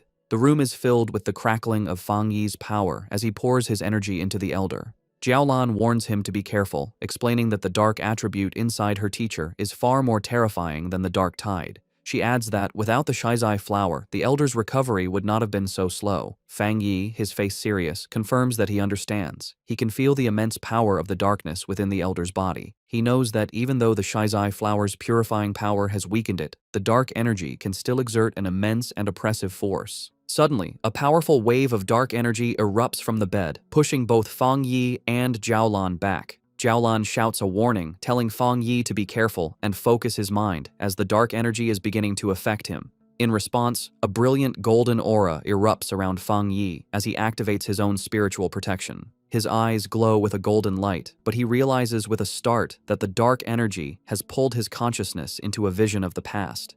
He finds himself standing alone on a deserted street in a ruined city, looking up at the massive, terrifying red eye of the anomaly that had consumed the sky. Inside the mental vision, the anomaly's massive red eye looms over the ruined city and asks Fang Yi who he is. Fang Yi realizes that by touching the dark attribute left in Elder Wu's body, his spirit was pulled into this dangerous illusion. Unbothered, he confidently replies that his identity isn't important, as he is just the one who has come to eliminate it. As his hand glows with blue lightning, he concludes that this anomaly isn't as powerful as it seems. In response, the giant eye launches a massive, sharp red spike at him, catching him by surprise. Fang Yi quickly activates his golden sun breathing technique, his eyes glowing with golden power as he prepares to defend himself. He swiftly dodges the storm of red spikes that rains down from the sky. The anomaly then unleashes tendrils of strange, red and black lightning.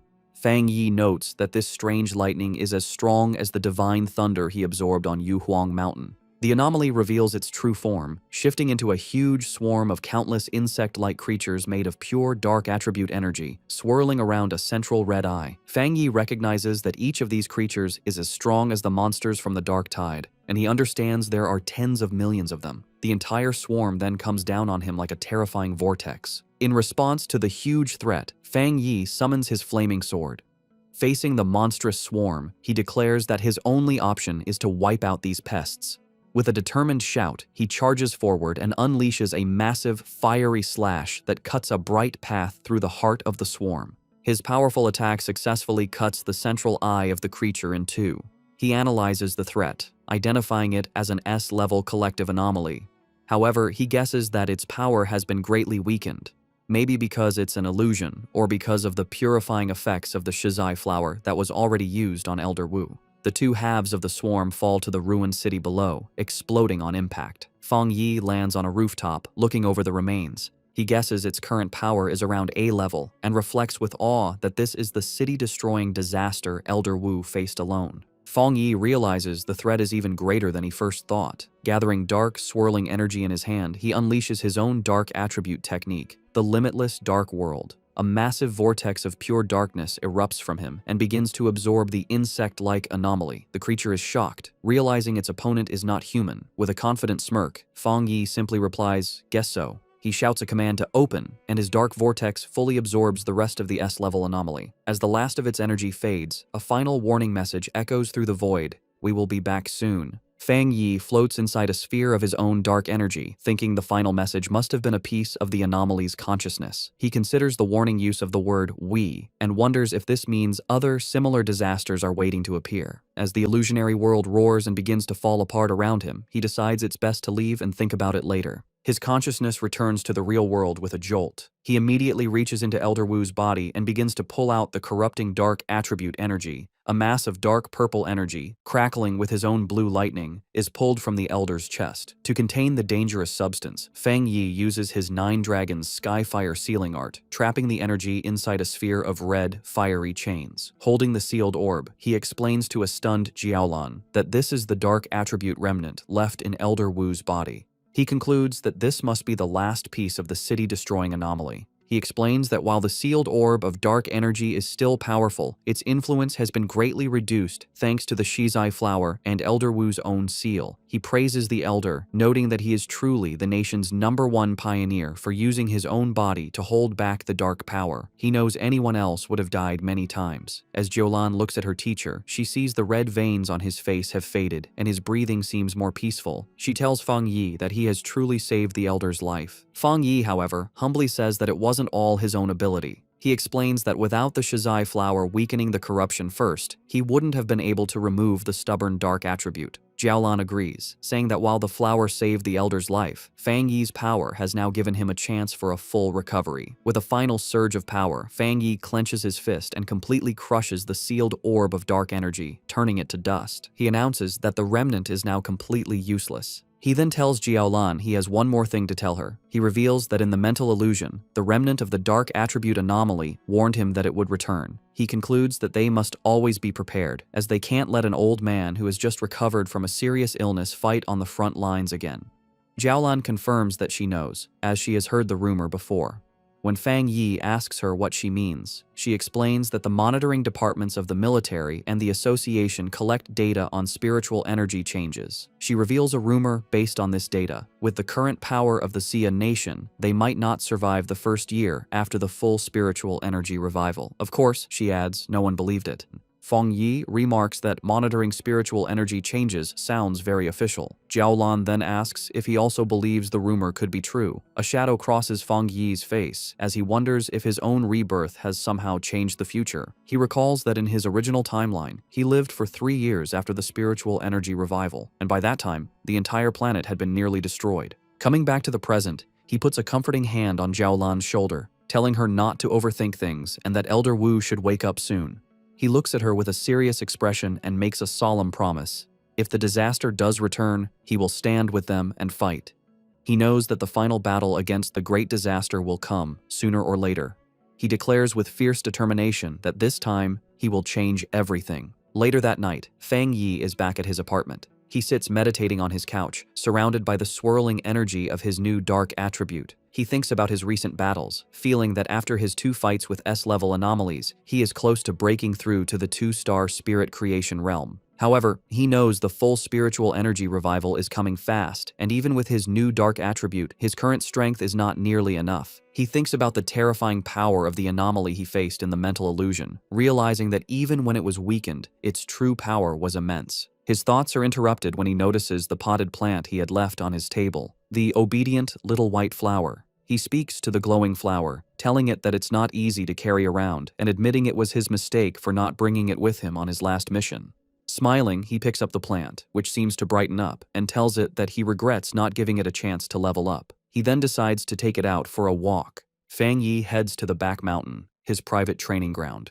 As he walks along the moonlit path, he notes how skilled the association's plant research department must be. He observes that in the short time since the area was last damaged, the forest has already begun to recover, a sign of nature's improved self-healing in this new era. He finds a good spot in the woods and kneels down, taking the flower from its pot to plant it in the rich soil. He makes a mental note to thank Su Qingying and her team for securing this place for him. As he prepares to plant it, he holds the flower and gently warns his new companion to take it easy and only absorb a little at a time, reminding it that if it becomes too greedy, not even all the forests on the planet would be enough to feed it. Once in the soil, the obedient little white flower immediately takes root. A massive vortex of green, life-draining energy erupts from the plant, spreading quickly through the forest and absorbing the life of all the nearby trees. After a few moments, Fong Yi stands with his arms crossed in the now dead and empty section of the woods, deciding that the flower has absorbed enough for now. With a satisfied smile, he gently pulls the brightly glowing flower from the ground, roots and all, and tells his companion it's time for them to find a new place to feed. He holds the plant, which seems to bloom with new energy, and wonders where it might rank among all the evolved plant-type spirits. He concludes that with its powerful desolation attribute, it must be at least an A-level threat. As he walks along a dark ridge, he notices the deep silence of the forest and realizes that all the animals that once lived there must have fled in terror from the flower's power. His thoughts are suddenly interrupted by a loud, ferocious howl that echoes through the night. Fong Yi's expression hardens as he recognizes the sound as the howl of a wolf. On a nearby cliff, against a blood-red moon, a pack of monstrous wolves with glowing red eyes gathers, their forms shifting and growing. Fong Yi realizes with alarm that the wolf pack is in the middle of a dangerous evolution. Standing before the pack of monstrous wolves, Fong Yi identifies the huge creature on the cliff as the Wolf King, noting its evolution is almost complete. With a loud howl, the Wolf King finishes its transformation, its body now glowing with a menacing green energy. Fong Yi, holding his potted flower, is surprised by the immense spiritual power coming from the creature, realizing with alarm that it is about to become an A-level anomaly. The newly evolved wolf pack quickly surrounds him, cutting off any escape. Fong Yi figures out that the Wolf King has evolved a new, powerful poison attribute from its original wood attribute, a change likely caused by absorbing the dark attribute energy in the area. Despite the danger, Fong Yi remains calm, dismissing the threat as only A-level in strength. He takes his obedient little white flower out of its pot, telling it that it's time for them to solve the problem. He kneels and plants the flower in the ground, thinking that while the anomaly is only A-level, the large number of wolves is a problem. More importantly, the city is just down the mountain, and letting them get there would cause a major disaster. As the Wolf King lunges to attack, Fong Yi tells his flower to begin, and a brilliant green energy starts to flow from the plant. He decides to test the flower's power, curious to see how much damage it can do on its own. A massive beam of green, life-draining energy shoots into the night sky, visible from far down the mountain where another group of pioneers is watching. This new squad observes the scene with concern. One of the men notes that the Wolf King has successfully evolved and is incredibly strong. He asks about the contamination level, and a cloaked figure replies that it has reached 90. The man and his companion are stunned by the dangerously high reading. The squad's blonde-haired leader grows tense, realizing the danger is still increasing. He identifies the Wolf King's wood attribute as being at least at the 3-star Ghost Axe realm, maybe even reaching the Spirit Creation realm, while the rest of the pack is also powerful. He worries that his team doesn't have enough people to handle the threat, admitting that even he has only recently broken through to the 3-star Ghost Axe realm. Suddenly, the leader notices the massive beam of green energy and the clear presence of the dark attribute. He now understands why the contamination level is so high. He shouts in alarm, explaining to his team that the Wolf King has evolved dual attributes, something he knows is extremely rare among anomalies. The contamination reading on the squad leader's watch suddenly spikes to 100. The leader grits his teeth, knowing they must stop the wolf pack's evolution before the area below is lost. He recognizes that the beasts, already cruel, will only become more terrifying with their new power. He decides to call the Spiritual Energy Association for backup. Just then, the ground begins to shake violently. One of his men asks if it's an earthquake, but the leader knows the wolf's evolution shouldn't cause such a tremor. He realizes with growing fear that another, different anomaly has appeared. His watch confirms his fear as the contamination reading skyrockets to an impossible 1000. The pioneers look on in terror as a massive eruption of green desolation energy bursts from the mountaintop. The green-haired pioneer recognizes the power of desolation, wondering in disbelief why it would appear here. As the life-draining energy rushes toward them, the squad panics. One man cries out, asking if this is the giant vine from the sky that had disappeared, sad that there was no warning. The squad leader shouts for his team to retreat and get all nearby residents evacuated immediately. However, just as quickly as it appeared, the huge wave of desolation energy seems to stop. One of the men calls out to the leader, noting that the energy has stopped advancing. The squad watches as the massive vortex of green power pulls back, sinking back into the mountain. They wonder if the danger has passed. One asks if they should still report it, while another questions if they should go up the mountain. On the mountaintop where Fong Yi planted his flower, the ground is covered in a network of thick green roots. These roots sprout dozens of glowing white flowers, which then erupt in a massive burst of green energy, blooming into a huge, radiant flower-like structure. The energy then transforms into a sea of white petals that covers the entire area. The Wolf King howls in fury as the seemingly harmless petals turn into a deadly weapon, forming a sharp blade that slices through the air. Fong Yi stands calmly among the swirling petals and explains the terrifying nature of his flower's power. The sea of spiritual flowers will endlessly grow back and multiply, absorbing and purifying the enemy until nothing is left. Fong Yi stands on his flower's massive root system. As the wolf pack begins to fall to its power, he taunts the Wolf King, asking how its pack members will do without the same spiritual protection he has. The smaller wolves are quickly trapped by vines covered in white flowers, their life energy rapidly drained until only their skeletons remain, collapsing into dust. Having absorbed the life force of the entire pack, the flower and its petals turn a deep, menacing red. In a last, desperate attempt, the Wolf King gathers its energy and fires a powerful green blast from its mouth. The red flower, however, easily forms a protective barrier, absorbing the full force of the attack. Hidden among the swirling red petals and vines, Fong Yi tells the beast that its attack is useless. He explains that the desolation attribute of his spiritual flower has already taken root deep within the mountain itself. The Sea of Flowers, he says, draws its power from the mountain and uses it on the mountain, creating an endless cycle of power. The Wolf King, now smart after its evolution, seems to understand its hopeless situation, but still refuses to give up. It identifies the main red flower as the source of the power and charges directly at it. Fong Yi watches with a small smile, mockingly asking his little flower what it will do now that it has been discovered. In response, the central red flower grows to an immense size and lunges forward to meet the charging Wolf King. It opens its massive petals and traps the beast within its grasp. The Wolf King howls in agony as its life force is drained away by the powerful desolation attribute. The massive red flower continues to absorb the Wolf King, its green energy being eaten by the desolation attribute. Fong Yi watches with a serious expression, surprised that his flower is allowing the dark attribute to invade it. The Wolf King is completely consumed by the flower's pulsating red petals. Fong Yi is amazed by this development, marveling at the formidable power of the desolation attribute. He realizes that he never expected the flower to be able to create its own technique without his direct input after he implanted the attribute. As the giant flower shrinks back down, he understands the terrifying nature of its new ability. Once an enemy is trapped within the Sea of Flowers, there is no escape. The flower then spits out the clean, bleached skeleton of the Wolf King. Fong Yi concludes that even if the spiritual flowers are destroyed, they can endlessly grow back and use their desolation power to reduce any enemy to bones. Standing before the massive red flower, which is now surrounded by a field of smaller red flowers, he decides to give this new technique a name, the Endless Spiritual Sea. A system window appears, confirming his creation and announcing that the spiritual flower has successfully written the desolation attribute technique, Endless Spiritual Sea. Having finished its battle, the flower's petals close up, glowing brightly from within. Fong Yi looks on, a bit tired from the battle, as a single red petal gently brushes his cheek. The flower then erupts with a massive surge of energy, and Fong Yi realizes with surprise that his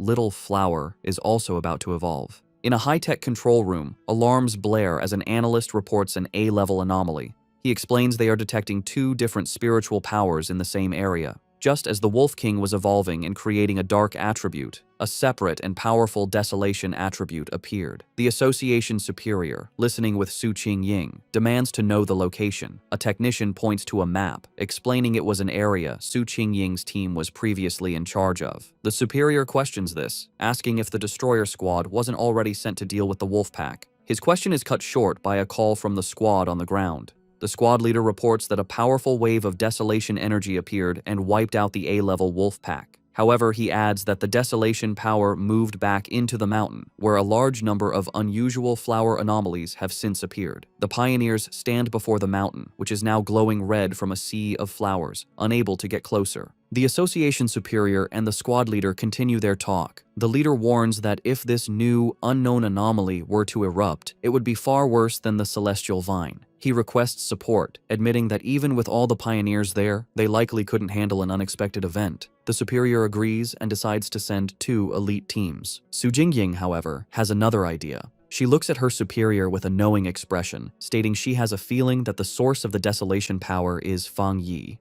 She interrupts the call, pointing out that Fong Yi's home is in the area and confidently declaring that he will protect everyone. As she speaks, a vision shows Fong Yi floating in a fiery aura above the city. Back on the mountain, the landscape is now covered in a sea of red flowers. Fong Yi stands before his obedient little white flower, which has grown to a massive size. He observes that, just as he suspected, after eating the Wolf King, the flower is about to evolve a second attribute. The giant red flower blooms, its center now glowing with a brilliant golden light. Fong Yi is surprised, noting that the flower's new power is a fire attribute. He touches the massive plant, remarking on how its evolution method, simply swallowing enemies, is an incredibly easy way to gain power. After its evolution, the massive flower shrinks back to its original handheld size, its petals now a deep red. A system window appears, confirming the spiritual flower has completed its evolution. It is now classified as an A-level anomaly named the Desolate Fire Spirit Flower and has dual desolation and fire attributes.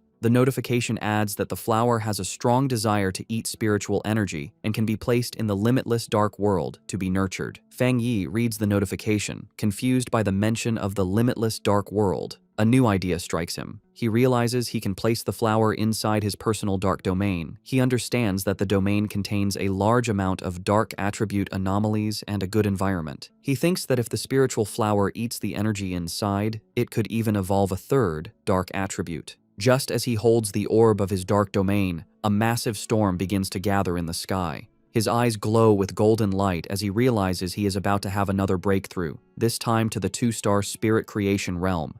He sits down to cultivate, and a massive pillar of golden divine energy comes down from the heavens, surrounding him.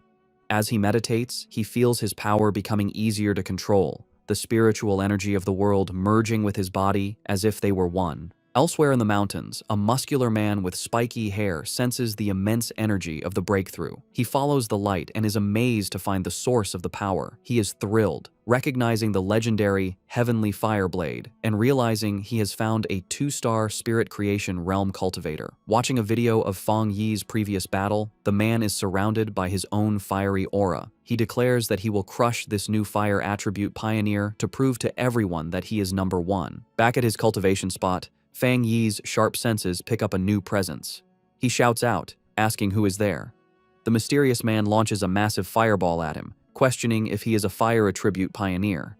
Unfazed, Fong Yi gathers his dark energy and easily absorbs the powerful attack with his own vortex. He smiles, satisfied that he has finally lured out this hidden enemy. Fong Yi recalls that he had sensed the man hiding nearby for a while, not even trying to hide his spiritual energy. He identifies the newcomer as a wild pioneer, someone not with any organization who loves to challenge others, who has just broken through to the spirit creation realm. The muscular man, now fully revealed and surrounded by a powerful, fiery aura, lands before Fong Yi. He comments that Fong Yi is interesting and that he can feel a strong spiritual pressure from him.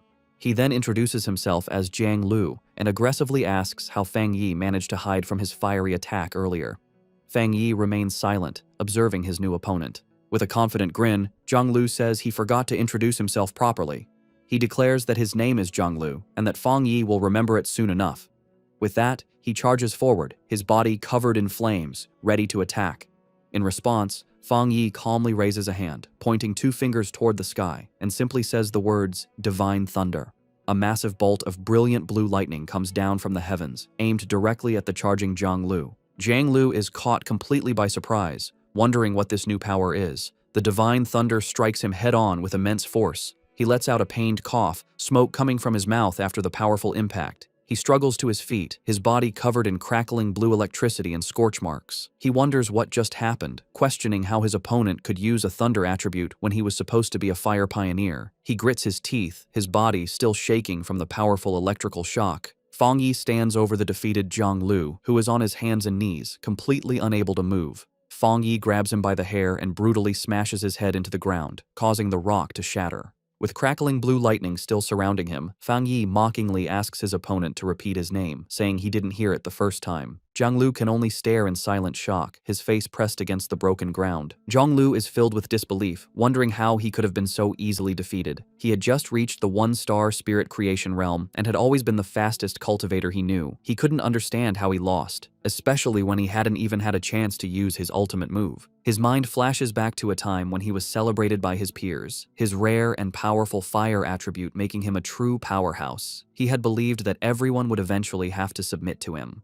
A small, dismissive sound escapes Fang Yi's lips as he sends another surge of electricity through Jiang Lu's body, causing him to scream in pain. Jiang Lu wonders how his opponent can have a thunder attribute when he was supposed to be a fire user. Fang Yi, his eye glowing with blue energy, looks down with disappointment, remarking that he had expected his opponent to be much stronger. With a condescending smile, Fong Yi mocks the younger generation's overconfidence as he pins Jiang Lu to the ground with his electrical power. Jiang Lu grits his teeth in pain and frustration, his mind racing. He realizes that even though his opponent is clearly at the 2-star spirit creation realm, his spiritual pressure feels as if it is much higher than his own, by at least 2 entire realms. A final, terrifying realization hits him. It feels like a difference of 3 full realms. Convinced he is about to die, Jiang Lu thinks to himself that his end has come, and that he, the great Jiang Lu, is truly going to die here. Terrified on the ground, Jiang Lu begs Fong Yi not to kill him. With a cold, silent look, Fong Yi lets him go. He warns him that a pioneer's power shouldn't be used lightly against others, and suggests that if he has so much free time, he should focus on clearing up some of the new anomalies. After a final, dismissive look, Fong Yi walks away, leaving a confused Jiang Lu on the ground. Jiang Lu watches him leave, wondering about Fong Yi's great spiritual power and whether the gap between them is because Fang Yi is a genius or because he himself is too weak. Later, in a luxury apartment, a sad Jiang Lu enters a room where 2 men are waiting for him. One of the men welcomes him back and comments on his new hairstyle, while the other, a red-haired man, immediately scolds him, saying he had warned him not to pick fights. The red-haired man continues to scold him, telling Jiang Lu that his aggressive attitude is too dangerous, especially since the spiritual energy revival hasn't officially started yet, and that it will only bring him trouble. To his friend's surprise, instead of getting angry, Jiang Lu collapses onto the sofa, completely defeated. Confused by his strange behavior, one of the men asks what happened and if he is still the same fight-ready Jiang Lu they know. The red-haired man asks Jiang Lu what happened, reminding him that he had gone to challenge the Heavenly Fireblade user. Still sad, Jiang Lu quietly admits that it was over in an instant. His other friend grabs him, demanding that he speak clearly. With tears on his face, Jiang Lu breaks down and confesses that he was the one who was defeated instantly. His friends are in total disbelief. Jiang Lu, in a frantic state, wishes he had realized something was wrong and backed down, which would have saved him from this shame. The seated man expresses his confusion, questioning how the Heavenly Fireblade could be so strong when Jiang Lu himself is a rare genius who broke through to the spirit creation realm in just a few months. Jiang Lu then remembers the fight, recalling how his best technique, the meteor flame, was shattered in a single moment by his opponent's powerful thunder attack. His friends try to make sense of the defeat. The seated man wonders if Jiang Lu simply fought the wrong person, arguing that with his pure firepower and his spirit creation realm level, it's almost impossible for anyone to beat him so easily. The red-haired man suggests that maybe this person wasn't a pioneer at all, and that their first guess about his strength was wrong. Jiang Lu furiously rejects their ideas, screaming that he couldn't have been mistaken and that the location was definitely his opponent's territory. He insists they wouldn't understand because they didn't experience it. He describes the man as a monster, recalling the terrifyingly powerful thunder that felt like it was going to make his head explode. Both of his friends are shocked into silence as Jiang Lu declares that his gut feeling tells him it was the right person. He explains his horrifying conclusion. His opponent is a top-tier pioneer with both fire and thunder powers, and his thunder power is somehow many times stronger than Jiang Lu's own fire. He believes the man was hiding his true strength, which he guesses must be at least at the 3-star spirit creation realm. His friends are stunned by this. The red-haired man thinks about how impossible a 2-star wild pioneer at that level should be, concluding that if Jiang Lu is right, this person will become a nightmare for all other pioneers. After a moment, Jiang Lu looks up with new determination and asks his friends if he should try to become his opponent's apprentice, leaving them completely speechless. While meditating in his apartment, Fong Yi is surrounded by a swirling golden aura. He finds it strange that the feeling of being on the verge of a breakthrough to the 2-star spirit creation realm has suddenly disappeared. He opens his glowing, fiery eyes, deciding that the problem isn't with him, but must be because of some outside factor. He realizes that the spiritual energy in the air has become unstable, making it impossible for him to gather it and advance. This confirms his fears. Remembering the secret government monitoring of spiritual energy and the rumors of a coming disaster, he wonders if something truly terrible is about to happen. Looking out at the city, he sees a massive electrical storm brewing, confirming his suspicion. The full spiritual energy revival is beginning early, right here in his city. He immediately tries to call Jiaolan to find out what the military knows, but the call won't go through. He worries that they might have been forced to go silent, which would be the worst-case scenario. Just then, his phone rings with a call from Su Qingying. He answers to the sound of static as a panicked Su Qingying tells him the situation has changed and asks for his help. As Fong Yi asks if the bad signal is due to monsters appearing in the city, a monstrous, bat-like creature with glowing red eyes suddenly slams into his window, cracking the glass. Through the static, Su Qingying confirms the problem is huge and that she is in the city. With a final crash, the creature wreathed in dark energy shatters the window and charges toward the still-seated Fong Yi. Unimpressed, he calmly remarks that the creature is overestimating its own strength. Reacting instantly, Fong Yi summons a blade of pure blue electrical energy from his hand. He leaps into the air and throws it at the charging beast, piercing it completely and destroying it in a flash of light. The noise brings Lin Yi rushing from her room, shouting a warning to her cousin about the bat-like monster that has just appeared. She stops, staring in shock at the destroyed window and her cousin, who stands calmly amidst leftover lightning. She asks him what's wrong. Looking through the shattered window, Fong Yi explains that while monsters usually appear randomly, it's worrying that they are now appearing directly in their home, and more than one. He believes the situation is still under control for now. They both look out at the massive electrical storm over the city, and Fong Yi says this could be the start of a major disaster. He finds the situation very unusual, noting that a 2-star Ghost Axe realm monster would typically hide in the dark rather than boldly attack a pioneer's home in the middle of the city. Realizing a difficult fight is coming, he tells Lin Yi to contact every pioneer she knows and have them gather at the apartment. She agrees without hesitation. Fong Yi then steps onto the ledge of the broken window, telling his cousin that since she is about to have her own breakthrough, he is trusting her with the safety of their home. He tells her to guard the window while he is gone. Elsewhere, across the chaotic city, Su Qingying and her squad are on a rooftop, their communications already being affected by the intense storm. One of her teammates, Zhang Xiaoya, wonders if their equipment is just broken. Su Qingying grimly states that if a true disaster happens, they will have to handle it on their own. They look up at a massive, swirling vortex in the sky, and Su Qingying hopes it's just a false alarm. Acting as captain, she gets on her communicator, checking patrol statuses and ordering all units to stay on high alert. Her command is cut short as she, Zhang Xiaoya, and the other member of the group look up with expressions of pure shock and terror. A massive swarm of the dark, bat-like monsters begins to descend from the vortex, and a warning is shouted that a group of anomalies has appeared, signaling the start of an invasion. Across the city, a red alert warns of the biggest rainstorm in 50 years, telling all citizens to stay indoors. The streets are filled with fear and confusion as people look at the dark sky, wondering if it's the end of the world. Meanwhile, Zhonglu and his red-haired friend are speeding through the wet streets on their motorcycles. The friend yells to Jianglu that the situation feels wrong and asks if they should stay or go, but Jianglu is silent and grim. Suddenly, a monstrous bat-like creature in dark red energy dives at them from the sky. Jianglu reacts with anger, shouting that the creature is looking for death as he summons a fireball. He launches a powerful fire blast at the monster, while his friend wonders why it would attack them, since they usually avoid pioneers as strong as Jianglu. To their shock, the creature comes out of the flames with a screech, completely unharmed. Zhonglu realizes with panic that it's not that the creature wasn't burned, but that it revived instantly. Overwhelmed by the power of the monsters in this city, he decides they need to go home right away. The scene flashes back to several hours earlier, in a high-tech control room at the Spiritual Energy Association. Su Qingying and her superior are in a meeting where an official suggests they need their best people to communicate with Fong Yi. Just as the superior turns to speak with Su Qingying, an alarm interrupts them. A special warning appears on the main screen, announcing that an A-level anomaly will arrive in the city center within 24 hours, and that many bat-like anomalies are already gathering in the suburbs. The association superior questions if it's really an A-level anomaly, and a worried Su Qingying declares they must send a team immediately and that she will go too. The scene returns to the present, where the leader of the destroyer squad looks up in terror at a giant version of the bat monster coming down on him. He frantically yells into his communicator, correcting the report and warning that the anomaly isn't A-level, it's S-level. The creature's huge, shadowy form grows, its glowing red eyes watching as it prepares to destroy everything. The scene shifts to a quiet military district with empty, futuristic hallways. Outside, however, a fierce battle is raging.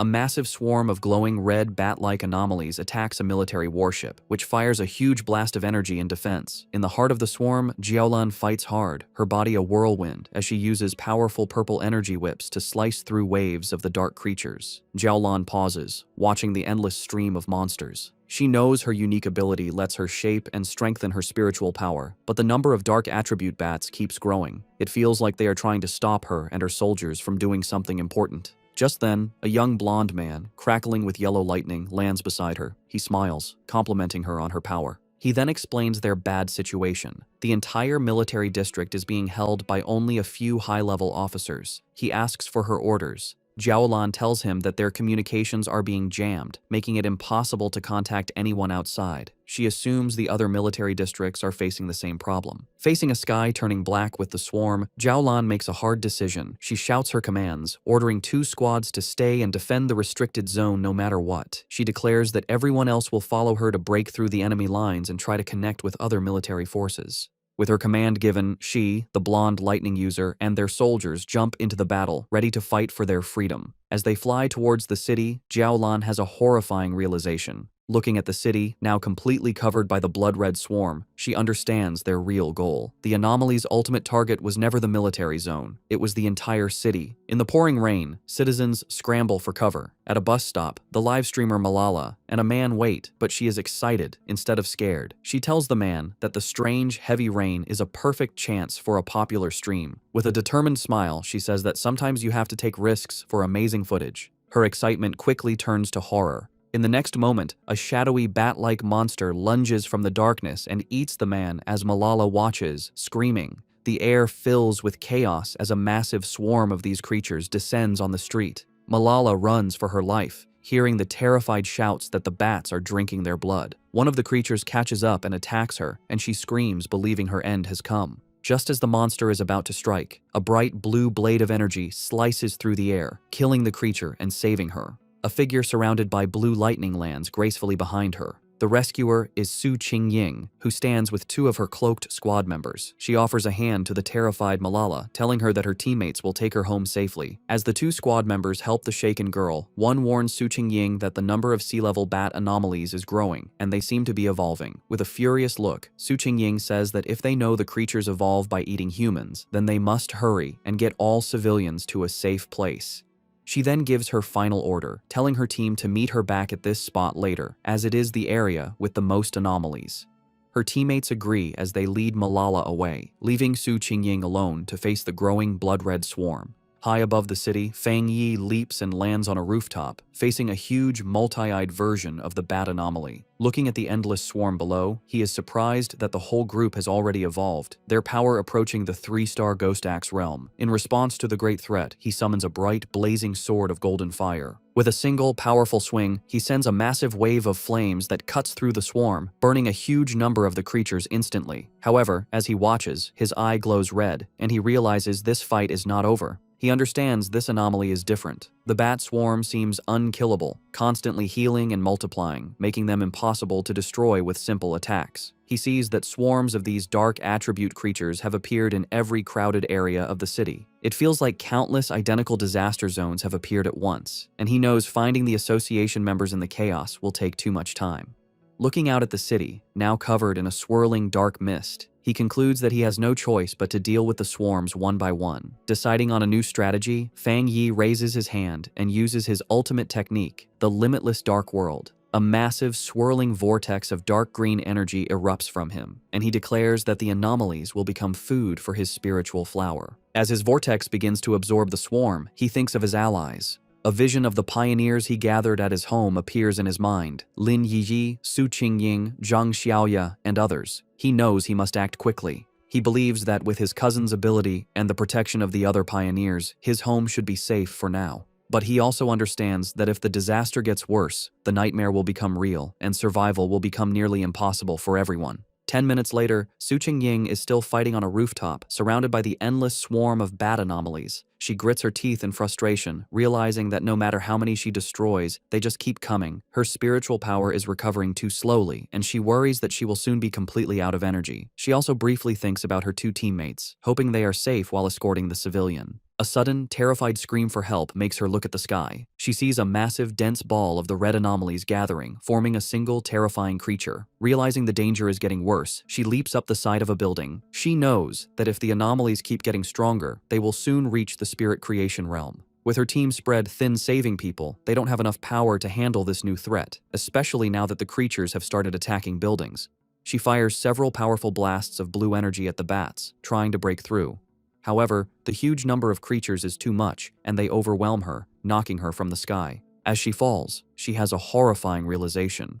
Looking at the massive, swirling vortex of dark energy and lightning above, she understands the swarm's true purpose. An anomaly king is about to be born. The city is falling into ruin, overwhelmed by the massive swarm of shadowy, bat-like creatures under a heavy downpour. The disaster is so immense that it seems no one, not even the military or the Spiritual Energy Association, can stop the city's destruction. In the middle of the chaos, pioneers fight desperately. Reports come in that pioneer teams are sacrificing themselves or being destroyed. Su Qingying fights alone, her protective barrier holding back the endless horde, as a new alert classifies the S-level anomaly as an anomaly king. In the association's command center, the situation is grim. Officials receive reports of catastrophic casualties. The number and regeneration speed of the creatures are overwhelming their defenses, and it's too late to call for reinforcements from other regions. A subordinate reports that the city is completely surrounded by a massive black fog, cutting off any chance of rescue. They realize with horror that they have become an isolated city. Facing the city's final moments, the association superior stands with his men, declaring that as pioneers, they will stand and fall with the city. He vows that the monsters will have to step over their dead bodies. With grim resolve, he gives a final order to send a last code to headquarters. If they cannot stop the disaster, headquarters must immediately launch a destruction strike to prevent the dark attribute from spreading. Meanwhile, Su Jingying's fight continues. Her protective barrier begins to crack under the constant attack of the swarm, and she feels her spiritual power is almost gone.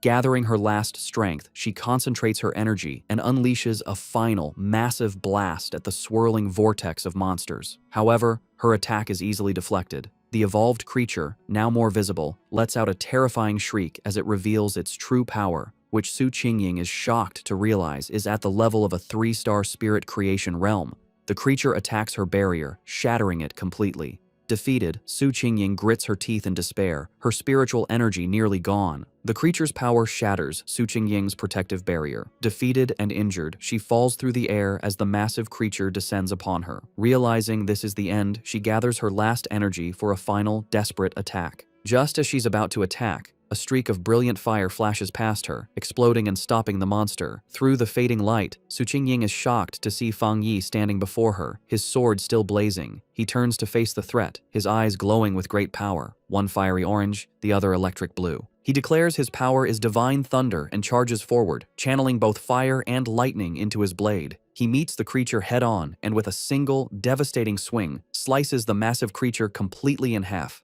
The two halves of the monster erupt in a series of fiery explosions that light up the dark city sky. After the battle, Fong Yi and Su Qingying land on a rain-slicked road. He calmly apologizes for taking so long to find her, explaining there were too many identical swarms of monsters. Still weak, Su Qingying warns him to be careful, as the creatures can revive. As she speaks, the scattered remains of the monster begin to reform in the sky. Fong Yi simply looks up, stating that he already knows this. Facing the regenerating swarm, Fong Yi tells Su Qingying not to worry, as he always finishes what he starts. He gathers a huge amount of purple dark attribute energy into his hand and unleashes his limitless dark world, a powerful vortex to absorb the enemy, declaring he always keeps his word. Watching this incredible display, Su Qingying is filled with new hope, realizing she had forgotten the city still has a peerless pioneer like Fong Yi. The massive purple vortex spreads across the street, pulling in the entire swarm of bat-like creatures. With a single command, Fong Yi causes the vortex to shrink, squeezing the countless monsters into a single, stable orb of pure dark energy. He turns to Su Qingying and asks if she is all right. She thanks him for saving her and says she is fine, having medicine that can help her recover. Noticing her injuries, Fong Yi's expression is serious. He places a hand on her shoulder, and a surge of blue lightning immediately covers her, causing her to cry out in surprise. He explains he has cleansed the dark attribute from her system and tells her to bandage the wound. Su Qingying is amazed by his powerful thunder attribute, noting her wound's pain has lessened and it's healing faster than the Association's advanced medicine. Meanwhile, in the Association's command center, an operator shouts in excitement that the number of monster groups seems to be decreasing. However, one of the superiors grimly corrects him. He explains that all rescue pioneer teams have been attacked and have lost contact. The number of monsters outside the city is not decreasing at all. He concludes that the swarms in the city are gathering because the Anomaly King is about to appear. He thinks sadly about wanting to see his parents, but knows it is now impossible, deciding all he can do is perform his final duties. As they both watch the massive green vortex in the sky, Fong Yi asks Su Qingying if she has any solid information on what they are facing. She explains it is a Super S-class anomaly that plans to feed on the entire city, with a power level as high as the monster that the Star God Warzone had to seal. With a grim expression, she tells him that such an event is called a cataclysm, and the swarms of monsters are just a warning of the true disaster to come. She says that within the swarm, a terrifyingly powerful spirit is being born, and if it succeeds, the entire city will be destroyed. Su Qingying then shares what the Association has learned. While monsters of the same type often eat each other to evolve, dark attribute anomalies are different. A fully evolved one, called the Anomaly King, has a power that forces all other anomalies of its type to obey it. She turns to Fong Yi with a worried look. While his power is incredible, she points out he hasn't reached the legendary Jinggang realm. She reminds him that the nation's strongest pioneer was left bedridden after sealing a similar disaster.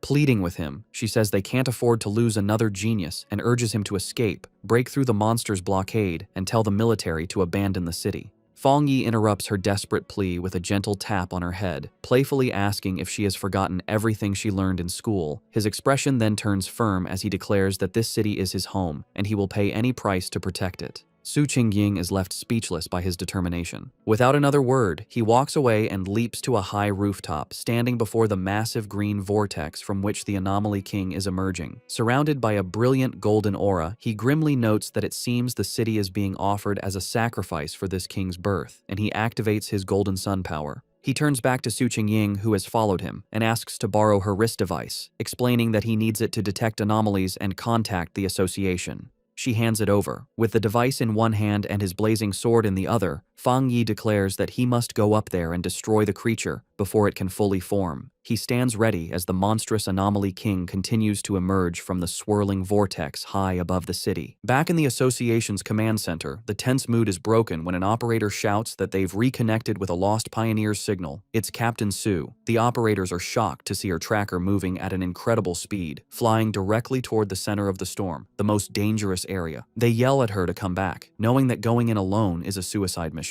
An official grabs a communicator and desperately tries to reach her, ordering her to stop immediately and wait for backup from headquarters and the military. On the rooftop, Fong Yi holds Su Qingying's wrist device, which crackles with static. Having finally figured out how to use it, he speaks into the communicator, asking if they can hear him. The official on the other end is stunned, demanding to know who he is and where Su Qingying is. Fong Yi ignores the questions and takes charge, telling the official that he needs everyone in the command center to work with him because he is going to destroy the Anomaly King at the center of the storm. As Fong Yi flies towards the massive vortex, he continues his demand, telling the speechless official that if they don't want the city to be destroyed, they will cooperate. He demands that all their communication equipment and information be used to help him. After a moment of shocked silence, the official makes a decision. He furiously orders everyone to stop what they are doing and immediately connect with the unknown pioneer. He commands his teams to use all available satellite radar to give him information and assigns an operator to be his main contact. The operator immediately begins his report, explaining that satellite images show a huge number of anomalies surrounding the king, swirling like a typhoon. He suggests that the number of anomalies on the northern route is lower, offering it as a possible way in, and recommends an approach from the southeast to avoid the thickest swarms.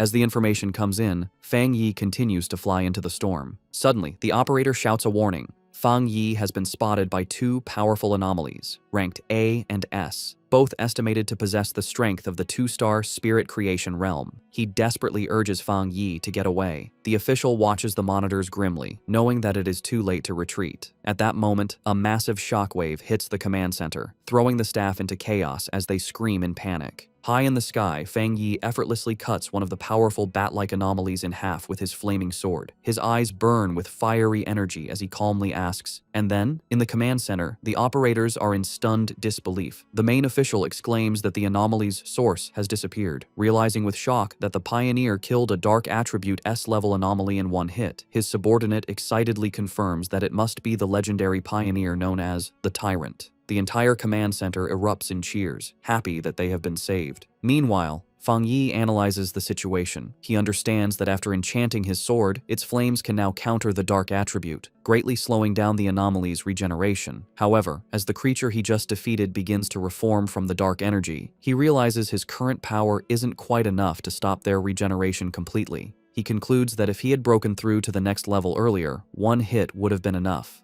Realizing he needs a different plan, Fong Yi clenches his fists, gathering both his fire and thunder energy. Deciding that speed and frequent attacks are the only solution, he unleashes a flurry of fast slashes that cut the reforming monster to pieces, though he notes with annoyance that their endless numbers are a problem. Suddenly, a strange, swirling green orb of energy appears in the sky, catching the attention of the dark creatures, which begin to fly down towards it. On the ground, a group of cloaked pioneers watches in confusion. One of them wonders what is happening as the bat-like creatures have suddenly stopped their attack. The association superior, who is with them, grimly states that this is not good. He knows there is only one reason the swarms would stop. They are being called back by the Anomaly King, which means its arrival is getting closer. The remaining military and pioneer forces watch as the swarms gather into a massive blood-red cloud over the city, understanding that their only chance is to stop the swarms before they can be fully recalled. Outside the surrounded city, the battle continues. Jiaolan, from a high point, unleashes a powerful blast of energy into the swarms of dark creatures. Her subordinate, the blonde lightning user, approaches her with a grim report. He asks how much longer it will be until they can enter the city, and Jiaolan replies that their instruments estimate it will take at least another half hour. The subordinate despairs, knowing that in half an hour, the Anomaly King will have fully hatched and the city will be lost. Jiaolan can only watch the huge blood-red swarm, explaining that they have no choice, as the number of creatures is more than 10 times what they first thought, a threat equal to 10 S-class anomalies. Even with the military's powerful weapons, they can't completely eliminate the endlessly regenerating creatures. Jiaolan worries that if they fail, the nearby cities will also be consumed by the dark attribute. She asks if they still don't have enough people to break through the blockade. Her subordinate replies that they are completely outnumbered, complaining that some pioneers are just watching from a distance, not realizing the danger will eventually reach them too. Suddenly, Jiaolan's expression changes as she notices something in the sky. Her subordinate asks what she sees. They both watch as the swarms of bat-like creatures within the city begin to come together, flying towards the area where the Anomaly King is being born. At that moment, a bright point of golden light erupts from the very center of the massive vortex. The subordinate recognizes the energy, asking in disbelief if the bright flame could be Fong Yi. He turns to her, questioningly saying her name. With a new, confident smile, Jiaolan simply replies that it is nothing. She then takes command, shouting to all her forces to increase their firepower and push forward without worrying about their supplies. She declares that they must enter the city because the Star God Warzone will not abandon any city. As her forces advance, a single fiery figure rises into the heart of the storm, a beacon of hope against the darkness. Jiaolan and a stunned Su Qingying can only stare at the immense sea of flames he has created. From the safety of a shattered apartment window, Lin Yi excitedly recognizes her cousin's blade technique, while the red-haired leader looks on in amazement. High above the city, the remaining swarms of bat-like creatures converge on Fong Yi, trying to stop him. Unimpressed by their numbers, he notes that they have all come to stop him. With a determined look, he declares that this is exactly what he wants and swings his massive, blazing sword. The attack creates a colossal fire explosion that radiates through the sky, cutting a huge path through the endless horde of dark creatures. As his eyes burn with intense fiery energy, Fong Yi has a sudden realization. He feels the sensation of being on the verge of a breakthrough returning, the same feeling that had disappeared earlier. He understands that despite the thin spiritual energy in the air, he has found the conditions to break through again. With a confident smile, he decides to speed up the process. He raises a hand and calls forth a swirling vortex of purple energy, unleashing his limitless dark world, which opens like a massive dark eye in the sky, with him as a shining star at its center. Reaching out his hand, he calls for his spiritual flower to emerge. A glowing red orb appears, with cracks spreading across its surface. From within it, the massive red, desolate fire spirit flower emerges, crackling with dark energy. It immediately begins to attack the swarms, draining their life force as Fong Yi commands it to absorb them and help him achieve his breakthrough.